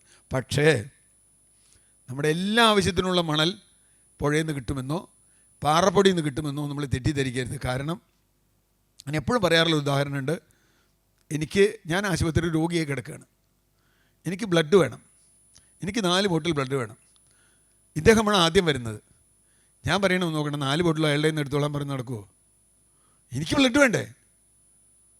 വേറെ ആരും വന്നില്ല, നിങ്ങളെ വന്നുള്ളൂ. നിങ്ങൾ ഈ 4 ബോട്ടിൽ ബ്ലഡ് എടുക്കാൻ പറഞ്ഞ് നിങ്ങൾ സമ്മതിക്കുമോ? അത് പറ്റില്ല. അയ്യോ എൻ്റെ ജീവനാണ്, അപ്പോൾ ഞാൻ പിന്നെ ബാധിക്കാൻ പോകണം. എന്താ, എൻ്റെ ജീവൻ സംരക്ഷിക്കാൻ ഇയാൾ കൂട്ടുനിന്നില്ലോ, ഇയാൾ എനിക്കെതിരായിരുന്നു എന്ന് പറയും. അത് പറയാൻ പാടില്ല. ഈ ഒരു സ്ഥലത്ത് നിന്ന് എടുക്കാവുന്ന വിഭവത്തിന് പരിമിതി ഉണ്ടെന്ന് മനസ്സിലാക്കുക എന്നുള്ളതാണ് ആദ്യത്തെ കാര്യം. ഏത് വിഭവം, പണം നമുക്ക് ഉണ്ടാക്കുന്ന വിഭവമാണ്. പ്രകൃതി വിഭവങ്ങൾ നമുക്ക് ഉണ്ടാക്കാനേ പറ്റില്ല. ഒരു വിഭവവും നമുക്ക് ഉണ്ടാക്കാൻ പറ്റില്ല. നമ്മൾ ശ്രദ്ധിച്ചോളൂ. ഈവൻ നമ്മൾ കൃഷി ചെയ്ത് ഉണ്ടാക്കുന്നു എന്ന് പറയുന്നത് നമ്മളല്ലല്ലോ ഉണ്ടാക്കുന്നത്, ഭൂമിയല്ല ഉണ്ടാക്കുന്നത്. നമുക്കൊന്നും ഉണ്ടാക്കാൻ പറ്റില്ല. ഉണ്ടാക്കാൻ കഴിയുന്നത് ഭൂമിക്കാണ്. അത് ജൈവ വിഭവങ്ങൾ. ഇപ്പോൾ പാറ, കരിങ്കല്ല്, അല്ലെങ്കിൽ കൽക്കരി, എണ്ണ, ഇതൊക്കെ കഴിയുന്നു എന്ന് പറയുന്നതിൻ്റെ കാര്യം എന്താ? നമ്മൾ ഈ കഴിഞ്ഞ 50 കൊല്ലം കൊണ്ട് ഇത് മുഴുവൻ എടുത്ത് തീർത്തു. 5 ലക്ഷം വർഷം കൊണ്ട് ഉണ്ടായ സാധനമാണ് 50 കൊല്ലം കൊണ്ട് എടുത്ത് തീർത്ത്. ഫിക്സഡ് ഡെപ്പോസിറ്റാണ് പിൻവലിച്ചത്, അല്ലാണ്ട് പലിശയല്ല. ഫിക്സഡ് ഡെപ്പോസിറ്റ് ഇത് കഴിക്കാൻ തുടങ്ങി എങ്ങനെ ഇരിക്കും? പലിശ എടുത്ത് ജീവിക്കാം. അപ്പം അതിന് ലിമിറ്റ് ഉണ്ട് അല്ലേ? ഫിക്സഡ് ഡെപ്പോസിറ്റിൻ്റെ 50 ലക്ഷം ആണെങ്കിലും ഞാൻ ഓരോ മാസം ഓരോ ലക്ഷം വലിച്ചാൽ എത്ര കിട്ടും? പ്രശ്നം അതാണ്. അപ്പോൾ അത് ഞാൻ പറഞ്ഞ പ്രകൃതി വിഭവങ്ങളെ എങ്ങനെ ഉപയോഗിക്കണം. ചൂഷണം ചെയ്യുന്നുള്ള വാക്ക് പോലും തെറ്റാണ്. പ്രകൃതി വിഭവങ്ങൾ എങ്ങനെ ഉപയോഗിക്കണം? മണലാവാം, പാറയാവാം, ഏതായാലും ഒരു വിഭവം എടുക്കേണ്ടെന്ന് പറഞ്ഞില്ല. പക്ഷേ എത്ര എടുക്കാം എന്നാൽ എന്തിനാശ്രയം? എൻ്റെ ആവശ്യം ആശ്രയിച്ചാണോ അതോ ആ എടുക്കുന്ന സ്ഥലത്തെ അത് മറ്റു മനുഷ്യർ വരാണ്ടിരിക്കുന്ന തലമുറകളൊക്കെ ഉണ്ടതില്ലേ? നമ്മുടെ മാത്രമല്ല, ഈ എല്ലാ പാറയും നമ്മൾ പൊട്ടിച്ച് തീർത്താൽ പിന്നെ നമ്മുടെ മക്കളെങ്ങനെ വീട് വയ്ക്കും? അവരുടെ മക്കളെങ്ങനെ വീട് വയ്ക്കും? പാറയില്ലാണ്ട് വീട് വയ്ക്കുമോ? അല്ല, അവർ വെച്ചോളൂ. അവർ മിക്കവാറും ഇവിടുന്ന് പോവാണ്, ഇവിടെ വീട് വയ്ക്കണില്ല. എന്നാലും പലരും നാട്ടിൽ നിൽക്കാതിരിക്കുകയാണ്. അതുകൊണ്ടാണോ എന്നറിയില്ല കേട്ടോ. സാർ, വളരെ പ്രധാനപ്പെട്ട ഒരു വിഷയമാണ് ഇന്ന് ചർച്ച ചെയ്തത്. അപ്പം സാർ പറഞ്ഞതുപോലെ പ്രകൃതി ദുരന്തം വന്ന പ്രദേശത്തുള്ള ആളുകൾ മാത്രമല്ല, അതിനോട് ചുറ്റും കിടക്കുന്ന എല്ലാ വ്യക്തികളും ഒരു ഭയത്തിലൂടെയാണ് കടന്നുപോയത്. ചാനലുകളിൽ എന്ത് ചർച്ച ചെയ്താലും നമ്മുടെയൊക്കെ മനസ്സുകളിൽ ഈ ദുരന്തം തന്നെയായിരുന്നു ഏറ്റവും പ്രധാനം. അത് പെട്ടെന്ന് തീരുന്നതുമല്ല. അപ്പോൾ അതിനിടയിൽ മുമ്പ് ഒരു പുരോഗമനം അല്ല, ഒരു എന്താ പറയുക, വിദേശികളെ അല്ലെങ്കിൽ ടൂറിസത്തിനെ ഡെവലപ്പ് ചെയ്യുന്നതിനാകാം പശ്ചിമഘട്ടം പ്രകൃതി ലോല പ്രദേശമാണ് എന്നാണല്ലോ പറയുന്നത്. ആ പ്രകൃതി ലോല പ്രദേശത്തു കൂടി ഒരു തുരങ്കപാത നിർമ്മിക്കുന്നതിനെ പറ്റി ഒരു ചർച്ച കേട്ടിരുന്നു. അത് സാധ്യമാണോ എന്നാണ് എൻ്റെ ചോദ്യം. പറയുന്നത് അത് വിദഗ്ധാഭിപ്രായം, ലാസ്റ്റ് വേർഡുമല്ല. ലോകത്തിൽ ആർക്കും അവസാന വാക്ക് പറയാൻ പറ്റില്ല എന്ന് വിചാരിക്കുന്ന ഒരാളാണ് ഞാൻ. വാക്കിന് മീതെ വാക്കും മണ്ണിന് താഴെ മണ്ണും ഉണ്ടാവുമെന്നാണ് എൻ്റെ അച്ഛൻ എന്നെ പഠിപ്പിച്ചിട്ടുള്ളത്. അതുകൊണ്ട് വാക്ക് അവസാനിക്കുന്നില്ല. എൻ്റെ പരിമിതമായ പഠനം വെച്ച് ഞാൻ പറയാം. തുരങ്കപാത വയനാടിന് ആവശ്യമുണ്ടോ എന്ന് ചോദിച്ചാൽ അത് എങ്ങനെയാണ് ആവശ്യമുണ്ടെന്ന് പറയുന്നത്. ആവശ്യമുണ്ടാവാം. നേരത്തെ പറഞ്ഞതുപോലെ ബ്ലഡ് എനിക്ക് ആവശ്യമുണ്ട്, പക്ഷേ അത് അവിടെ പറ്റുമോ എന്നുള്ളതാണ് ചോദ്യം. ഇദ്ദേഹത്തിന് മാത്രം എടുക്കാൻ പറ്റുമോ എൻ്റെ ബ്ലഡ് മുഴുവൻ എന്ന് ചോദിച്ചാൽ അതില്ല. വയനാട് തുരങ്കപാത പണിയാൻ പറ്റുമോ? വയനാടിൻ്റെ ആരാണ് അതിൻ്റെ സീസ്മോളജിക്കൽ അല്ലെങ്കിൽ ജിയോളജിക്കൽ അത് ആ പഠനം നടത്തിയിട്ടുള്ള പഠനം കണ്ടാലേ ഞാൻ പറയാൻ പറ്റുള്ളൂ. കാരണം പ്രത്യേകിച്ചും കാലാവസ്ഥാ മാറ്റത്തിൻ്റെ ഒരു സാഹചര്യത്തിൽ ഞാൻ നേരത്തെ സൂചിപ്പിച്ചല്ലോ, വയനാട്ടിലെ മണ്ണിൻ്റെ ഘടന വലിയ മാറ്റം വന്നിട്ടുണ്ട്. കുറേ കൊല്ലം, ഒരു 3-4 കൊല്ലം മുമ്പാണ് വൈത്തിരിയാന്ന് തോന്നുന്നു ഒരു വീടങ്ങ് മൊത്തം താന്നുപോയി. ഒരു വീടങ്ങ് താന്നുപോയി. കാരണം മണ്ണ് സോഫ്റ്റാണ്, വെള്ളം വീണ് അവിടേക്കാണ് ഈ അതിവർഷം വന്ന് വീണേ. അങ്ങനെ പെയ്യുമ്പോൾ ഈ തുരങ്കം വയ്ക്കുന്ന സ്ഥലത്തെ മണ്ണ് എങ്ങനെയാണ്? നിങ്ങൾ തുരങ്കുമ്പോൾ ആ മണ്ണോ അതിലെ പാറയോ എന്തെങ്കിലും പ്രശ്നം ഉണ്ടായാൽ താഴേക്ക് ഇടിഞ്ഞാൽ പിന്നെ എന്ത് ചെയ്യും? ഇടിയില്ല എന്ന് നമ്മൾ പഠിച്ചിട്ടുണ്ടോ? ഇന്നത്തെ സാഹചര്യത്തിൽ വയനാടിന് അതിൻ്റെ ജിയോളജിക്കലായിട്ടുള്ള ഭൗമശാസ്ത്രപരമായ പഠനം നടത്തിയിട്ടുണ്ടോ? ഞാൻ ചോദിക്കുന്നത്, ഞാൻ കണ്ടിട്ടില്ല. ഞാൻ കേട്ടിട്ടുള്ളത് മുഴുവൻ നമുക്ക് തുരങ്കം വേണം, അവിടെ തുരങ്കമുണ്ട്, മറ്റേ തുരങ്കമുണ്ടെന്നാണ്. അതല്ല എൻ്റെ ചോദ്യം. ഏത് തരത്തിലുള്ള പഠനമാണ് നടത്തിയിട്ടുള്ളത്? ഇപ്പോൾ പഠനം നടത്തിയിട്ട് ഒരു കുഴപ്പമില്ല എന്ന് ആരെങ്കിലും പറയുകയാണെങ്കിൽ നമുക്കൊരു വിരോധമില്ല. തുരങ്കല്ലേ, ഞാൻ പറഞ്ഞില്ല, ആകാശപാതയോ തുരങ്കപാതയോ ഏതായാലും. പക്ഷേ നമ്മുടെ സംശയങ്ങൾ തീർത്തേ പറ്റൂ. ഇത് പഠിക്കുന്ന ആളുകളുടെ, നാട്ടുകാരുടെ, ഇവിടെ ജീവിക്കുന്ന ആളുകളുടെ സംശയം തീർക്കണമല്ലോ. അത് ജനാധിപത്യത്തിൽ നിങ്ങൾക്കൊരു ഡിസെൻറ്റ് പറയാനുള്ളൊരു അവകാശമാണല്ലോ ജനാധിപത്യം. എനിക്ക് സംശയം ചോദിക്കും, അതിനാണല്ലോ നമ്മൾ വിവരാവകാശ നിയമമൊക്കെ കൊണ്ടുവന്നത്, RTA അല്ലേ? എന്ത് വിവരവും ജനങ്ങൾ അറിയണം എന്നുള്ളതാണല്ലോ വിവരാവകാശ നിയമം. അപ്പോൾ നമുക്ക് ചോദിക്കാം. ഇത് ഇപ്പോഴുള്ളത്, ഇപ്പോൾ പറയുന്ന അതിനനുകൂലമായി പറയുന്ന വാദങ്ങളൊന്നും ഈ ചോദ്യത്തിന് മറുപടി തരുന്നതല്ല. അതാണ് ഈ ചോദ്യത്തിന് മറുപടി അവർ കൃത്യമായി പറയട്ടെ, എങ്കിൽ മാത്രമേ എന്നെപ്പോലെ ഒരാൾക്ക് അത് അടിയന്തര ആവശ്യമാണ് അല്ലെങ്കിൽ അത് ചെയ്യുന്നതിന് വിരോധമില്ല എന്ന് പറയാൻ പറ്റും. അല്ലെങ്കിൽ എന്താ പറ്റുകയെന്ന് വെച്ചാൽ നാളെ ദുരന്തം ഉണ്ടായിക്കഴിഞ്ഞാൽ അത് പറയും, അതിപ്പോൾ അതുകൊണ്ടൊന്നുമല്ല, തുരങ്കപാത കൊണ്ടല്ല ഇടിഞ്ഞെന്ന് പറയും. നമുക്കിപ്പോൾ തെളിയിക്കാൻ പറ്റുമോ? ക്വാറി കൊണ്ടല്ല, ചില സ്ഥലത്ത് ക്വാറി ഇല്ലാത്ത സ്ഥലത്ത് എന്നോട് ചോദിക്കാറുണ്ട്, ക്വാറികൾ ഉരുൾപൊട്ടലിന് സഹായിക്കുന്നുവോ? ഞാൻ പറയും സഹായിക്കുന്നു എന്ന് എനിക്കറിയാം, പക്ഷെ എല്ലാ ഉരുൾപൊട്ടലും ക്വാറി കൊണ്ടല്ല. ഞാനതിന് ഏറ്റവും നല്ല ഉദാഹരണം പറയാറുള്ളത്, ഇപ്പോൾ നമ്മളെല്ലാവരും എഴുതി കാണിക്കുന്നുണ്ട് സിഗരറ്റ് വലിയ ആരോഗ്യത്തിന് ഹാനികരം അല്ലേ. ഞാനൊരു 100 പേരെ നിങ്ങൾക്ക് കാണിച്ചു തരാം, സിഗരറ്റ് വലിച്ചിട്ട് 80-90 വയസ്സ് വരെ സിഗരറ്റ് വലിച്ചിട്ട് ഒരു ക്യാൻസറും വരാത്ത ആളെ ഇല്ലേ? കാണിക്കാൻ പറ്റും. 100 ആളെ എനിക്ക് കാണിക്കാൻ പറ്റും. ഒരു സിഗരറ്റും ജീവിതത്തിൽ വലിക്കാത്ത ആൾ, ക്യാൻസർ വന്ന ആളുകളെ ഞാൻ 100 ആളെ കാണിച്ചു തരാം. അല്ലെങ്കിൽ ക്യാൻസർ വന്നത് ഒരു സിഗരറ്റ് വലിച്ചിട്ടില്ല, ബോയിഡിയും വലിച്ചിട്ടില്ല, ഒന്നും വലിച്ചിട്ടില്ല, മുറുക്കിയിട്ടുമില്ല, ഒന്നുമില്ല എന്ന് വെച്ചിട്ട് ഇതെനിക്ക് ലോ ആക്കാൻ പറ്റും. പക്ഷേ എൻ്റെ സ്റ്റാറ്റ്യൂട്ടറി വാണിംഗ് ആണ് ഇപ്പോൾ. എന്താ? Cigarette smoking is injurious to health. എന്താ അതിൻ്റെ തെളിവ്? എന്തുകൊണ്ടാണ് അങ്ങനെ ഒരു വാണിംഗ് കൊടുത്തത്? സിഗരറ്റ് വലിക്കുന്നത് ക്യാൻസർ വരാൻ കൂടുതൽ സാധ്യതയുണ്ട്. അപ്പോൾ 100 ക്യാൻസർ രോഗികളെ എടുത്താൽ അതിൽ 60 പേർ സിഗരറ്റ് വലിക്കുന്നവരും 40 പേർ സിഗരറ്റ് വലിക്കാത്തവരുമായിരിക്കും സ്റ്റാറ്റിസ്റ്റിക്സ്. അല്ലെങ്കിൽ 70-30 എന്തായാലും. അതുകൊണ്ട് നമ്മൾ എന്ത് പറയും? സിഗരറ്റ് വലിക്കുന്നത് ഹാനികരമാണെന്ന് പറയും. അതേപോലെയുള്ള ക്വാറികളുടെ നിർമ്മാണത്തിൻ്റെ ഒക്കെ കാര്യം, നിർമ്മാണ പ്രവർത്തനം അപകടം ഉണ്ടോന്ന്. ഇനി വേറൊന്നും കൂടിയുണ്ട്, നിർമ്മാണ പ്രവർത്തനം അപകടം വരുത്തുമെന്നുള്ളതല്ല, അപകടം വന്നാൽ ഈ നിർമ്മാണ പ്രവർത്തനം എന്തെങ്കിലും സംഭവിക്കുന്ന കൂടി ആലോചിക്കണം. നാളെ ഒരു ഉരുൾപൊട്ടലുണ്ടായി, ഇപ്പോൾ ഇത് ചെന്ന് കയറുന്ന മേപ്പാടി, ഈ തുരങ്കം ചെന്ന് കയറുന്ന സ്ഥലത്ത് നിന്ന് 2-3 കിലോമീറ്റർ ഉള്ളൂ മുണ്ടക്കൈ അല്ലെങ്കിൽ പുത്തുമല എന്ന് പറയുന്ന സ്ഥലങ്ങൾ. നേരെ മറിച്ച് ഈ തുരങ്കം ഉണ്ടായ സമയത്ത് ഈ സാധനം ഇടിഞ്ഞു വീണേ നിൽക്കുക. എന്തും സംഭവിക്കും തുരങ്കത്തിൽ? ഒരു ഉരുൾപൊട്ടൽ അതിൻ്റെ മുകളിൽ നിന്നുണ്ടായി. തുരങ്കം മനുഷ്യന് പോകാൻ, വാഹനങ്ങൾക്ക് പോകാനാണല്ലോ തുരങ്കം ഉണ്ടാക്കണേ. ഈ മണ്ണ് മുഴുവൻ വലിച്ച് തുരങ്കത്തിലേക്കാണ് പോയെങ്കിൽ എന്ത് സംഭവിക്കും നമ്മൾ ആലോചിച്ചിട്ടുണ്ട്. ഞാൻ വെറുതെ പറഞ്ഞ വീട്ടിൽ നിങ്ങൾക്ക് എന്താ ഉറപ്പ്? ചെരിഞ്ഞ പ്രദേശമല്ലേ. ഈ ഉണ്ടക്കയിൽ നിന്ന് വീണ സാധനം നേരെ ഒരു തുരങ്കത്തിൽ, നമ്മൾ നല്ല വണ്ടികളൊക്കെ ഓടിക്കൊണ്ടിരിക്കുക, തുരങ്കത്തിലേക്കാണ് വീണേ. ചാലിയാർ പുഴയിലേക്ക് വന്നതുപോലെ. എങ്ങനെ നമുക്ക് തടയാൻ പറ്റും? നമുക്ക് എന്തായാലും ഉറപ്പ്? എനിക്ക് ഉറപ്പില്ല. അപ്പോൾ ഉരുൾപൊട്ടാൻ സാധ്യതയുള്ള സ്ഥലത്ത് ഇങ്ങനെ ഒരു വായ വെച്ചൊരു തുറങ്കം ഉണ്ടാക്കരുതെന്നാണ് ഞാൻ പറയുന്നുള്ളൂ. അല്ലെങ്കിൽ അത് ഭയങ്കര പ്രൊട്ടക്ഷനൊക്കെ ഇട്ട് ഞങ്ങൾ ഒരു കാലത്തും ഇട്ട് അങ്ങനെ അങ്ങോട്ട് വരാൻ പറ്റില്ലല്ലോ. കാരണം വാഹനക്കാരൻ്റെ ഓപ്പണിങ് വേണമല്ലോ അതിന്. എങ്ങനെയെങ്കിലും തുരങ്കം വെറുതെ ഉണ്ടാക്കിയാൽ പോരല്ലോ. അപ്പോൾ വരുമെന്ന് ഞാൻ എൻ്റെ ഈ മുണ്ടക്കൈ ഉണ്ടായി കഴിഞ്ഞപ്പോൾ ഞാൻ ആദ്യം ആലോചിച്ചൊരു കാര്യം അതാ, തുരങ്കം വേണോ വേണ്ടിയോ എന്നല്ല. ഈ വരുന്ന മണ്ണ് ഈ തുരങ്കത്തിലേക്കാണ് പോയെങ്കിൽ എന്തായിരിക്കും തുരങ്കത്തിൽ സംഭവിക്കുക? അതിൽ ധാരാളം വണ്ടികളുണ്ട്. 8 കിലോമീറ്റർ 10 കിലോമീറ്റർ തുരങ്കമുണ്ട്. അതിനകത്ത് 10,000 കണക്കിന് വണ്ടികളുണ്ടാവും. വെള്ളവും കൂടി ഒലിച്ചാൽ വരണേ. എന്തായിരിക്കും അതിനകത്ത് സംഭവിക്കുക? നമുക്ക് പറയാൻ പറ്റില്ല. അപ്പോൾ അതുകൊണ്ട് നമ്മൾ ഞാനതാ പറഞ്ഞു, ബൈനറി അല്ല. വേണം വേണ്ട എന്നല്ല, വേണമെങ്കിൽ അതെങ്ങനെ വേണം, അതെങ്ങനെ ചെയ്യണം, എന്ത് ചെയ്യാൻ പറ്റും. അപ്പോൾ മുൻഗണന എന്തിനാ?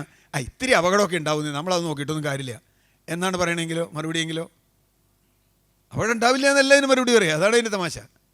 കുറച്ച് അപകടമൊക്കെ ഉണ്ടാവും, മനുഷ്യനല്ലേ എപ്പോഴെങ്കിലുമൊക്കെ മരിക്കില്ലേ എന്നൊക്കെ ചോദിച്ച ആളുകളുണ്ട് എന്നോട്. അപ്പോൾ ഇതൊന്നും എല്ലാവർക്കും സൗകര്യമായിക്കോട്ടെ എന്നാൽ വന്നോട്ടെ. അത് ഞാൻ അതിനോട് യോജിക്കുന്നില്ല എന്നുള്ളൂ കേട്ടോ. വളരെ പ്രസക്തിയുള്ള ഒരു വിഷയമാണ് ഇവിടെ സാർ അവതരിപ്പിച്ചതും ഞങ്ങൾ കേട്ടിരുന്നതും. സാർ ഇപ്പോൾ അഡ്രസ്സ് ചെയ്തിരിക്കുന്നത് ഓൾമോസ്റ്റ് എനിക്ക് തോന്നുന്നു എല്ലാവരും റിട്ടയർഡ് ഗ്രൂപ്പിലുള്ള ആൾക്കാരാണ്.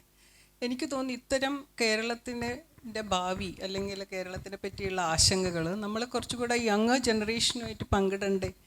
അത് ഇൻസ്റ്റിറ്റ്യൂഷൻസുമായി ബന്ധപ്പെടുത്തി ഇത്തരം അപകടങ്ങൾ ഉണ്ടാവാനുള്ള സാധ്യതയുണ്ട്. ഇപ്പോൾ റിപ്പീറ്റഡായിട്ട് നമ്മൾ കണ്ടു ഓക്കി, പ്രളയം, വയനാട് ദുരന്തം എല്ലാം നമ്മളെ വേദനിപ്പിക്കുന്ന കാര്യങ്ങളാണ്.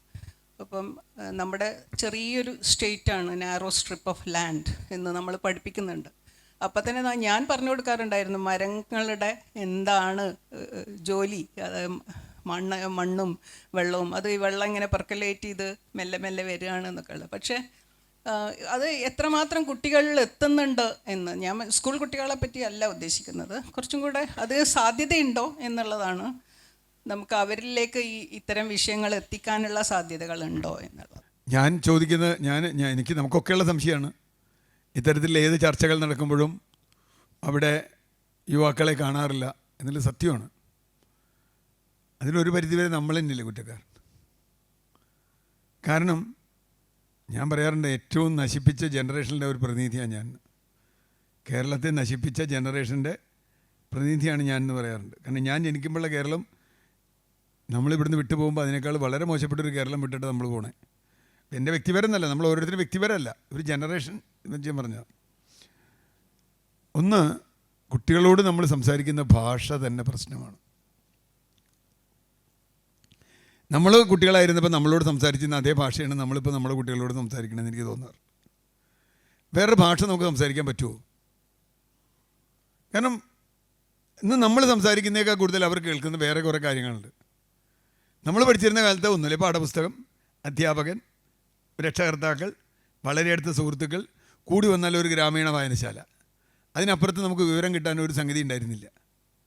ഇന്നിപ്പം നമുക്കൊരു ഒരാളോട് ഒരു ഇൻഫർമേഷൻ പഠിപ്പിക്കേണ്ട കാര്യമില്ല. നിങ്ങളിപ്പോൾ രാമായണം കഥ കുട്ടിയോട് പറഞ്ഞു കൊടുക്കേണ്ട ഒരു കാര്യമില്ല, അല്ലെങ്കിൽ ബൈബിൾ കഥ പറഞ്ഞു കൊടുക്കേണ്ട കാര്യമില്ല. കുട്ടിക്ക് അറിയാതൊക്കെ, കാരണം അതറിയാൻ ഒരു ബുദ്ധിമുട്ടുമില്ല. രാമായണം കഥ അമ്മൂമ്മ പറഞ്ഞു തരുന്നേക്കാൾ എത്ര ഭംഗിയായിട്ട് ഇതിൽ കിട്ടും എന്ന് പറഞ്ഞാൽ കിട്ടില്ലേ, നല്ല വിഷ്വലായിട്ട് കിട്ടും. അപ്പോൾ എങ്ങനെയാണ് അവരോട് സംസാരിക്കേണ്ടത്? ഏത് ആംഗിളിൽ നിന്നാണ്? ഇത് വലിയൊരു ചോദ്യമാണ്. ഞാൻ കോളേജുകളിൽ പോകാറുണ്ട്. മിക്കവാറും ഒരു മാസത്തിൽ 3-4 കോളേജുകൾ ഇങ്ങനെ ഇതായിട്ട് വിളിക്കാറുണ്ട്. ഞാനിങ്ങനെ ശ്രദ്ധിക്കാറുണ്ട് എങ്ങനെയാണ് അവരിതിനോട് റെസ്പോണ്ട് ചെയ്യണമെന്ന്. ഞാനിങ്ങനെ എൻ്റെ ഭാഷ പതുക്കെ മാറ്റിക്കൊണ്ടിരിക്കുക. കാരണം ഇത് ടീച്ചർമാരായിട്ടുള്ളവർക്കാണ് ഞാൻ അറിയാതെ. ഓരോ ക്ലാസ്സിൽ ചെല്ലുമ്പോൾ ഓരോ രീതിയിൽ ടീച്ചർമാർ സംസാരിക്കണം. കാരണം കുട്ടികളനുസരിച്ച് ഒരേപോലെ ടീച്ചർമാർ സംസാരിക്കില്ലല്ലോ. ആ കുട്ടികളുടെ സ്വഭാവം അനുസരിച്ച്, കുട്ടികളുടെ രീതി അനുസരിച്ച്. പക്ഷെ ഒരു കാര്യം എനിക്കറിയാം കേട്ടോ, അവർ അവെയറല്ല എന്ന് പറയാൻ പറ്റില്ല. പക്ഷെ നമ്മുടെ യുക്തിയല്ല അവർ ഉപയോഗിക്കുന്നത്. ഇൻഫർമേഷൻ അല്ല പ്രശ്നം. നമ്മൾ ഒരു ഇൻഫർമേഷൻ കിട്ടിയാൽ നമ്മളൊരു യുക്തി, ഇപ്പോൾ ഞാൻ ഉപയോഗിക്കുന്ന യുക്തിയായാലും നിങ്ങളാരെങ്കിലും ഉപയോഗിക്കുക അല്ലേ? നമ്മളൊന്നും ഉപയോഗിക്കുന്ന ഒരു ലോജിക്കല്ല അവർ ഉപയോഗിക്കുന്നത്. അവിടെയാണ് പ്രശ്നം. അതെങ്ങനെയാണ് ആ ലോജിക്ക നമ്മൾ മാറ്റിയെടുക്കേണ്ടത്? ശരിക്കും അവർക്കൊരു ഇപ്പോഴത്തെ ജനറേഷന് ഒരു ഇൻഫർമേഷൻ നിങ്ങൾ കൊടുക്കണ്ട, ഒരു ഡാറ്റയും കൊടുക്കണ്ട. ഒരു നോളജ് എന്ന് പറയില്ല. നോളജ് എന്ന് പറഞ്ഞാൽ ഈ ലോജിക്കാണ് നോളജ്. നിങ്ങളെങ്ങനെ കൈകാര്യം ചെയ്യണം എന്നുള്ളതാണല്ലോ നോളജ്. ആ നോളജ് കൊടുക്കുന്നതിൽ നമ്മൾ വലിയ തോതിൽ പരാജയപ്പെട്ടിട്ടുണ്ട്. അതിനൊരു കാര്യം, ഈ ലോകത്തിൻ്റെ ഒരു തരം എന്താ പറയുക, പ്രൊഫഷണലിസം എന്ന് വേണമെങ്കിൽ അതിൻ്റെ മലയാളം പറയാം. പ്രൊഫഷണലിസത്തിൻ്റെ ആളുകളായി നമ്മുടെ കുട്ടികളെ പലരും വളർത്തിയിട്ടുണ്ട്. പരീക്ഷയ്ക്ക് മാർക്ക് കിട്ടുകയാണ് പ്രശ്നം. ഞാൻ പറഞ്ഞ എല്ലാവരും അല്ല ഞാൻ പറയണേ, മാർക്കാണ്, റാങ്കാണ്. ഇപ്പോൾ പിള്ളേർക്ക് മനസ്സിലായി തുടങ്ങി. പിള്ളേരിപ്പോൾ അത് വേറെ മാറി. പിള്ളേരിപ്പോൾ ഞാൻ കാണുന്നപ്പോൾ ജനറേഷൻ സെഡ് എന്നൊക്കെ പറയുന്ന ആളുകളുണ്ടല്ലോ, 2000-ന് ശേഷം ജനിച്ച ആളുകൾ. ആ കുട്ടികൾ വ്യത്യാസമുണ്ട്. ഇപ്പം എൻ്റെ കുട്ടികളൊക്കെ 2000-ന് മുമ്പ് ജനിച്ചവരാണ്. അതിന് ശേഷം ജനിച്ച കുട്ടികളെ ഇപ്പോൾ ഞാൻ കാണുന്നുണ്ട്. ഞാൻ വളരെ സൂക്ഷ്മമായിട്ട് നോക്കിക്കൊണ്ടിരിക്കുക. ഈ പറഞ്ഞ പോലെ അവർ വേറൊരു ലൈനിലേക്ക് അവർ പോണേ. അത് വേറൊരു ലോജിക്കാണ് അവർക്ക് വന്നിട്ടുള്ളത്. അപ്പം അങ്ങനെ അവരെങ്ങനെ നമ്മൾ കമ്മ്യൂണിക്കേറ്റ് ചെയ്യാൻ പറ്റും? പക്ഷെ ലോകത്ത് ഞാൻ സംസാരിച്ച് കഴിഞ്ഞാൽ, നമ്മൾ അടുത്ത് സംസാരിച്ചാൽ ഈ വിഷയങ്ങളെക്കുറിച്ചൊക്കെ പലർക്കും നല്ല ധാരണയുള്ള കുട്ടികളുണ്ട് നമ്മുടെ നാട്ടിൽ. പിന്നെ ആഗോളതാപനത്തിനെ പറ്റി 6ാം ക്ലാസ് കുട്ടിയെടുക്കണം അത്ര നല്ല ക്ലാസ് എനിക്ക് എടുക്കാൻ പറ്റില്ല. കാരണം അവരുടെ ടെക്സ്റ്റിലുണ്ടത്. ഗ്ലോബൽ വാർമിങ്ങിനെ പറ്റി ഒരു 6ാം ക്ലാസ്സിലെ കുട്ടിക്ക് നന്നായിട്ട് അറിയാം. അവർക്കൊരു പ്രശ്നമില്ല, നന്നായി ക്ലാസ്. ഞാൻ കണ്ടിട്ടുണ്ട്. ഞാൻ കുട്ടികളുടെ പ്രസൻറ്റേഷന് മത്സരത്തിനൊക്കെ പോയി മാർക്കിടാൻ എന്നെ വിളിക്കും. ഞാൻ ഒരു മാർക്കിടാമെന്ന് എനിക്കറിയില്ല. പക്ഷേ നല്ല ഗംഭീരമായി ഈ പരിസ്ഥിതി വിഷയങ്ങൾ, മനുഷ്യനും വന്യമൃഗവും തമ്മിലുള്ള സംഘർഷമായാലും, ഈ ഗ്ലോബൽ വാർമിംഗ് ആയാലും, കടലുകയറ്റായാലും, ഉരുൾപൊട്ടലൊക്കെ കുട്ടികൾ നന്നായി നല്ല ഗംഭീര പ്രസൻറ്റേഷനിൽ അവർ എഴുന്നുണ്ടാക്കി കാണിച്ച് നമ്മൾ കണ്ടിട്ടുണ്ട്. അപ്പോൾ അവർക്ക് അറിയാനൊന്നുമില്ല. പിന്നെ അവർക്ക് വർക്ക് ചെയ്യാനൊരു ഫീൽഡില്ല. ശരിക്കും എങ്ങനെയാണ് ഇടപെടേണ്ടത് എന്നുള്ളത് അവർക്കറിയില്ല. നാം പറഞ്ഞു കൊടുക്കാൻ നമുക്കും അറിയില്ല. നമ്മൾ നമ്മുടെ ഒരു ലോകത്താണ്, അവരവരുടെ ലോകത്താണ്. പക്ഷെ അത് ഒരു ജനറേഷൻ മാറി വരുന്ന ഞാൻ വിചാരിക്കണം. കാരണം ഇപ്പോൾ യൂറോപ്പിലൊക്കെ കുട്ടികൾ നന്നായി രംഗത്ത് വരുന്നുണ്ട്, യൂത്ത്. ഇവിടെ ഞാൻ ശ്രദ്ധിച്ചിട്ടുള്ളത്, പക്ഷേ ശരിയായ കാര്യത്തിനാണോ എന്നറിയില്ല, ചില കാര്യങ്ങൾക്കൊക്കെ യൂത്ത് വളരെ പെട്ടെന്ന് ഇറങ്ങി ഞാൻ കണ്ടിട്ടുണ്ട്. ചില കാര്യങ്ങൾക്ക് ഇപ്പോൾ പ്രളയം ഉണ്ടായപ്പോൾ നന്നായി അപ്പോൾ അവർക്ക് ഫീൽ ചെയ്തു എന്നാണ് ഞാനത് പറയണേ. ഒരു രാഷ്ട്രീയ പാർട്ടി ഏത് പാർട്ടിയായാലും പ്രകടനത്തിന് വിളിച്ചാലൊന്നും അവർ വരില്ല. പക്ഷേ ഒരു പ്രളയം ഉണ്ടായപ്പോൾ അവർക്ക് മനസ്സിലായി ദിസ് ഈസ് അവർ സ്പേസ്. എൻ്റെ മോളൊക്കെ എനിക്ക് നല്ല ഓർമ്മയുണ്ട്. അവൾ ജീവിതത്തിലൊരു കാര്യത്തിന് അവൾ പൊളിറ്റിക്കലിയൊക്കെ കറക്റ്റാണ്, പക്ഷേ അവൾ വരുന്നില്ല, ഇവിടുത്തെ ഒരു പഠിക്കാൻ ചെയ്യാൻ പറ്റില്ല. പക്ഷേ അവർ വന്നപ്പോൾ അവരൊക്കെ വേഗം അവർ ഉഷാറായി എന്ത് ചെയ്യാൻ റെഡിയായിട്ട് ഓരോ വാട്സപ്പും ഫേസ്ബുക്കും മറിച്ചതൊക്കെ അടിപൊളിയായിട്ട് ചെയ്ത് ഞാൻ കണ്ടിട്ടുണ്ട്. അപ്പോൾ യുവാക്കൾ വരില്ല എന്ന് ഞാൻ പറയില്ല. പക്ഷെ എന്തുകൊണ്ട് നമ്മൾ പറയുന്നൊരു വിഷയത്തിൽ അവർ വരില്ല എന്നുള്ളത് അവരുടെ കുഴപ്പമാണോ നമ്മുടെ കുഴപ്പമാണോ എന്ന് പരിശോധിക്കണമെന്നേ ഞാൻ പറഞ്ഞുള്ളൂ, ഞാനടക്കം. സാറിൻ്റെ പ്രസംഗത്തിൽ നിന്ന് എനിക്ക് ആകെ തുക മനസ്സിലായത്, നമ്മൾ പ്രകൃതി അനുസരിച്ച് ജീവിക്കുക എന്നുള്ള ഒരു സിദ്ധാന്തത്തിലൂടെ നമുക്ക് രക്ഷപ്പെടാൻ കഴിയുള്ളൂ എന്നാണ്. അതേസമയത്ത് നമ്മുടെ പൂർവികർ ചെയ്ത് വെച്ച കുറേ കാര്യങ്ങളുണ്ട്. അതിൽ നിന്ന് നമുക്ക് എങ്ങനെ രക്ഷ നേടാം എന്നുള്ളത് സാറിന് വല്ല അഡ്വൈസും ഉണ്ടോ? ഉദാഹരണത്തിന് ഇപ്പോൾ മുല്ലപ്പെരിയാർ തന്നെ നമുക്കൊരു വലിയ പ്രശ്നമായി കിടക്കുകയാണ്. അതിനെ എങ്ങനെ സോൾവ് ചെയ്യാം എന്നും നമ്മളെ സ്റ്റേറ്റിനെ എങ്ങനെ രക്ഷിക്കാം എന്നുള്ള ഒരു ദീർഘവീക്ഷണവും നമ്മുടെ ഭരണകർത്താക്കൾക്ക് കൊടുക്കാൻ സാറിൻ്റെ എന്തെങ്കിലും പോംവഴികളുണ്ടോ? അതുപോലെ തന്നെ സാറിപ്പോൾ പിന്നെ കൊച്ചിയിലല്ലേ, എറണാകുളത്തല്ലേ ജീവിക്കുന്നത്? അവിടുത്തെ ഒട്ടുമിക്കാൽ വേസ്റ്റുകളും നമ്മളെ കായലിലേക്കാണ് വിടുന്നത്. അതിപ്പോൾ നമുക്ക് വേരിയേറ്റ് ഇല്ലാത്ത സമയത്താണെങ്കിൽ അവിടെ നേരെ ശുദ്ധവായു സൂക്ഷിച്ച് നടക്കാൻ തന്നെ ബുദ്ധിമുട്ടാണ്. വെള്ളത്തിൻ്റെ നിറം തന്നെ കറുത്തു പോയിരിക്കുന്നു. അപ്പോൾ എങ്ങനെ, ഓൾറെഡി ഈ പ്രശ്നം വന്നു കഴിഞ്ഞു, ഈ പ്രശ്നത്തിന് എങ്ങനെ സോൾവ് ചെയ്യാം?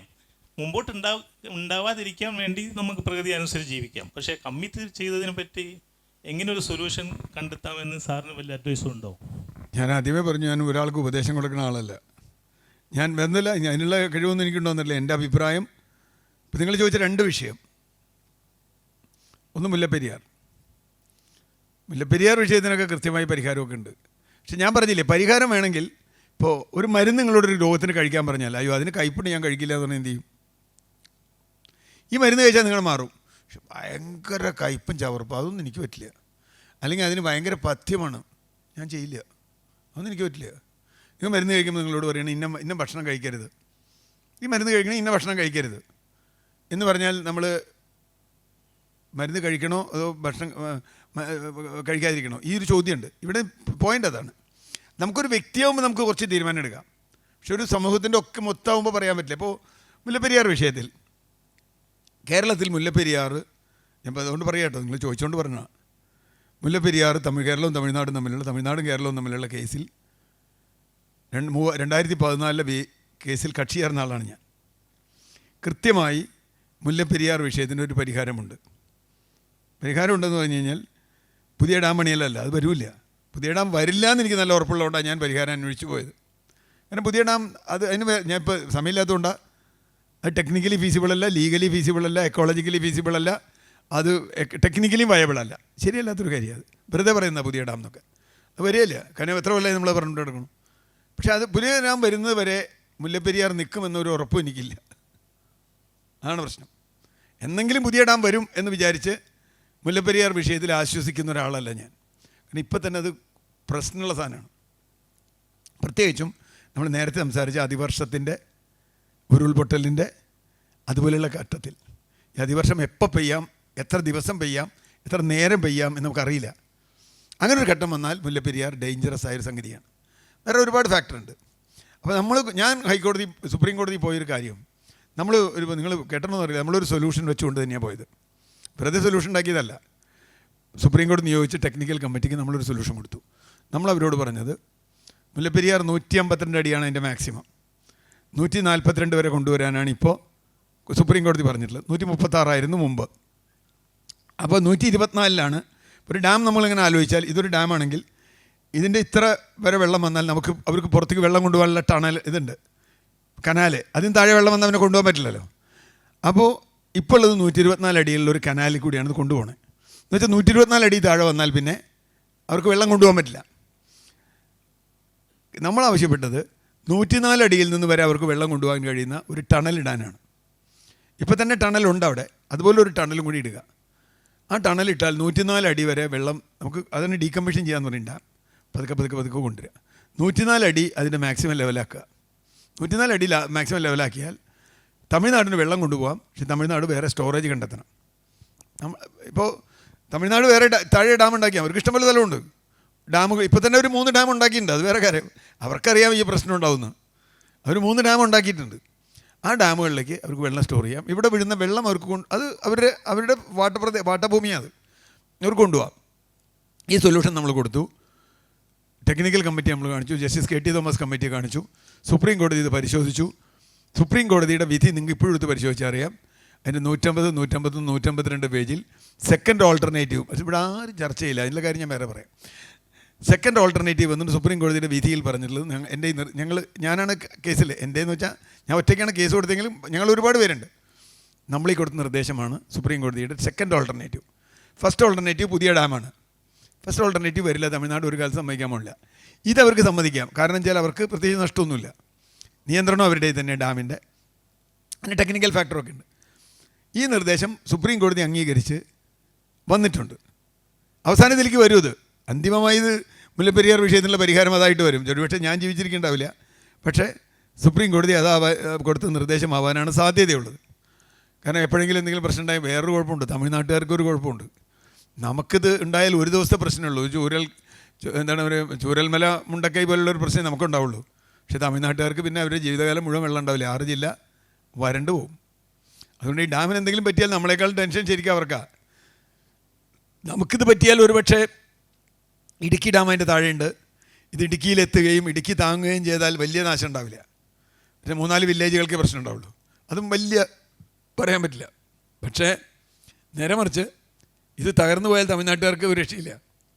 അതുകൊണ്ട് തകർന്നു പോകാതെ സൂക്ഷിക്കേണ്ടത് അവരുടെ കൂടി ജോലി ആയതുകൊണ്ടും ഇതിൽ വാട്ടർ ലെവൽ കുറച്ചാൽ നമുക്ക് ഡേഞ്ചർ കുറവാണ്, അവർക്ക് കൊണ്ടുപോകാന്നുള്ളതുകൊണ്ടും ചെയ്യാം. ഞങ്ങളതിന് ഞാൻ ഡീറ്റെയിൽ പോകണില്ല. കാവേരി ട്രിബ്യൂണലിൻ്റെ കാവേരി സുപ്രീം കോടതി വിധിയുണ്ട്, നമുക്കറിയാം, തമിഴ്നാടും കർണാടകവും തമ്മിലുള്ള. അതിൽ കർണാടക ആവശ്യപ്പെട്ടൊരു കാര്യം, നിങ്ങൾക്ക് വെള്ളം എടുക്കാം, തലക്കാവേരിയിൽ നിന്ന് ഒഴുകി വരുന്ന വെള്ളം നിങ്ങൾക്ക് എടുക്കാം, ഞങ്ങൾ തരാം, പക്ഷേ സ്റ്റോർ ചെയ്യുന്നത് നിങ്ങളുടെ ജോലിയാണ്. വെള്ളം ഇവിടെ നിന്ന് എടുത്തോട്ടെ, സ്റ്റോർ അവർ ചെയ്യണം, നമ്മൾ സ്റ്റോർ ചെയ്യാൻ പറ്റില്ല. കേരളത്തിൽ സ്റ്റോർ ചെയ്യേണ്ട കാര്യമില്ല, സ്റ്റോറേജ് അവർ ചെയ്യണം. ഇതാണ് അതിനുള്ളൊരു സൊല്യൂഷൻ. അപ്പോൾ അത് തമിഴ്നാട് കേരളം ഒന്നും മിണ്ടിയിട്ടില്ല. 2 പേർക്ക് നമ്മൾ കൊടുത്തിട്ട് 2 പേരും മിണ്ടുന്നില്ല. തമിഴ്നാട് പിന്നെ അവസാനം അതിലെത്തിക്കാനായിരിക്കും ശ്രമിക്കാമെന്ന് ഞാൻ വിചാരിക്കണം. കാരണം അവർക്ക് വെള്ളം കിട്ടാതിരിക്കാൻ പറ്റില്ല. ഇതിനെന്തെങ്കിലും തകരാറ് പറ്റി അവർ പണി തരും. ഒന്നത്.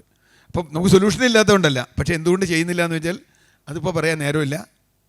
ഒരുപാട് ലോബികൾ അതിൻ്റെ പിന്നിലുണ്ട്. വനം വെട്ട് ലോബിയുണ്ട്, ഡാം നിർമ്മാണ ലോബിയുണ്ട്, അതിനൊക്കെ ഉപരി ടൂറിസം ലോബിയുണ്ട്, പലരും ഉണ്ട്. വരാത്ത ഡാമിന് വേണ്ടി വാദിക്കാനും അങ്ങനെ നീട്ടിക്കൊണ്ടുപോകാനുള്ള പണികളൊക്കെ ഉണ്ട്. അതിന് ഞാൻ പറയില്ല. രണ്ടാമത്തെ വിഷയം കൊച്ചിയിലെ വേസ്റ്റ്. യഥാർത്ഥത്തിൽ കഴിഞ്ഞ 25 കൊല്ലം ഞാൻ ഏറ്റവും കൂടുതൽ, 25 30 കൊല്ലമായി ഏറ്റവും കൂടുതൽ പണിയെടുത്തൊരു സംഗതി വേസ്റ്റ് മാനേജ്മെൻറ്റുമായി ബന്ധപ്പെട്ട ദയനീയ പരാജയപ്പെട്ട ഒരാളാണ് ഞാൻ. 27 കൊല്ലം മുമ്പ് കൊച്ചിൻ കോർപ്പറേഷൻ്റെ ജനകീയാസൂത്രണ പരിപാടിയിൽ അതിൻ്റെ പരിസ്ഥിതി വേസ്റ്റ് എന്ന സബ് ഗ്രൂപ്പുകളൊക്കെ ഉണ്ടല്ലോ, ടാസ്ക് ഫോഴ്സ് എന്നൊക്കെ പറഞ്ഞ പരിപാടിയിലൊക്കെ അതിലെ ഒരു പ്രധാന കക്ഷിയായിരുന്നു ഞാൻ. ഇന്ന് ഈ കഴിഞ്ഞ ദിവസം ഞാൻ അവിടുത്തെ മേയറിൻ്റെ സുഹൃത്താണ്. ഞാൻ ചോദിച്ചു, ഞങ്ങൾ മുമ്പ് എഴുതിയൊരു റിപ്പോർട്ടുണ്ട്, ഒന്നെടുത്ത് നോക്കാമോ എന്ന് ചോദിച്ചു. പുള്ളി പറഞ്ഞു അതൊക്കെ ഇവിടെ കാണുമെന്നറിയില്ല, എൻ്റെ ഹാൻഡ് റൈറ്റിംഗാണ്, വളരെ മോശപ്പെട്ടൊരു ഹാൻഡ് റൈറ്റിങ്ങിൽ എഴുതിയതാണ്, രാത്രി ഇരുന്ന് എഴുതിയതാണ്. ഞാൻ അതിൻ്റെ കോപ്പി ഇവിടെ ഉണ്ട്, ഒന്ന് തപ്പി എടുക്കാൻ പറഞ്ഞു. മേയർ തപ്പി കോപ്പി എടുത്തു, ഓഫീസൊക്കെ പോയിട്ട്. എന്നിട്ട് മേയർ എന്നെ വിളിച്ചിട്ട് പറഞ്ഞു, ഞാൻ അത് വായിച്ചു കേട്ടോ, അത് അന്ന് നടപ്പാക്കിയാൽ മതിയായിരുന്നു, ഇന്നിപ്പോൾ ഇത്ര പ്രശ്നം ഉണ്ടാവില്ല. വേറെ ഒന്നുകൊണ്ടുമല്ല, ഡീസെൻട്രലൈസ്ഡ് വേസ്റ്റ് ട്രീറ്റ്മെൻറ്റ് കേരളത്തിൽ നടക്കുമെന്നുള്ള കാര്യത്തിൽ ഒരു തർക്കമില്ല. സെൻട്രലൈസ്ഡ് വേസ്റ്റ് ട്രീറ്റ്മെൻറ്റ് പരാജയപ്പെട്ടൊരു സ്ഥലമാണല്ലോ കോഴിക്കോടും. എല്ലാവരും ഇപ്പോൾ കോഴിക്കോട് മാത്രമല്ല, വിളപ്പിൽശാലയായാലും കൊച്ചിയായാലും. ഇപ്പോൾ ഈ ബ്രഹ്മപുരത്തിന് 2 കിലോമീറ്റർ ദൂരെയാണ് ഞാൻ താമസിക്കുന്ന സ്ഥലം, കാക്കനാട്. ബ്രഹ്മപുരത്തിലെ വായു അടിച്ചിട്ട് ആദ്യ ആശുപത്രി പോയ ആളുകളിൽ ഒരാൾ എൻ്റെ ഭാര്യയാണ്. കത്തുമ്പോൾ എന്താണെന്ന് മനസ്സിലായില്ല ആശുപത്രി പോകുമ്പോൾ. അവിടെ ചെന്ന് കഴിയുമ്പോഴാണ് കുറേ ആൾ വന്നിട്ടുണ്ട് ആശുപത്രിയിൽ, ചുമയും കുറയായിട്ട്. അപ്പോൾ എന്താണെന്ന് ചോദിച്ചാൽ പറഞ്ഞു അവിടെ പിന്നെയാണ് മനസ്സിലായതാണെന്ന്. എന്നിട്ട് നമ്മൾ പിന്നെ മീഡിയക്കാരെയൊക്കെ വിളിച്ച് പറഞ്ഞു കൊടുക്കും. ഞാൻ പറയുന്നത് വെച്ചാൽ വേസ്റ്റിനും സൊല്യൂഷനുണ്ട്.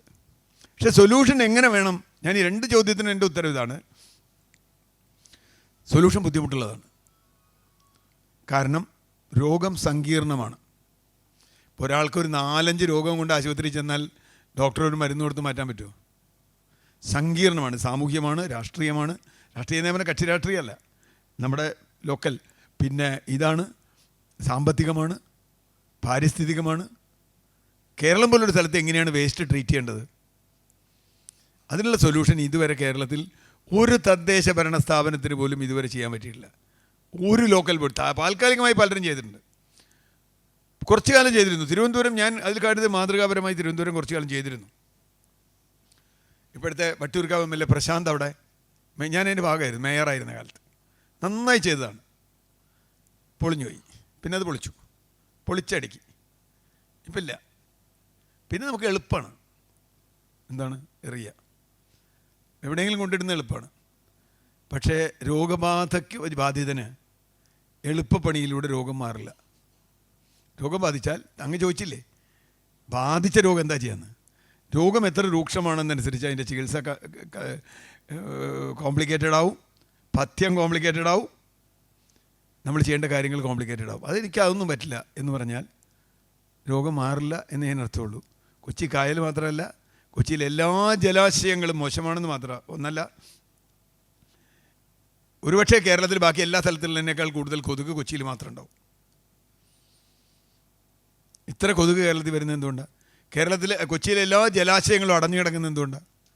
ആദ്യത്തെ മഴയ്ക്ക് ഇത്തവണ ആദ്യ പ്രളയം ഉണ്ടായത് വേറെ എവിടെയല്ല, കൊച്ചിയിലാണ്. ആദ്യത്തെ പ്രളയം കൊച്ചിയിലുണ്ടായി മെയ് 29. ഭയങ്കര ചൂടിരുന്ന് നമ്മൾ ഒറ്റ മഴ കൊണ്ട് പെയ്തോട് കൊച്ചി മുങ്ങി. ഇനി മുങ്ങുന്നതല്ല പ്രശ്നം.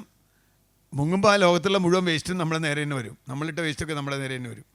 ചിലപ്പോൾ ഞാൻ ഇട്ട വേസ്റ്റ് നിങ്ങളുടെ നേരെയാവും വരിക, നിങ്ങളിട്ട വേസ്റ്റ് എൻ്റെ നേരെയാവും വരിക. അത്രേ ഉള്ളൂ വ്യത്യാസം. നമ്മുടെ വേസ്റ്റാണോ തിരിച്ചറിയാൻ പറ്റില്ല. പ്രളയം വന്നപ്പോൾ നമ്മൾ കണ്ടതാണ്, പുഴയിലിട്ട് എല്ലാ സാധനവും തിരിച്ച് പാലത്തുമ്പോൾ കയറി വന്നു, അല്ലെങ്കിൽ അണക്കെട്ടിൻ്റെ മുകളിൽ കയറി വന്നു. അതുകൊണ്ടാവും. കാരണം ഇത് നമ്മുടെ every action there is equal and opposite reaction എന്ന് പറയില്ലേ, അങ്ങനെയൊക്കെ വേണ്ടി പറയാൻ വേണ്ടി നമുക്ക്. അതൊരു യാന്ത്രികതയൊന്നുമല്ലല്ലോ, അതൊരു സയൻറ്റിഫിക് തിയറി അല്ലേ. ഒരു സൊല്യൂഷൻ ഇല്ല എന്ന് പറയരുത്, നമുക്കിഷ്ടമുള്ള സൊല്യൂഷൻ ഇല്ല എന്ന് പറഞ്ഞാൽ മതി. രോഗത്തിന് മരുന്നില്ല എന്നല്ല, രോഗത്തിന് എനിക്കിഷ്ടപ്പെട്ട മരുന്നില്ല എന്ന് പറഞ്ഞാൽ സമ്മതിക്കാം. അല്ലെങ്കിൽ അത് താല്പര്യ സംഘർഷം ഉണ്ടാവാം, അതാവാം. അത് ഞാൻ പറഞ്ഞത് ഒരു സോഷ്യൽ രോഗമാണല്ലോ, സാമൂഹ്യ രോഗം. അത് രണ്ടും. മുല്ലപ്പെരിയാറാണെങ്കിലും ചികിത്സയുടെ തടസ്സം സാമൂഹ്യമാണ്. ശ്രീ CR നീലകണ്ഠൻ ഇന്നിവിടെ സംസാരിച്ച വിഷയങ്ങളിൽ ഏതെങ്കിലും ഒന്ന് നമുക്കറിയാത്തതില്ല. നമുക്കൊന്നും അറിയായികയല്ല പ്രശ്നം.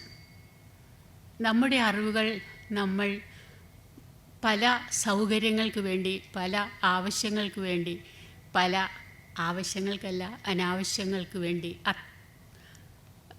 നാം മാറ്റിവെക്കുകയാണ്. മാറ്റിവെക്കുമ്പോൾ കിട്ടുന്ന ചില ലഘു സൗകര്യങ്ങളിൽ, ലഘു ലാഭങ്ങളിൽ നമ്മളെല്ലാവരും തൃപ്തരാവുകയും ചെയ്യുകയാണ്. ഇതാണ് നമുക്കൊക്കെയുള്ള ഒരു പ്രശ്നം. ഇന്ന് രാവിലെ ഞാൻ പത്രത്തിലൊരു രസകരമായൊരു വാർത്ത കണ്ടിരുന്നു. നമ്മുടെ ശുചിത്വ മിഷൻ്റെ പ്രവർത്തനത്തെ അത് വളരെ ഭംഗിയായി നടന്നു വരുന്നു എന്നൊരു വാർത്ത. നല്ല കാര്യം, സന്തോഷം. അതിൻ്റെ തൊട്ട് മുകളിലുള്ള വാർത്ത, നാട്ടുകാർ കഷ്ടപ്പെട്ട് സമരം ചെയ്ത് നിർത്തിവെച്ച ഒരു ക്വാറി പ്രവർത്തനം നിർത്തിവെച്ചിടത്തേക്ക് കഴിഞ്ഞ ദിവസം അത് പൊട്ടിക്കുന്നതിന് വേണ്ടിയിട്ടുള്ള എല്ലാ സാമഗ്രികളും എത്തിയിരിക്കുന്നു എന്നാണ്. ഇതാണ് നമ്മുടെ പ്രവർത്തനങ്ങളുടെ അല്ലെങ്കിൽ നമ്മുടെ താല്പര്യങ്ങളുടെ ഒരു സംഘർഷ സ്വഭാവം. ചുരുക്കത്തിൽ വീണ്ടും ഗാന്ധിയിലേക്ക് തന്നെ നമുക്ക് എത്താം. നമുക്ക് എല്ലാവർക്കും അത്യാവശ്യത്തിന് വേണ്ടതുണ്ട്, അനാവശ്യത്തിനില്ല എന്ന്. ഈ ബോധ്യമാണ് ഇന്ന് നമുക്ക് ശ്രീ നീലകണ്ഠൻ തന്നത്. ആ ബോധ്യം നമ്മുടെ കൂടെ ഉണ്ടായതുകൊണ്ട് കാര്യമില്ല, നമുക്കതിനെന്ത് ചെയ്യാനാവും. മനസ്സുകൊണ്ട് അതിൻ്റെ കൂടെ നിൽക്കാനാവുന്നവരെ നമ്മളിലേറെയുമുള്ളൂ. കാരണം നമ്മളൊക്കെ ഒരുപാട് പ്രായമുള്ളവരും പല പ്രവർത്തനങ്ങൾക്കും ഇനി സാധ്യതയുണ്ടോ എന്ന് സംശയം തോന്നുന്നവരുമൊക്കെയാണ്. പക്ഷേ മനസ്സുകൊണ്ടും പറ്റിയാൽ നമ്മുടെ വാക്കുകൾ കൊണ്ടും ചിന്ത കൊണ്ടും ഈ നമ്മുടെ മണ്ണിനെ, നമ്മുടെ ഭൂമിയെ, നമ്മുടെ ജീവിതത്തെ, നമ്മുടെ മക്കൾക്ക് നമുക്ക് കിട്ടിയതുപോലെ, ചുരുങ്ങിയ പക്ഷം നമുക്ക് കിട്ടിയതുപോലെയെങ്കിലും. ഞാൻ ഓർക്കുന്നുണ്ട്, ഞാൻ വളരെ ചെറിയ ഒരു ഗ്രാമത്തിൽ ഒരു പുഞ്ചപ്പാടത്തിൻ്റെ കരയിലാണ് ജീവിച്ചിരുന്നത്. വേനൽക്കാലത്ത് പോലും പാവാട നനഞ്ഞിട്ടല്ലാതെ എനിക്ക് സ്കൂളിൽ പോകാൻ പറ്റുമായിരുന്നില്ല. നനഞ്ഞ പാവാടയിട്ടേ ക്ലാസ്സിലിരിക്കാൻ പറ്റുള്ളൂ. കാരണം പുഞ്ചപ്പാടത്ത് കൂടി എന്നും വെള്ളമുണ്ടാവും. അത് നീന്തി വേണം അക്കരയ്ക്കും ഇക്കരയ്ക്കും പോകാൻ. ഇപ്പോൾ കോളേജിലും പഠിക്കുമ്പോഴും അതെ. പക്ഷെ അന്നൊന്നും ഞങ്ങൾക്ക് ഒരു തരി വിഷമം പോലും തോന്നിയിട്ടില്ല. അത് ഒരു പ്രയാസമായിരുന്നിട്ടില്ല.